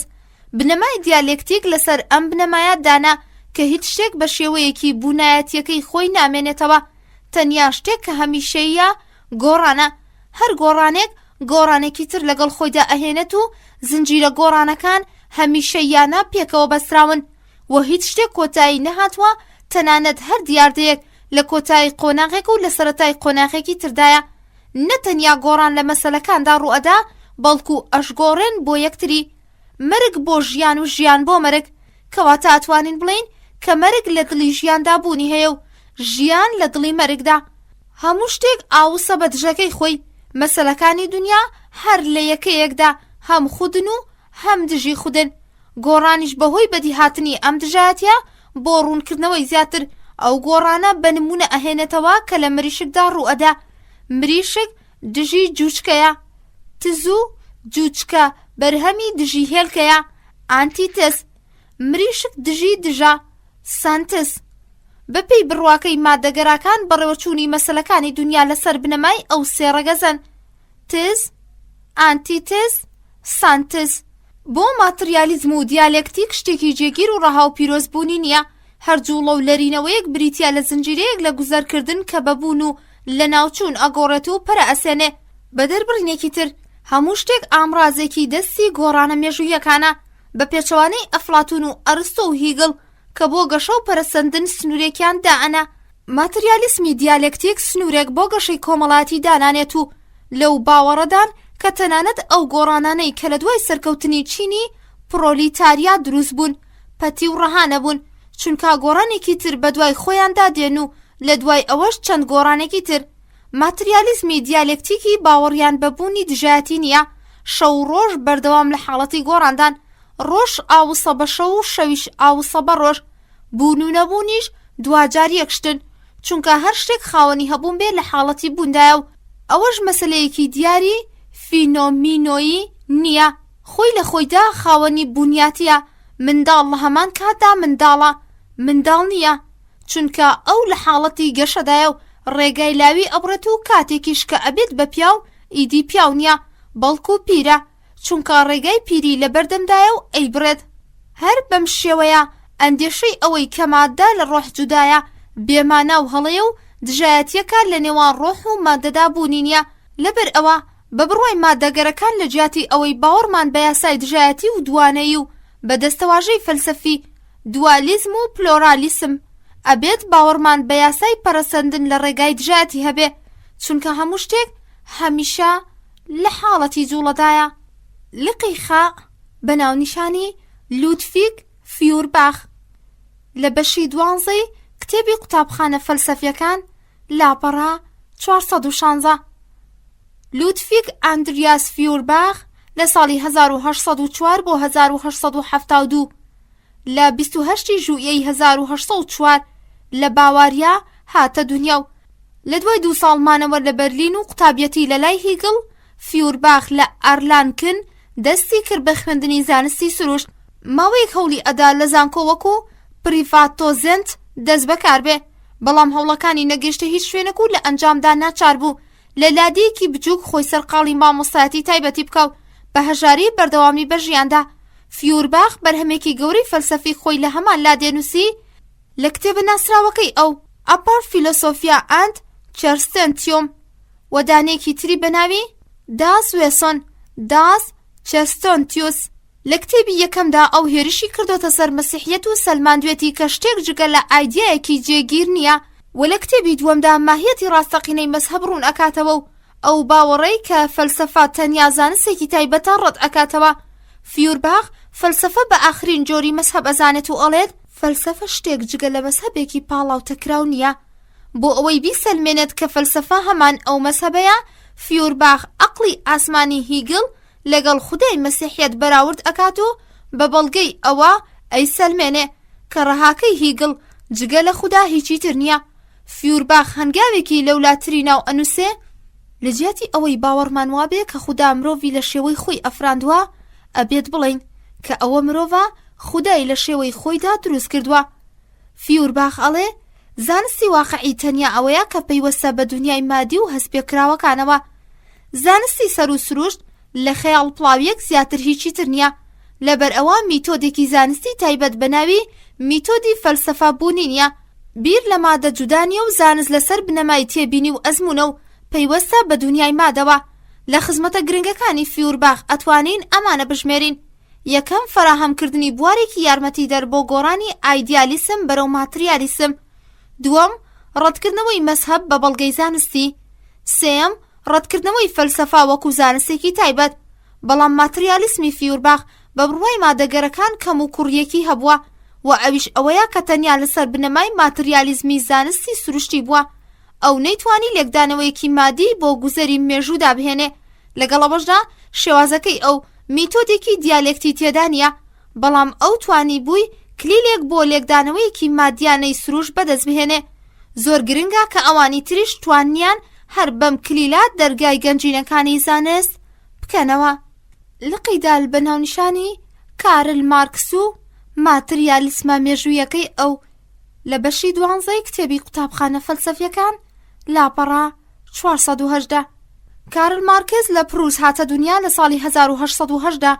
باوکی زۆر دەوڵەمەند بووە. لە ئەنجامدا مارکس لە سەدەی لاویدا لە ناز و نیعمەتدا ژیانی بردەسەر. ئەو خوێندنی خۆی لە زانکۆکانی بن و بەرلین کۆتایی پێهێنا و بە پلەی نایاب لە بەشی فەلسەفا بڕوانامەی وەرگر. ئەگەر ئەو لە دژی باوکی هەڵنەسایە و لە زەواج لەگەڵ ژنە دڵخوازەکەی خۆیدا چاوپۆشی نەکردایە و بیری شۆڕژگێرانەی لە مێشکیدا نەپەروەراندایە، ئەیتوانی ببێت بە یەکێک لە مامۆستا بەرجەسەکانی زانکۆی بەرلین و ژیانێکی ئارامی هەبێ.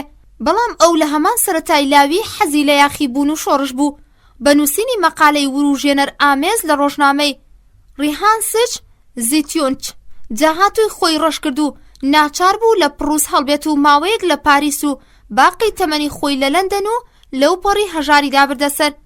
ئەڵێن ئەو هێندە بە تاسەوە حەزی لە خوێندنەوە و توێژینەوە بوو کە هەموو ڕۆژێک زۆر بەڕێکوپێکی ئەچوو بۆ کتێبخانەی بریتش میوزیم. لەوێ تا کۆتایی کاتە دیاریکراوەکەی کتێبخانە ئەمایەوە، لەگەڵ ئەوەشدا کە ئەو تەواوی تەمەنی خۆی لە نووسینی سەرمایە دادانا. سەرنجام تەواویشی نەکرد و کاتێک لە ساڵی 1883 مرد. هاوڕێکەی ئانگلز کۆتا بەشی بۆ تەواو کرد. فەلسەفەی سیاسی مارکس زۆر پێچاو و خاوەنی بەلایەنی کەمەوە سێ ڕەگەزی دیاریکراوە کە یەکێک لەوانە لەسەر بنەمای میتافیزیک جێگیرە و بەهۆی ئەوەوە مارکس هەوڵەدا کە بیسەلمێنێ ڕووداوە سیاسی و کۆمەڵاتی و ئابوووریەکان ئەنجامی چەندین یاسای تایبەتی مێژووین کەوا بەوانە ئەڵێن دیالێکتیک. ڕەگەزی دووەمی تیۆریە ئابوووریە تایبەتیەکەی ئەوەیە کە تیایدا کارل مارکس هێرش ئەکاتە سەر کەپیتالیزم و بەرگری لە سۆشیالیزم ئەکا. ڕەگەزی سێهەم بنەمای ئەخلاقی هەیە و لەو نێوەندەدا مارکس هەوڵ ئەدا سەروتری بەهامڕۆیەکان لەسەر بنەمای بەهای ناو کاڵامادیەکاندا جێگیر بکە. بۆ زیاتر ڕوونکردنەوە ئەڵێن کە مارکس لەو باوەڕەدایە کە هیگل یاسایەکی گشتی مێژووی بەناوی دیالێکتیک دۆزیوەتەوە کە لەسەر بنەمای میتافیزیکە و ئێستاکە ئەو ئەبێت لەسەر بنەمایەکی زانستی دایبنێ. ئەو لە ڕەگەزە دیالێکتیەکەی هیگل سروشت وەرئەگرێت و تەنیا ئەوە نەبێ کە وەکو هیگل سەرچاوی ڕووداوە مێژوویەکان شەڕان نێونەتەوەکان بزانێ. ململانەی چینەکان ئەکاتە فاکتەری پەیدابوونی ئەمڕووداوانە لەسەر بنەمای ئەم ڕەگەزە تەواوی گۆڕانەکان و بەتایبەتی گۆڕانە مێژوویەکان لەسەر بنەمایەکی دیالێکتیک ڕوئەدەن، واتە یەکەم جار تزێک دروست ئەبێت و پاشان ئەگۆڕێ بۆ ئەنتیتز و لە کۆتاییدا ئەبێتە هۆی دروستبوونی سنتیتز کە هەم تزە و هەم ئەنتیتز لەخۆ دەگرێ. ڕەخنەیەک کە لە مارکس گیراوە زیاتر لەبارەی تیۆریەکەی ئەوە لەبارەی زۆربوونی یەک لە دوای یەکی بەدبەختی لە کۆمەڵگا کاپیتالیستەکان و سەرنگونبوونێکی سەپێنەرانەی سەرمایەداری لە کۆتاییدا.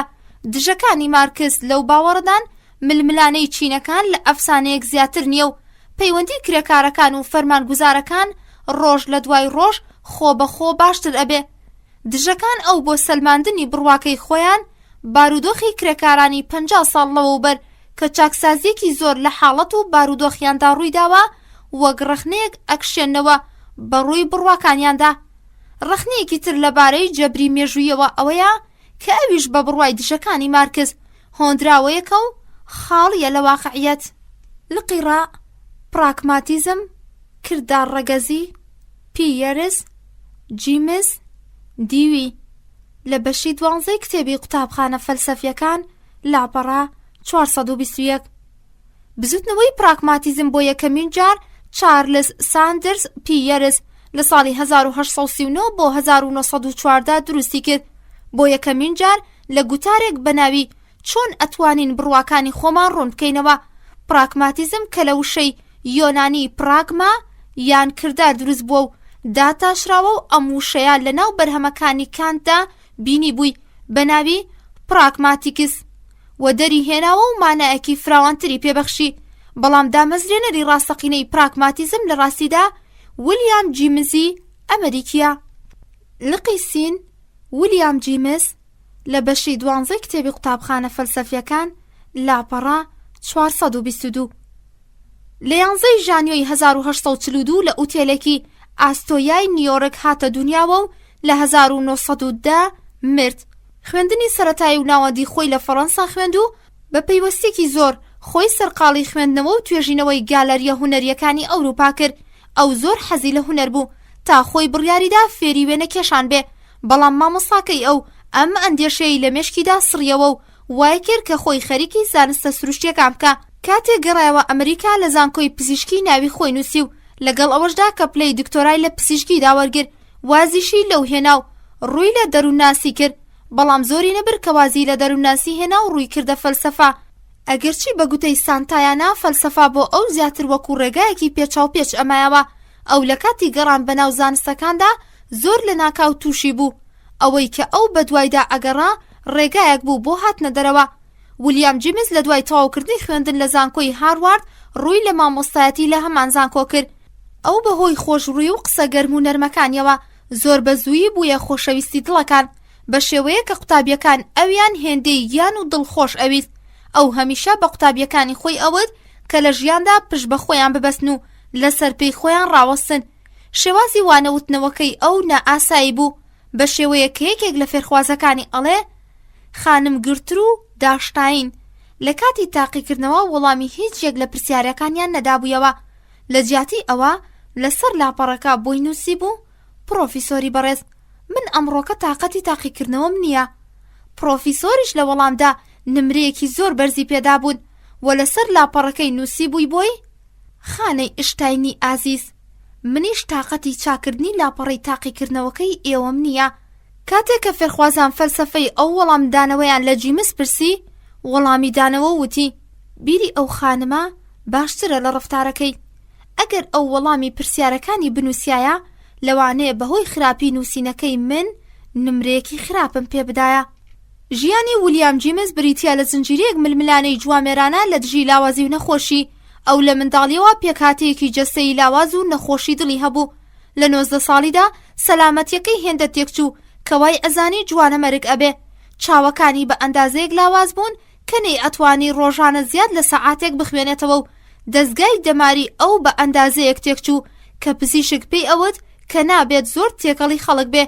ناڕەحەتیە جەستەی و ڕۆحیەکەی هێندە کەوتە ژێر فشارەوە کە جارێکیان بڕیاری خۆکشتنیدا خۆشبەختانە ڕەمەکی پاراستنی بوون زاڵ بوو بەسەر حەزی خۆکوشنەکەیدا و ڕزگاری کرد لە مردن. دواتر ئەو لە یەکێک لە بەرهەمەکانی خۆی دانووسی هیچ کەس لە ڕوانگەی دەروون ناسیەوە تەواو نییە مەگەر ئەوەی کە لە ژیانیدا یەکجار ڕوبەڕووی خواستی خۆکوشتن بوو بێتەوە. لە هەمان کاتدا بە ولاوانەی کە لە ژیاندا نائومێدن ئەڵێت لە ژیان نەترسن، باوەڕتان هەبێت کە ژیان شایانی تیا ژیانە، هەر ئەم بڕوایە ئەبێتە هۆی ئەوەی کە ژیان بۆتان ببێتە شایانی تیا ژیان. لە ساڵی 1970 ویلیام جیمز هەستی ئەکرد کە کۆتایی تەمەنی هاتووە، بۆ یەکەمین جار سەفەری کرد بۆ ئەوروپا و لە دوای 3 ساڵ گەڕان لە ئەوروپا. لە ساڵی 1910 گەڕایەوە ئەمریکا، هەر لەگەڵ گەڕانەوەیدا گیانی لەدەستدا.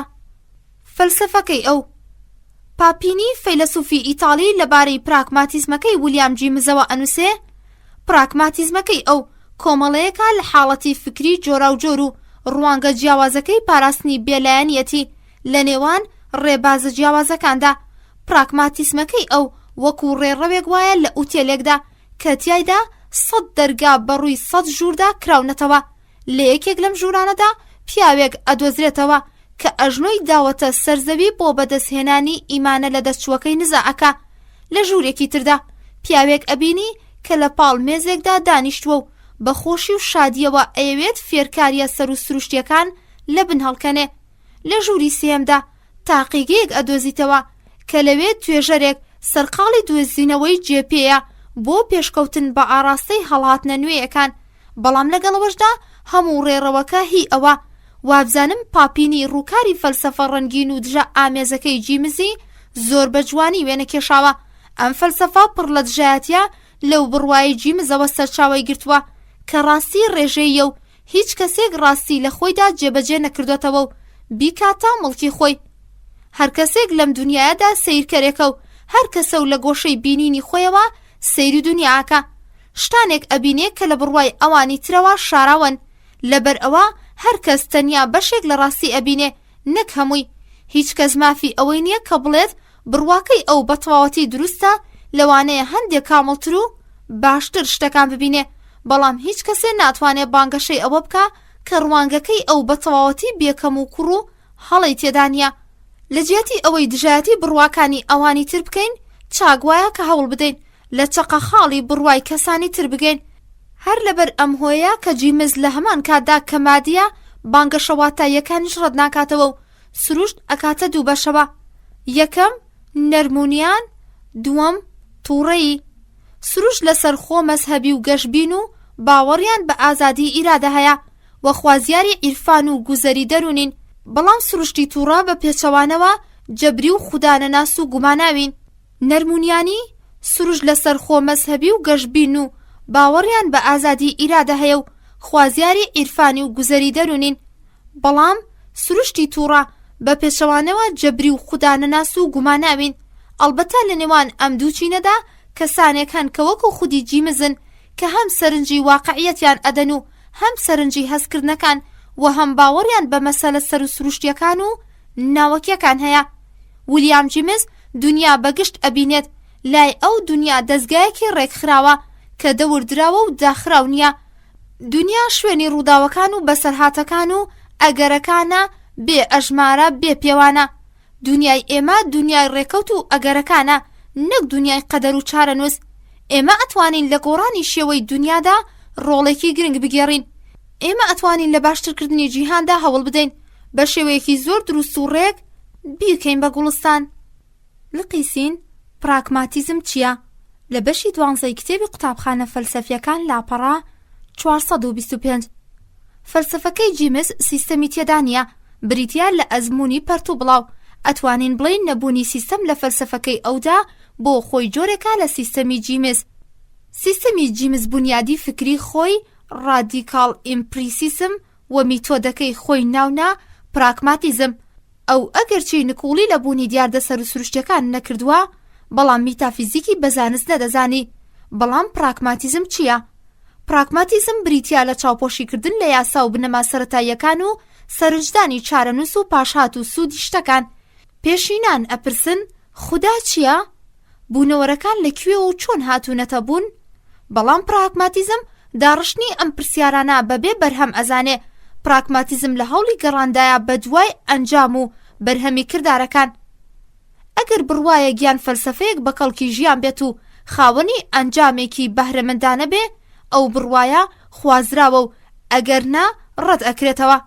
زانست ئەبێ ئامرازێک بێ بۆ باشترکردنی ژیان، نەک ئامرازێک بۆ خەیاڵ پڵاوی. زانست ئەبێ لەبەر ژیان بێت، نەک ژیان لەبەر زانست. ئەو بڕوایانە ڕاست و دروستن کە ئەزمون قبوڵیان بکە. تیۆریەک لەبەر ئەوەی کە تاقی ناکرێنەوە دروست نییە. بۆ نمونە پێشدۆزینەوەی ئەمریکا بڕێک لەو باوەڕەدا بوون کە لە نێوان ئەوروپا و ئاسیا ناوچەیەک بوونی هەیە کە هێشتا نەدۆزراوەتەوە.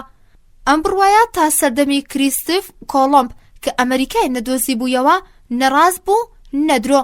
بەڵام لە دوای ئەوەی ئەمریکا دۆزرایەوە دروستیەکەی سەلمێنرا. پراگماتیزم پێش هەموو شتێک میتۆدێکە بۆ چارەسەرکردن و هەڵسەنگاندنی مەسەلا تیۆری و فکرەکانی سەبارەت بە جۆر و بەشەکانی زانستێکە کە مرۆڤ بۆ شایانی بەدەستهێنانن. پێش دیاریکردنی تەندروستی بانگەشەیەکی فەلسەفی ئەبێ سەرەتا بەهای ڕەخنەگریەکەی ئەم بانگەشەیە ڕوون بێتەوە. واتە ئەبێ ڕوون بێتەوە کە ئەگەر تەندروستیەک لەم بڕوایەدا بوونی هەبێ چ جیاوازیەک لە بارودۆخەکەتا دروست ئەبێ. ئەگەر تیۆریەک بەهای ڕەخنەگری نەبوو، بەدەر لەوەی کە قبوڵمان بێ یا قبوڵمان نەبێ، بچووکترین جیاوازی لە بارودۆخەکەی ئێمەدا دروست ناکە. بەڵام بە پێچەوانەوە ئەگەر لە ژیانی ئێمە کاریگەری هەبوو بە نیسبەت ئەو کاریگەریەی کە لە ژیانی ئێمەدا دایئەنێ، بەهای ڕەخنەگریەکەی ئەڕواتە سەرەوە. لەسەر بنەمای بڕواکەی جیمس تیۆریەکە و بڕواکان ئامرازن کە بەهۆیەوە ئێمە مەسەلە ئەزمونیەکان چارەسەرەکەین. تەندروستی و سەقامگیری تیۆریەیەک بەستراوە بە کردداری بوون و کردداری نەبوونی ئەو تیۆریە. بە بڕوایەک لەوانەیە لە شوێنێکدا بکرێتە کرددار و لە سەردەمێکی تردا نەکرێتە کرددار، لەبەر ئەوەی هیچ پێویست نییە کە بڕوایەک لە هەموو کات و شوێندا بە دروست بزانرێ.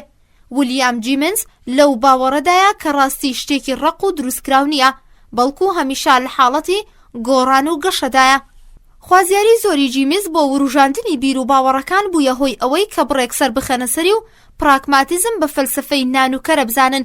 ویلیام جیمنز تەنانەت لە کاتی قسەکردنی لەبارەی مەزهەب و مەسەلە واتاییەکان بە شێوەیەک دەستی بە بەڵگەهێنانەوە ئەکرد کە بە گوتەی ویلیام دۆرانت وەک بڵێ خودا شتێکە کە ئەتواندرێ بەهۆی بانگەشە گەشتبینەکانەوە بفرۆشرێت بە مادەگەرەکان.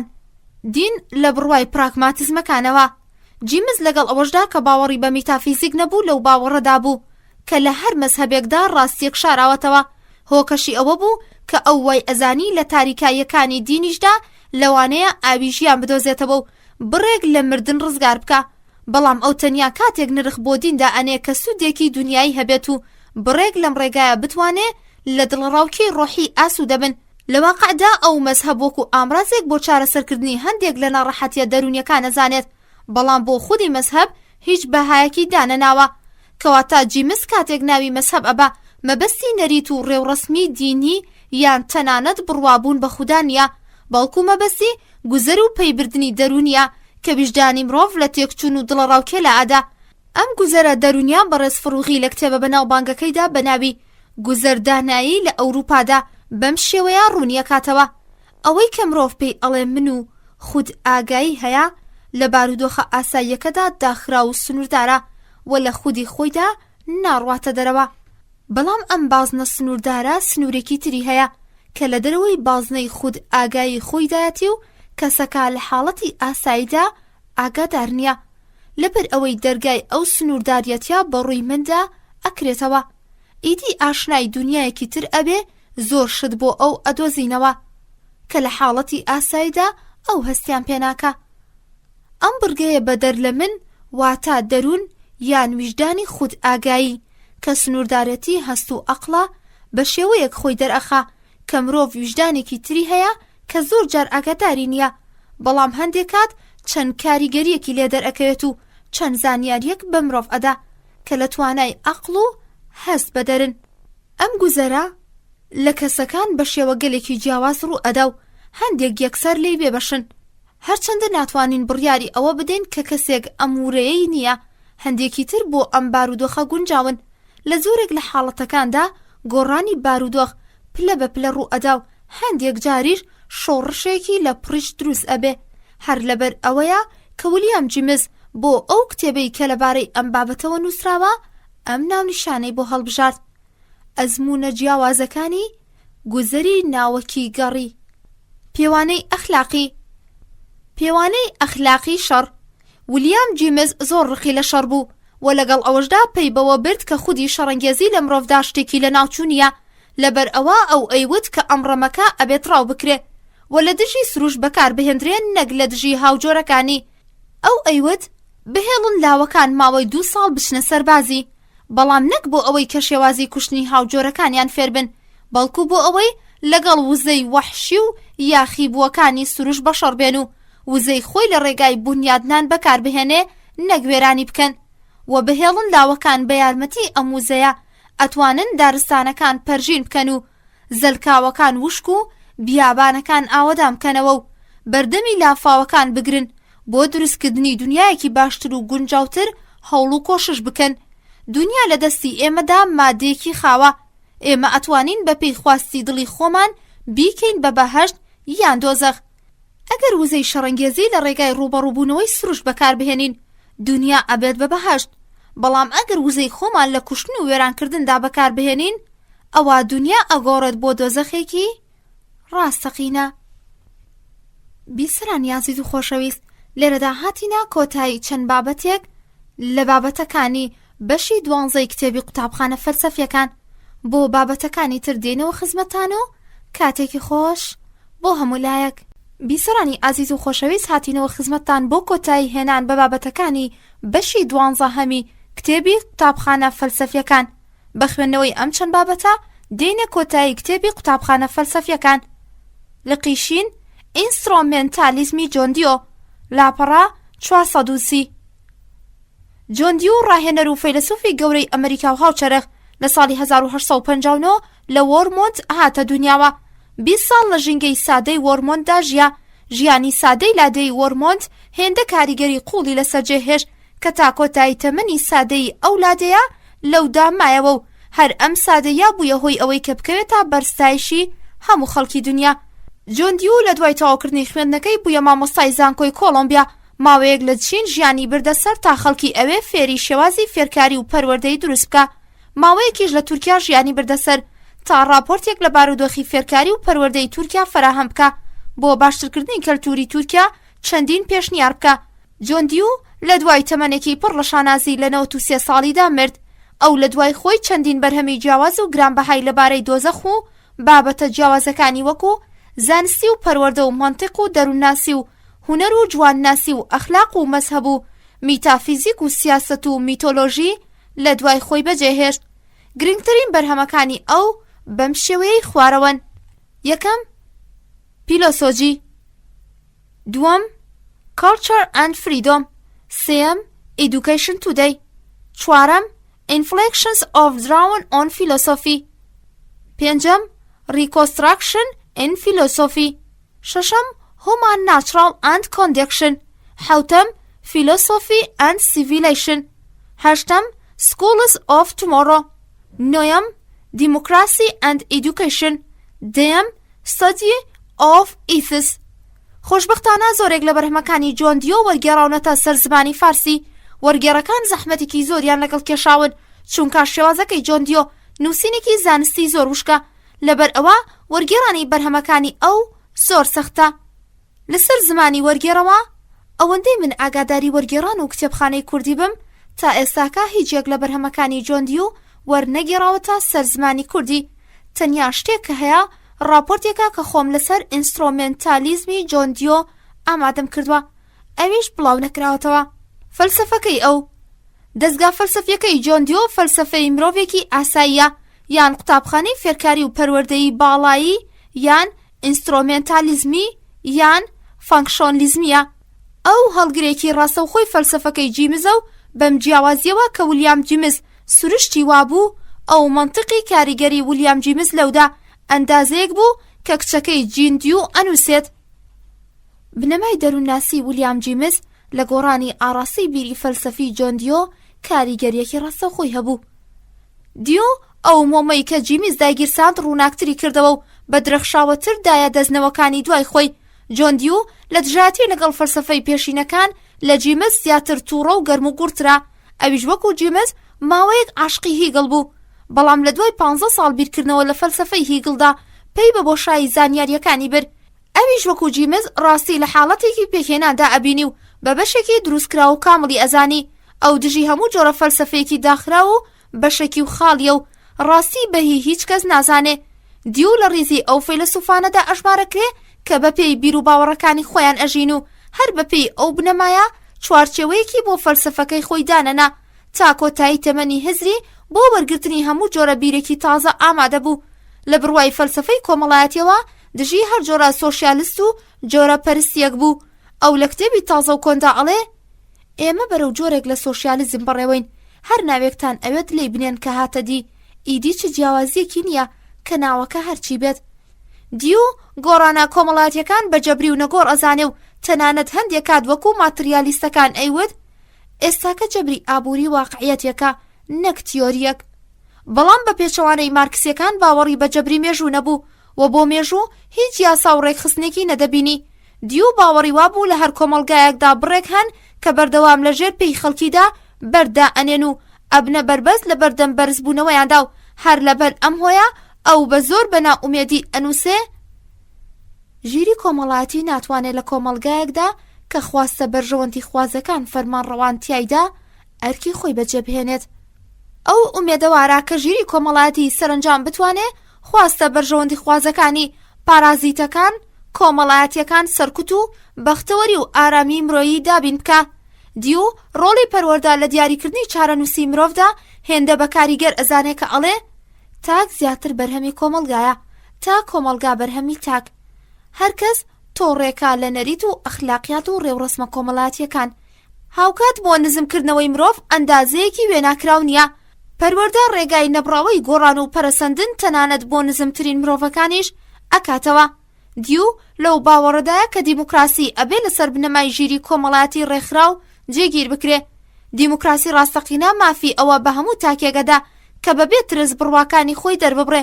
بە بڕوای دیو دیموکراسی ڕاستەقینە ئەوەیە کە هەموو تاکەکان لەژێر هەلومەرجی یەکسان لە فێرکاری و پەروەردە بەهرەمەند بین و بە هەموو کەسێک فرسەتی پێویست بدا کە تواناکانی خۆی پەروەردە بکە و دەریان بخە. ئەو جەخ دەکاتەوە لەسەر ئەوەی کە لە دنیای هاوچەرخدا دیموکراسی بە مانای ڕاستەقینە بوونی نییە، بەڵام ئومێدەوارە لە داهاتوودا زیاد لە مەسنوورەکانی دیموکراسی بەرفراوان بن و مرۆڤ هێندەی تر لە بەختەوەری و ئازادی بەهرەمەند بێ. بڕواکان ئامرازن. دیو بڕواکان بە ئامراز ئەزانێ. بەهێزترین ئامراز بۆ گۆڕینی ژینگە و ژیان لە بڕوای ئەودا پەیوەندیەکی زۆر نزیک لە نێوان باوەڕ کرداردا هەیە. بەڵام کردار وێنەی باوەڕ و بیر و باوەڕ وێنەی کردارە. خۆشبەختانە هیچ شتێک جێگیر نییە و ژیری مرۆڤیش ئەتوانێت لە گۆڕینی بارودۆخەکان و حاڵەتەکانی دنیادا کاریگەر بێ. قۆناغەکانی گۆڕان و پەرەسەندن ببڕێ. گۆڕانەکانی کۆمەلگاش بە دوو شێوە ڕوو ئەدەن. یەکێکیان زۆر بە هێواشی و ئەم شێوازە گۆڕانە زۆر هەست پێکراو نییە. دیو پێی ئەڵێت ستراکچەر. ئەوی تر کەمێک خێرایە و ئەم جۆرە گۆڕانە پێی ئەڵێ پرۆسێس. بەڵام نەگۆڕانی هێواش و نەگۆڕانی خێرا هیچ کامیان نامێنەوە، چونکە ژیری مرۆڤ بەردەوام لە دروستکردنی گۆڕانێکی تردایە و لە چالاکیدایە. هەر بیرمەندێک بەشێک لە دنیای ڕووکەشی جێگیر دووچاری مەترسی ئەکات.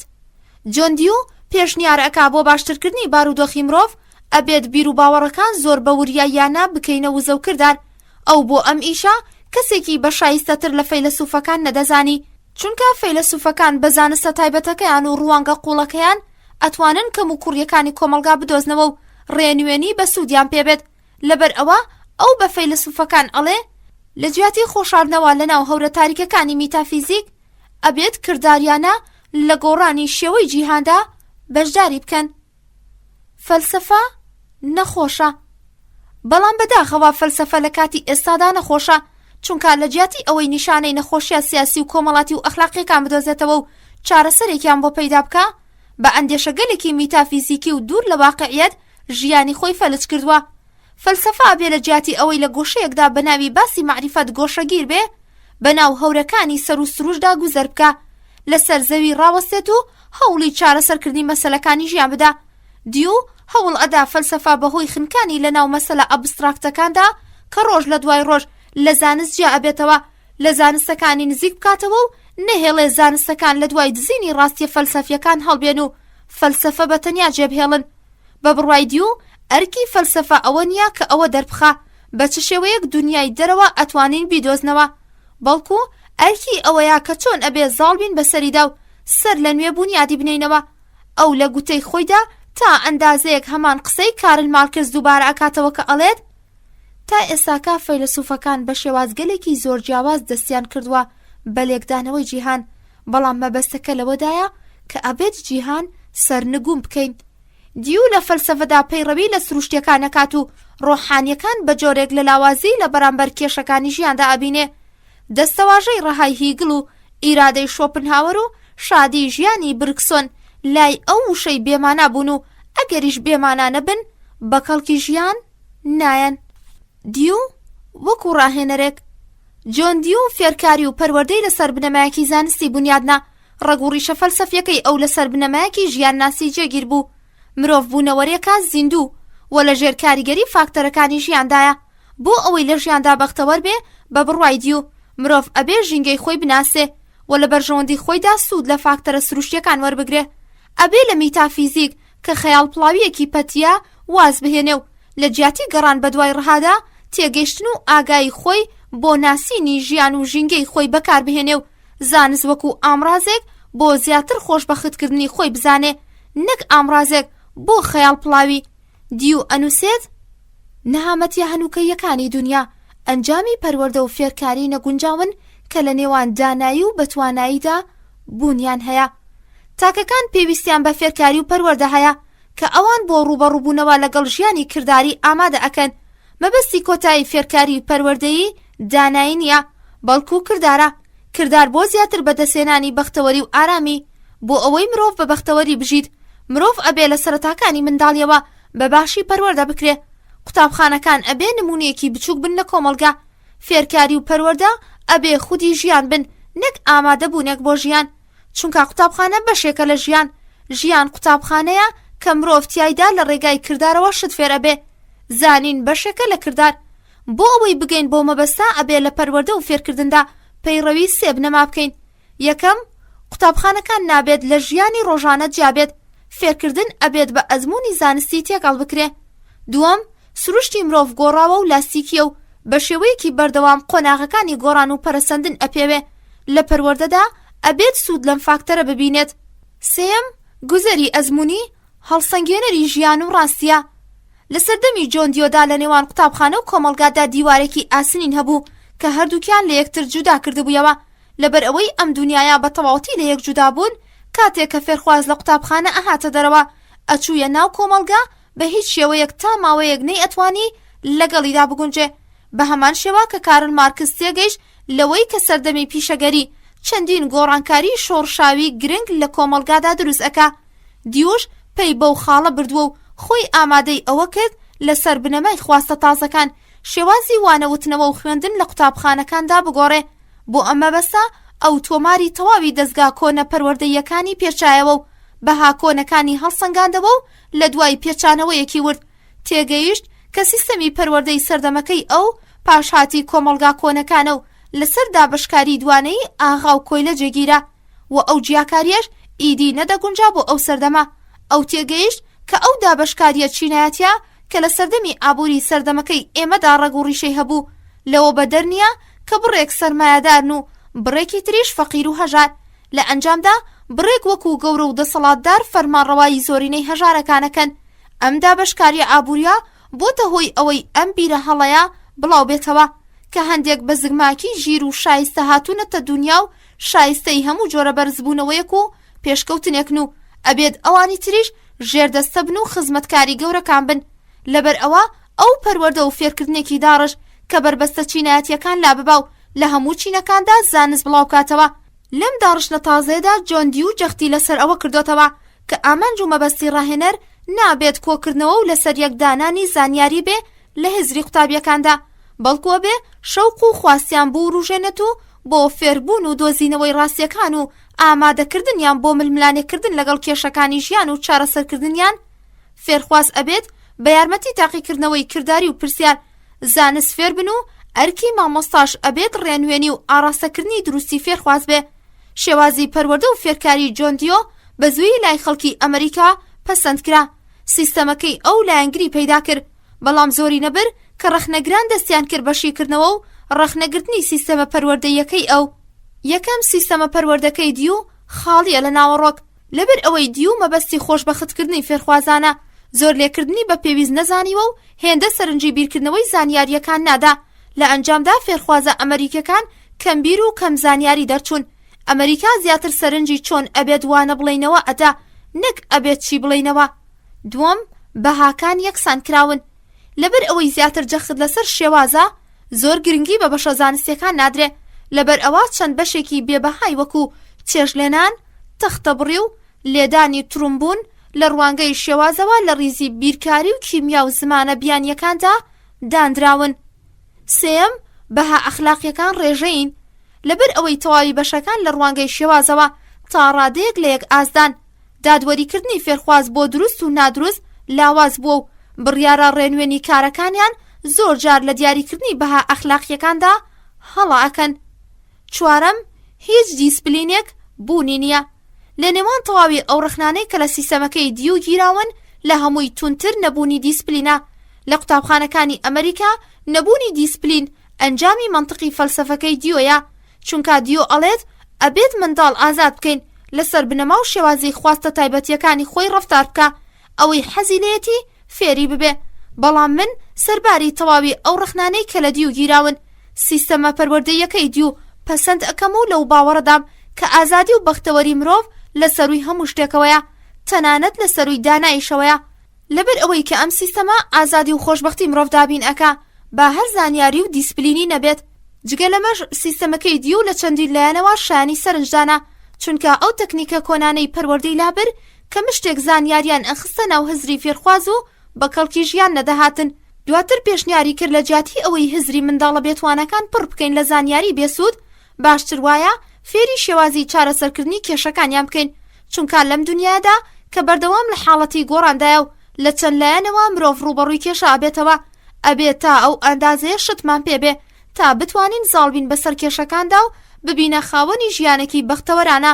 جگە لەمەش بەپێی گوتەکانی بەڕێز ئەبوو سەعیدی، وەرگێڕی کتێبە گرنگەکەی جۆن دیۆ بۆ زمانی فارسی بەناوی بونیادی نوێ لە فەلسەفەدا ئەڵێت ئەگەر قوتابخانە لە شێوەی بەندنخانەیەک بۆ شوێنێکی ئازاد بگۆڕدرێت، ئەگەر پەیوەندی نێوان فێرخوازەکان هاوڕێیانە و دار و لێدان لەناو بچێ، ئەگەر فێرخواز کەسایەتی و متوانە پەیدا بکە و لاوازی و ترس کەمتر بێتەوە، ئەگەر ئامادەیە جیاوازەکانی فێرخوازان لەبەرچاو بگیرێ و ڕەفتاری یەکسان لە بەرامبەر هەمویان بگیرێتە بەر، ئەگەر بەرنامەکان بەپێی پێداویستیەکان و شوێنگەکانیان هاوشێوە بکرێن، ئەو شتانەی کە بە کەڵک نایان لا ببرێن، ئەگەر سەرنجی پەروەردەی تەواوی کەسایەتی فێرخوازان بدرێ و پەروەردەی کۆمەڵاتی بەگرنگ بزاندرێ، ئەگەر قوتابخانە لە شوێنی گوێگرتن و بەبەردبوون بۆ شوێنی چالاکی و گەشە بگۆڕدرێت و ببێتە نمونەیەکی بچووکی کۆمەڵگا، لە کۆتاییدا ئەگەر پەروەردەی تاکەکان بە شێوەیەکی چالاکتر و ساختتر بگیرێتە بەر،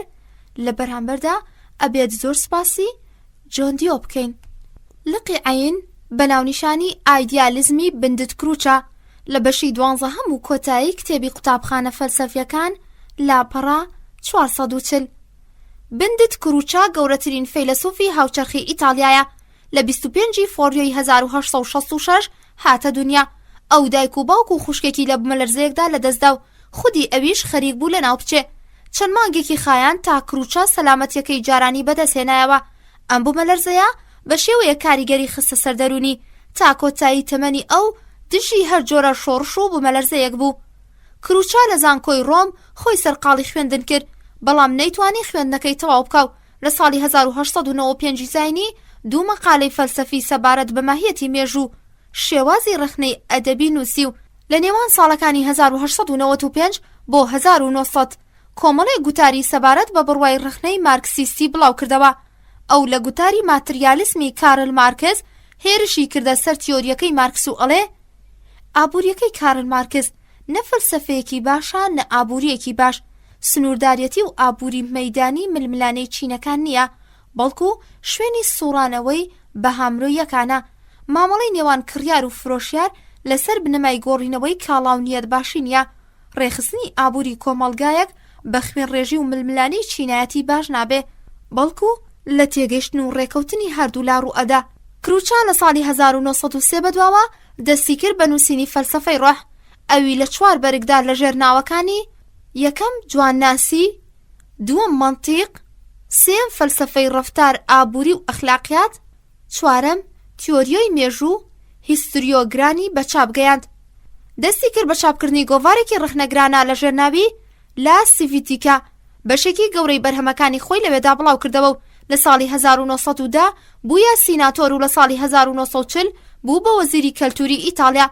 لە 1925 لە دژی فاشیستەکان شتێکی تری بەرچاوگەیاند و ساڵی دواتر فاشیستەکان ماڵەکەیان بڕی و ئەویان خستە ژێر چاودێری، بەڵام کاریان بەسەر چالاکی و بڵاوکراوەکانیەوە نەبوو، چونکە بیر و باوەڕەکانی ئەو کەم تا زۆر فاشیستی بوون، تا ئەندازەیە کە تەنانەت خودی موسولین قسەکانی ئەوی بە نمونە جاروبار ئەهێنایەوە. فەلسەفەی کروچا پڕە لە دووفاقیەت، لەلایەکەوە لایەنگری ئازادی خوازی ئەکرێ و لەلایەکی ترەوە لایەنگری فاشیستەکان، لەلایەکەوە باوەڕی بە خودا نەبوو و هێرشی ئەکردە سەر کڵێسا و لەلایەکی ترەوە بزوتنەوەی مەسیحی بە گەورەترین شۆڕشی مێژووی مرۆڤ ئەزانێ. ئەو خودا نەناسە و لە هەمان کاتدا فەلسەفەی ڕۆحی نووسیوە، لە هەمان کاتدا مەسیحیەت بە گەورە و باش ئەزانێ و دژی هەموو مەزهەبەکانیشە تا ئەندازەیە کە ئەنووسێ.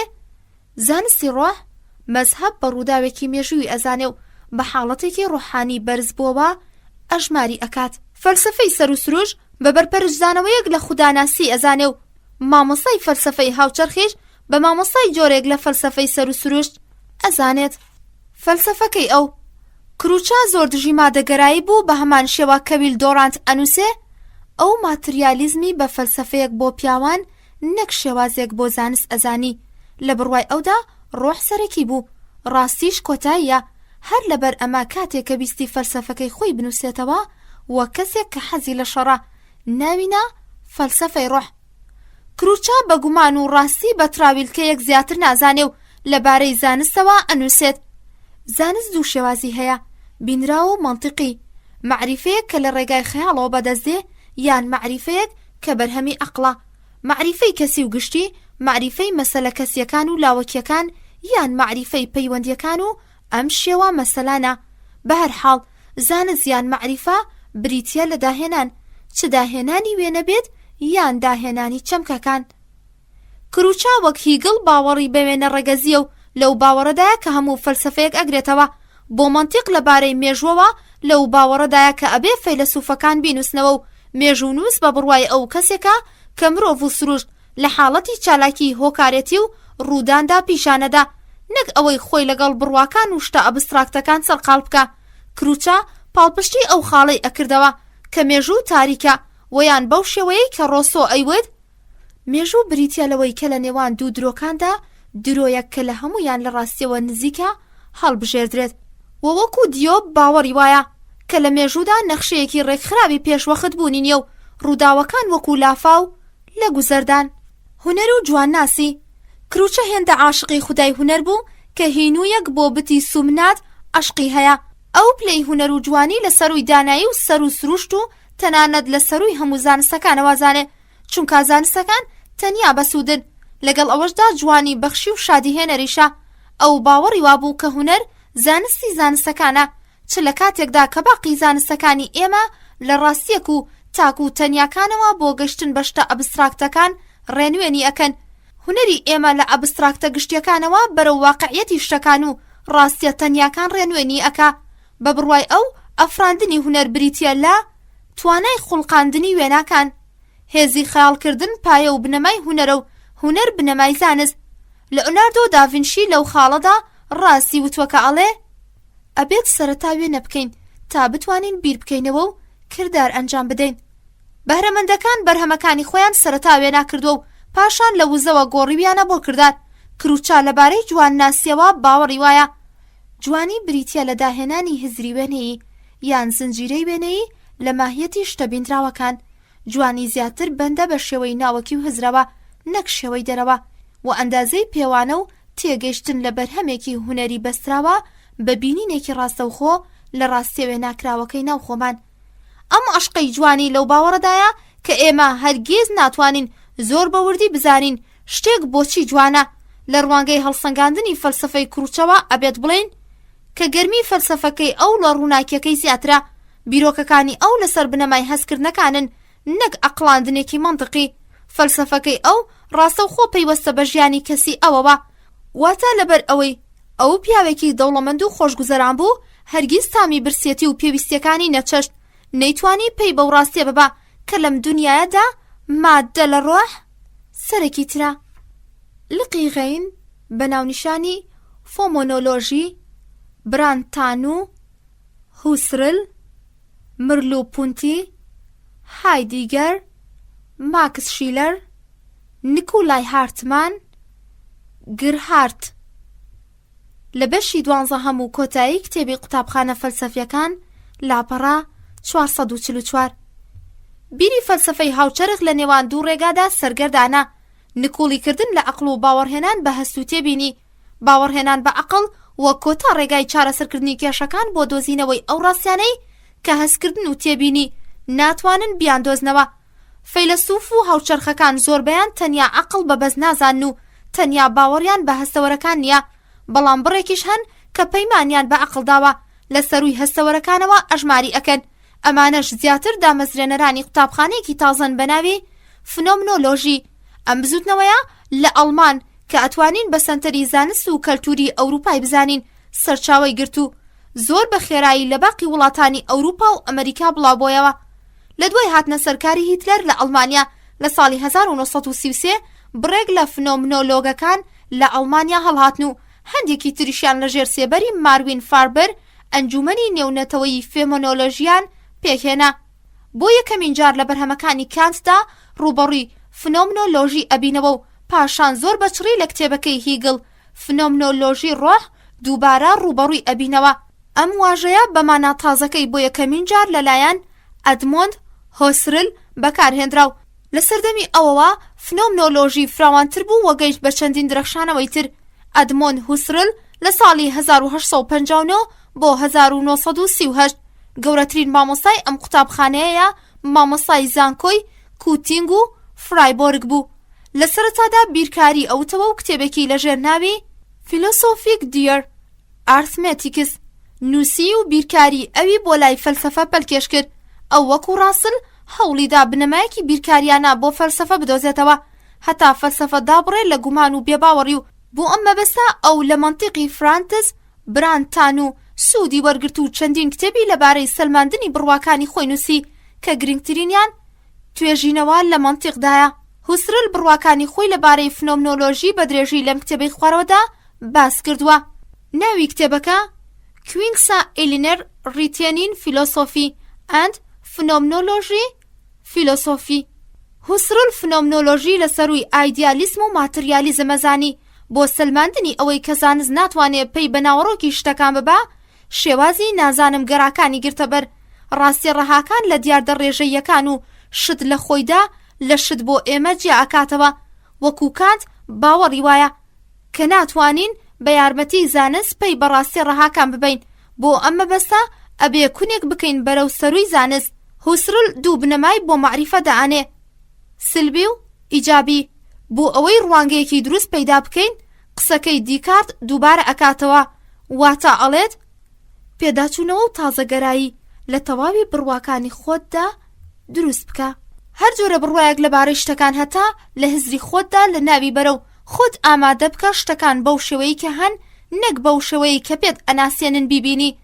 مرلو پونتی کە یەکێک لە فێرخوازەکانی هوسرل بوو، ڕێگای عیرفانی گرتە بەر و ئەڵێت بۆ دۆزینەوەی ڕاستی ئەبێ دوور بیت لە تێکەڵبوون بە شتە خراپەکان و خۆی لە کۆتوبەندی قسەکان تاراند و بەهۆی دەروون بینیەوە ڕێی ئەو دنیایەی کە پڕە لە شتە سیمبولیەکان و نهێنیەکان گرتیە بەر، ئەو دنیایەی کە کەم کەس بۆی ئەچن.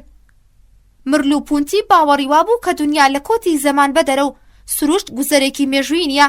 لە بڕوای ئەودا کات و جیهان بەستراوەتەوە بە بوونی مرۆڤێکی ئاگادارەوە. پێش مرۆڤ نە کاتێک بوونی هەیە نە جیهانێک. ئەتوانین فیمنۆلۆژی ڕۆح بەم شێوەی خوارەوە کورت بکەینەوە. شتەکان لە دەروەی کۆتوبەندی کاتن. گوزەری مێژوو لەسەر بنەمای هۆکارەتی نییە. کۆمەڵگا بە بنەمایەکی گشتی بوونی نییە. دەرونی خۆت ئاگایی هەر کەسێک سەرپشکە لە دیاریکردنی چارەنووسی کەسەکەدا و ئەم سەرپشکێ ئەخوازێت کە شتەکان و تاکەکان لە حاڵەتی بوونایەتیدا بن.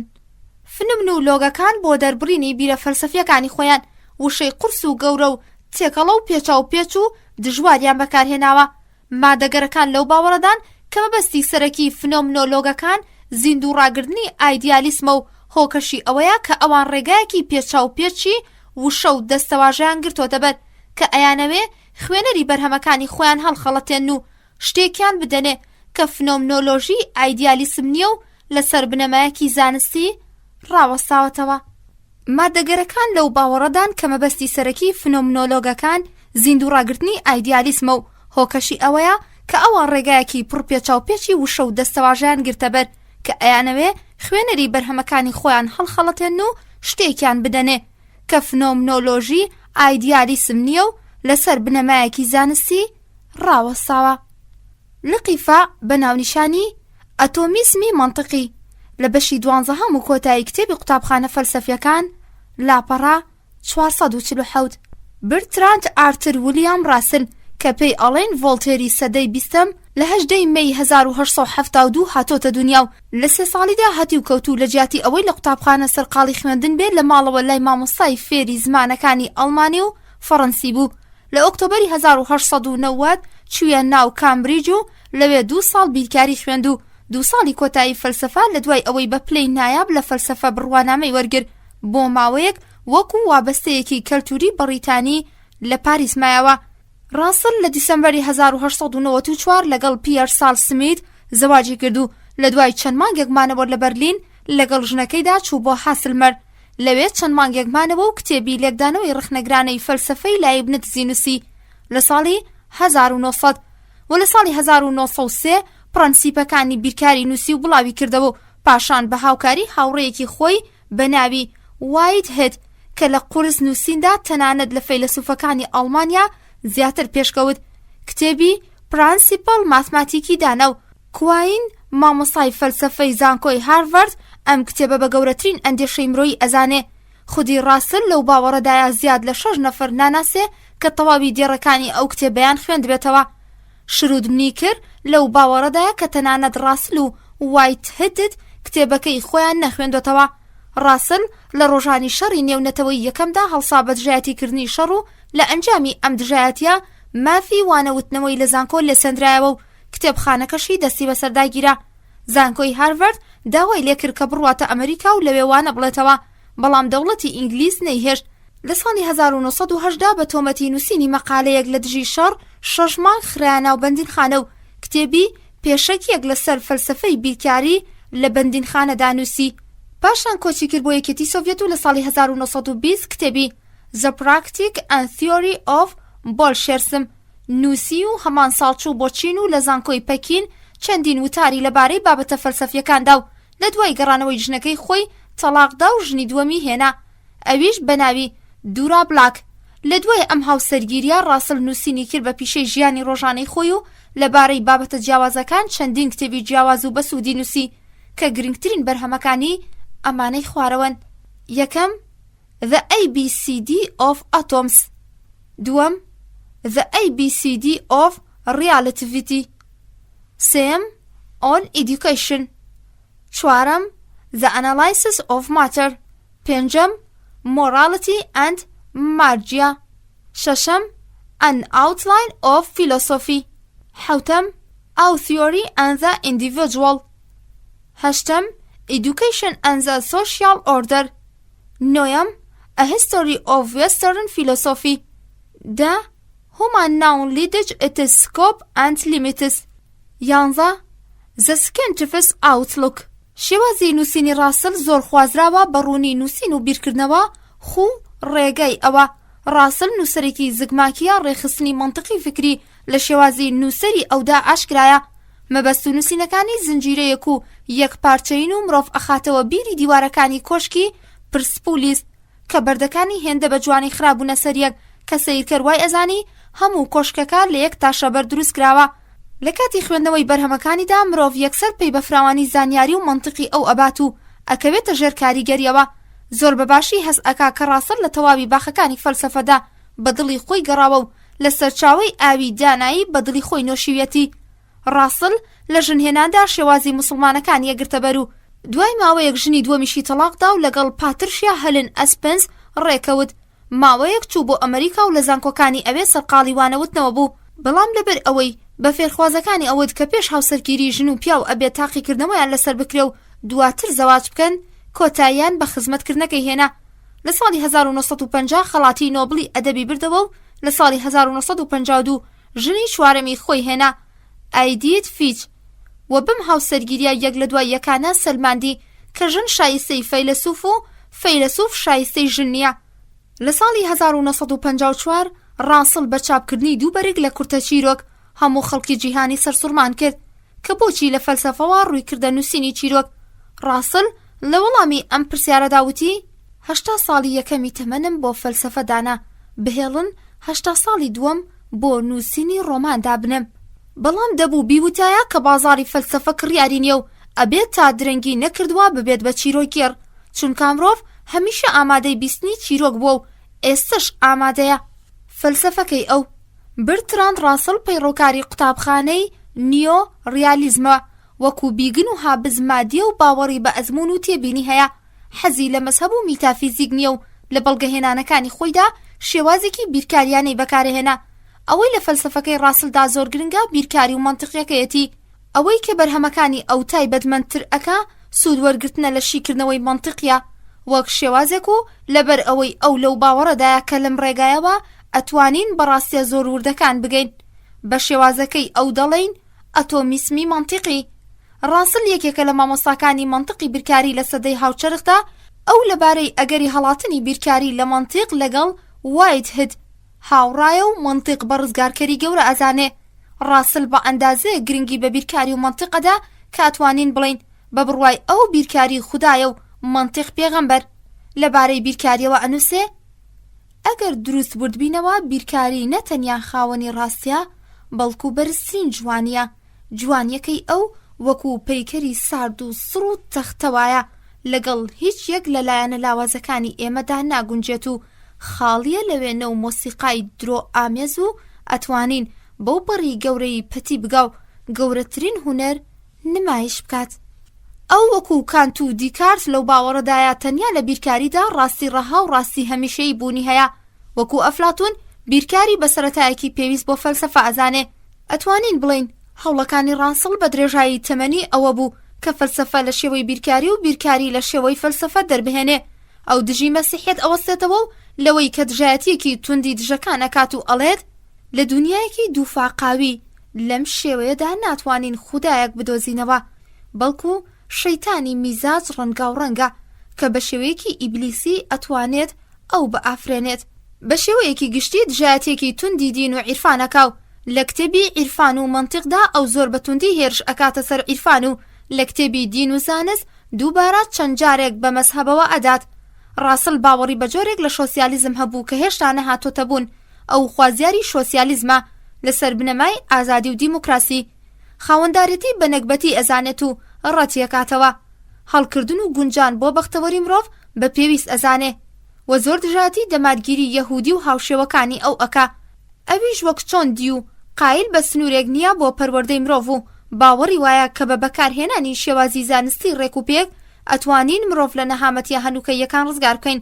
لە قسەکانی ئەو بەشە ڕەمەکیەکەی ئێمە نەرم و خاوەن گۆڕانە، بڕواکان و بارودۆ خەممادی و کۆمەڵایەتیەکان و دامەزراوەکان ئەتوانن بیگۆڕن. ڕاسڵ دەوڵەتەکان بە بەرپرسیاری نەکبەتیەکانی مرۆڤ ئەزانێت و لەو باوەڕەدایە کە ئەگەر ئەم جنۆکانە کە دەسەڵاتیان بەدەستەوەی و دنیا بەڕێوە ئەبەن لە ناو بچن و مرۆڤە شایستەکان ڕێبەری بگرنە دەست، دەرگای شاری یۆتۆپیا بەڕووی مرۆڤەکاندا ئەکرێتەوە. بەڵام ئەو باوەڕی بە شۆڕژ نەبوو، وای وێنە ئەکرد کە ئەتواندرێ پلە بە پلەی گۆڕانە پێویستیەکان ئەنجام بدرێن.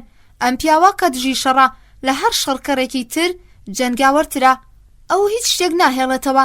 دەوڵەتەکان، دینەکان، یاساکان، خاوەنداریەتیەکان و تەنانەت ئازایەتیش هەمویان تێک ئەشکێنێت و لە ناویانە بە. ئەم لە ناوبردنە چەندە جوانە. پاشان ئەندێشەگەلێکی فراوان بۆ بنیادنانەوەی ئەم بینایە داڕێژرێ. گومانم نییە کە پیاوێکی تری لەم شێوەیە لە دنیادا بدۆزرێتەوە. لقی قاف بە ناونیشانی پۆزەتیڤیزمی منطقی لە بەشی 12 و کۆتایی کتێبی قوتابخانە فەلسەفیەکان لاپەڕا 452. پۆزەتیڤیزمی منطقی مورتیزک شلیک، هانس هان، مزدریش وایسمان، رودلوف کارناپ. فەلسەفەی ئەتۆمیسمی منطقی کە لە نێوان ساڵانی 1920 بۆ 1930 لە ئەوروپا و بە تایبەتی لە ئینگلیز لە ئەنگری پەیدا کرد. لە ساڵی 1930 بەدواوە پلە بە پلا توانای خۆی لەدەستدا و پۆزەتیڤیزمی منطقی جێگەی گرتەوە. ئەم قوتابخانەیە بۆ ڕەتدانەوەی میتافیزیک منطقی بیرکاری بەکارهێنا و بۆ دۆزینەوە و پشتساغی بڕیار و مەسەلە فەلسەفیەکان و شیکردنەوەی زانست جگە لە شیکردنەوەی وێنەی زمان پەیوەندی منطقی فەلسەفیەکانی شی ئەکردەوە. پۆزەتیڤیزمی منطقی لە دوو شت سەرچاوە ئەگرێت: یەکەم قوتابخانەی شیکاری کومبریج، دووەم ئەنجومەنی ڤیەنا. پۆزەتیڤیزمی منطقی بۆ یەکەم جار لە ساڵی 1930 پێکهێنرا و ئەنجامی کاریگەری دوو لایەنەی دوو قوتابخانەکەی سەرەوە بوو. پۆزەتیڤیزمی منطقی لەژێر کاریگەری سێ گوزەری فکریدا بوو کە بریتین لە: یەکەم ئیمپریسیزم و پۆزەتیڤیزمی کۆن، هیوم، میل و ماخ. دووەم میتۆدۆلۆژی، زانستی ئەزموونی ناوەڕاستی سەدەی 19. سێەم منطقی سیمبولیک و شیکردنەوەی منطقی زمان کە گرنگترین پرۆفیسۆر وایت هد و برتراند راسل بوون. ئەگەرچی ئەم قوتابخانەیە بۆ یەکەمین جار لە ئەوروپا سەری دەرهێنا، بەڵام خوازیارە ئەوروپیەکانی ئەمڕۆکە کەمترن و لەبری ئەوە لە ئەتازۆنی لە ئەنگری زۆری پەیدا کردووە. هۆکەشی ئەوەیە کە پۆزەتیڤیزمی منطقی لەگەڵ ماتریالیسم و دیالێکتیک جیاوازە بە پێچەوانەی دیالێکتیک ماتریالیزم کەوا ئەزانێت دنیا لە ناوەڕاست و سروشت مادیە. لە قسەکردن لەبارەی ناوەڕۆکی دنیا خۆی دوورگرتووە و شێوازی نازانم گەرایی گرتۆتە بەر. مامۆستایانی پۆزەتیڤیزمی منطقی میتافیزیکیان بە نائەقڵانی و واژەیەکی وەکو ئایدیای ئەفلاتون ڕەها بە شێوەیەکی گشتی مەسەلا میتافیزیکیەکان بە پوچ و پۆشدا ئەنێن. بە بڕوای ئەوان تەنیا بڕوازانستی و پێی پێبراوە هەستیەکان بایەخیان هەیە. لەبەر ئەوە ئەوان ناڕۆنە سەرووی دیاردەناسیەوە و بۆ مەسەلە ئەبستراکتەکان و میتافیزیک هیچ ڕێزێک دانانێن. وەزانستی ئەزموونی بە تەنیا شێوازێکی بەدەستهێنانی معریفە ئەزانن و باوەڕی بە دروستکردنی سیستەمی فەلسەفەی و تیۆرچنین نییە. و لەو باوەڕەدایە کە تەواوی معریفەکان ئەبێ پشت بە هەست پێکراوەکانی زانستی ئەزموونی ببەستن.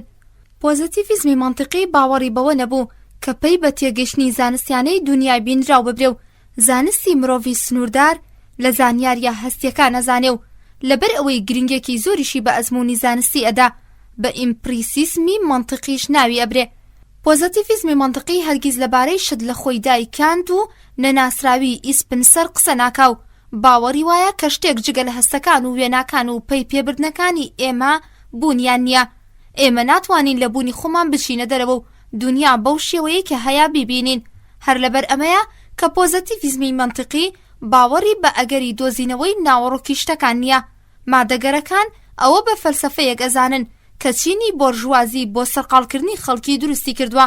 چونکە ئەم قوتابخانەیە وەکو ئایدیالیزم باوەڕی وایە کە ونبوون نابێت داوای ناونیشان بکەین. لەوانەشە هەر لەبەر ئەمە بوو بێ کە یەکێک لە دامەزرێنەرانی ئەم قوتابخانەیە کارناپ لە نێوان ماتریالیزمی پۆزەتیڤیزمی منطقی و ماتریالیزمی دیالێکتیک جیاوازیدا ئەنێت و بەو ئەڵێت ماتریالیزمی میتۆدیک. بەڵام لە وەڵامی ئەوەی کە بۆچی ماتریالیستەکان پۆزەتیڤیزمی منطقی بە جۆرێک لە ئایدیالیسم ئەزانن، ئەبێت بڵین ئایدیالیسم لە بڕوای ماتریالیستەکان ئایدیالیسمی ناوەکی گەڕ سەبجەکتیڤ ئایدیالیسم کە نکوڵی لە دنیای مادی ئەکا و تەنیا بۆ بیر و هەزر بوونایەتی ئەژمار ئەکات تا کۆتایی ئایدیالیسمێکی ڕێژەیی کە باوەڕی وایە معریفە مەسەلەیەکی ڕێژەیە. ئێمە تەنیا ئەتوانین پێی بە هەندێشت لە دنیای دیاردەکان ببین، بەڵام دنیای خودەکان هەمیشە لە ڕووی ئێمەدا داپۆشراوە. ماتریالیستەکان لە ئەنگری پۆزەتیڤیزمی منطقی بە یەکێک لە دوو گروپەکەی کۆتایی ئەزانن و ڕاستیش ئەڵێن. لقی کاف بە ناونیشانی ئەنجومەنی ڤیەنا لە بەشی 12 و کۆتایی کتێبی قوتابخانە فەلسەفیەکان لاپەڕا 455. ئەم ئەنجومەنە لە ساڵی 1920 دروست بووە و لە زاناگەلێکی وەکو موریتس شلیک، هانس هان، فردریش ویسمان، هربرت فیگل، ئەتون ئورات و ڕۆدڵف کارناپ پێک هاتوون و ئەم گروپا سیمیناری ناڕەسمیان دروستە کرد و لە بەرهەمەکانی وتگشتاین خوێندنەوەیان نەکرد و فەلسەفەچنی تیۆری نییە بەڵکو چالاکیە و بایەخیان بەم دێڕە ئەدا ئەوان هەوڵیان ئەدا فەلسەفە وێران بکەن و بەشە سانستیەکانی لە بەشە خەیاڵ پڵاویەکان جیابکەنەوە و دەربڕینە شاعیرانەکانی وەکو ئەوەی کە شاعیرانە و وێنەی و وروژێنەر و سۆزدارانن ڕەتیانە کردەوە. بۆ نمونە دیدی خودا لە ناوچەیەکی ئاسماندا بوونی هەیە هاوتای دێڕێکی وەک ئێمە هەرگیز ڕاستەوخۆ ناتوانین سەیری شتە بیندراوەکان بکەین یان هیچ کەس لە تاکەکان ئازاد نین بەڵکو ژیانی هەموو کەسێک ڕابردووەکەی دیاری ئەکات. ئەزانین ئەوان تەنیا بەوە ڕازی نەدەبوون کە درۆینەی ئەم دەربڕینانە ئاشکرا بکەن بەڵکو هەوڵیان ئەدا بە گریمانە و بەڵگەی بەهێز پوچیەکەیان بسەلمێنن. ئەوان هەوڵیان ئەدا فەلسەفە ڕەها بکەن لەو نەخۆشیانەی کە تووشیان بوو و قسەیەکی هەربرت فیگڵ بکەنە کردارکە ئەیوت فەلسەفە نەخۆشیەکە کە خودی فەلسەفە چارەسەریەکات. پۆزەتیڤیستەکان شێوازێکی تایبەتیان لە دیاریکردنی تەندروستی سەقامگیری بڕگەیەکی فەلسەفی ئەگرتە بەر ئەوان بڕگەکانیان بە دوو شێوەت دابەشە کرد یەکەم تێکەڵاوی دووەم شیکاری. پێوەری ئەوان بۆ ئەوەی کە ئایا ئەو ڕاستیە مانادارە یان نا ڕەگەزێکیان هەیە کە بنەماییەکەیە پێی ئەڵێن پرەنسیپی ڕاستایەتی. ئەو ڕستانەی کە بۆ پاڵپشتی دروستایەتیان پێویستمان بە جۆرێک لە ڕاستایەتی ئەزمونیە تێکەڵاویان پێوترێت و ئەو ڕستانەی کە پێویستیان بەمەنیە شیکاریان پێوترێ. بڕوای لایەنگری پۆزەتیڤیزمی منطقی ئەوەیە کە هەر ڕستەیەک یان شیکاریە یان تێکەڵاو ڕاستیەک نییە کە لەو نێوەندەدا هەردووکیان بێ. بە شێوەیەکی گشتی دێڕە شیکاریەکان پەیوەندیان بە فەلسەفە هەیە و دێڕە تێکەڵەکان پەیوەندیان بە زانستەوە هەیە. جیاوازێکی تر کە لە نێوان دێڕە شیکاری و تێکەڵەکاندا بوونی هەیە ئەوەیە کە لەوانەیە دێڕە شیکاریەکان پەیوەندی بە شتەکانی ئەم دنیایەوە نەبێ و بە تەواوەتیش منطقی بێ وەک دێڕی تەواوی شەیتانەکان شەیتانن. ئێمە لەم بڕگەیەدا ناتوانین ئەو هەڵێنجانە بکەین کە ڕاستی شەیتانێک بوونی هەیە بەڵام لەلایەکی ترەوە دێڕی مێزەکە قاوەیە دەرکەوتنێکی زانستیە چونکە ئێمە ئەتوانین لە کاتی ئەو نمونەیەدا ژمارەیەک مێزی قاوەی ڕەنگ لە دنیادا بدۆزینەوە. بە بڕوای لایەنگری ئەم قوتابخانەیە دێڕە خەیاڵیەکان بێنرخن دێڵە تێکەڵەکان زانیاراوین و دێڕە شیکاریەکانیش بێنرخ و بێبەهان چونکە تەنیا لە ڕوانگەی شێوەی منطقی یان پێناسەوە شایانی خوێندنەوەن و لە کاتێکدا دێڕە تێکەڵاوەکان باز لە واقعیە دەکەن. بۆ ئەوەی تێبگەین دێڕێکی تێکەڵاو تا چه ئەندازەیەک ئەتوانێت گرنگ بێ ئەوان پێوەرێکیان بۆ ئەوە دیاری کردووە کە پێی ئەوترێ verifiability certifications of mining. هەر دێڕێک لەم تاقیکردنەوەیە دەرچوو گرنگ و مانادارە و بە پێچەوانەوە ئەگەر دەرنەچوو بێنرخ و بێمانە ئەبێ. لقی لام و کۆتایی بە ناونیشانی شیکردنەوەی منطقی زمان لە بەشی 12 و کۆتایی کتێبی قوتابخانە فەلسەفیەکان لاپەڕا 457. بە بڕوای پۆزەتیڤیزمی منطقی فەلسەفە لە بنەمادا بریتیە لە شیکردنەوەی زمان کە تەنیا بەهۆی ئەوەوە ئەتواندرێ مانای بڕیارە زانستیەکان ڕوون بکرێتەوە و تەندروستی و سەقامگیری بڕوایەک ئاشکرا بکرێ. لەبەر ئەوە بە بڕوای ئەوان توێژینەوە و خوێندنەوە فەلسەفیەکان ئەبێت لەسەر بنەمای شیکردنەوەی منطقی زمان جێگیر بن واتە ئەبێت لەبارەی واقعیەتە ئەزمونی و بڕیارە گشتیەکان کە سەبارەت بە دنیا خراونەتە ڕوو لە ڕێگای شیکردنەوەی منطقی زمانەوە توێژینەوە بکرێ هەتا ڕاستی بەدەست بێت. کارناپ بۆ گەیشتن بە مەبەستا بڕیارەکانی ئەکات بە دوو بەشەوە یەکەم بینراوەکان دووەم منطقیەکان. فەلسەفیەکان لە ڕیزی منطقیەکانن کە پەیوەندیان بە بینینەوە نییە و پەیوەستن بە سیمبولەکانەوە. پۆزەتیڤیزمە منطقیەکان واژگەلێک بەکاردەهێنن کە هەندێک کات نادیار و پێچاو پێچن کە زۆر جار پێویستیان بەڕوونکردنەوە هەیە بە تایبەتی ڕاستایەتی یان پێکهاتەی منطقی. بیسەرانی خۆشەویستی شنەوای دەنگی هاتینە کۆتایی کتێبی قوتابخانە فەلسەفیەکان. ئەم کتێبە لە نووسینی میهرداد مهرین وەرگێڕانی سیدۆ داود عەلی. گوێگرانی ئازیز و خۆشەویستی شنەوای دەنگی ئەگەر هەڵەو کەم و کوڕێکمان هەبێ لە خوێندنەوەی ئەم کتێبەدا داوای لێ بوردتمان قبول بفەرمونون. هاوڕێتان بەیان تۆفیق. کاتێکی خۆش و ئاسوودە بۆ هەموو لایەک.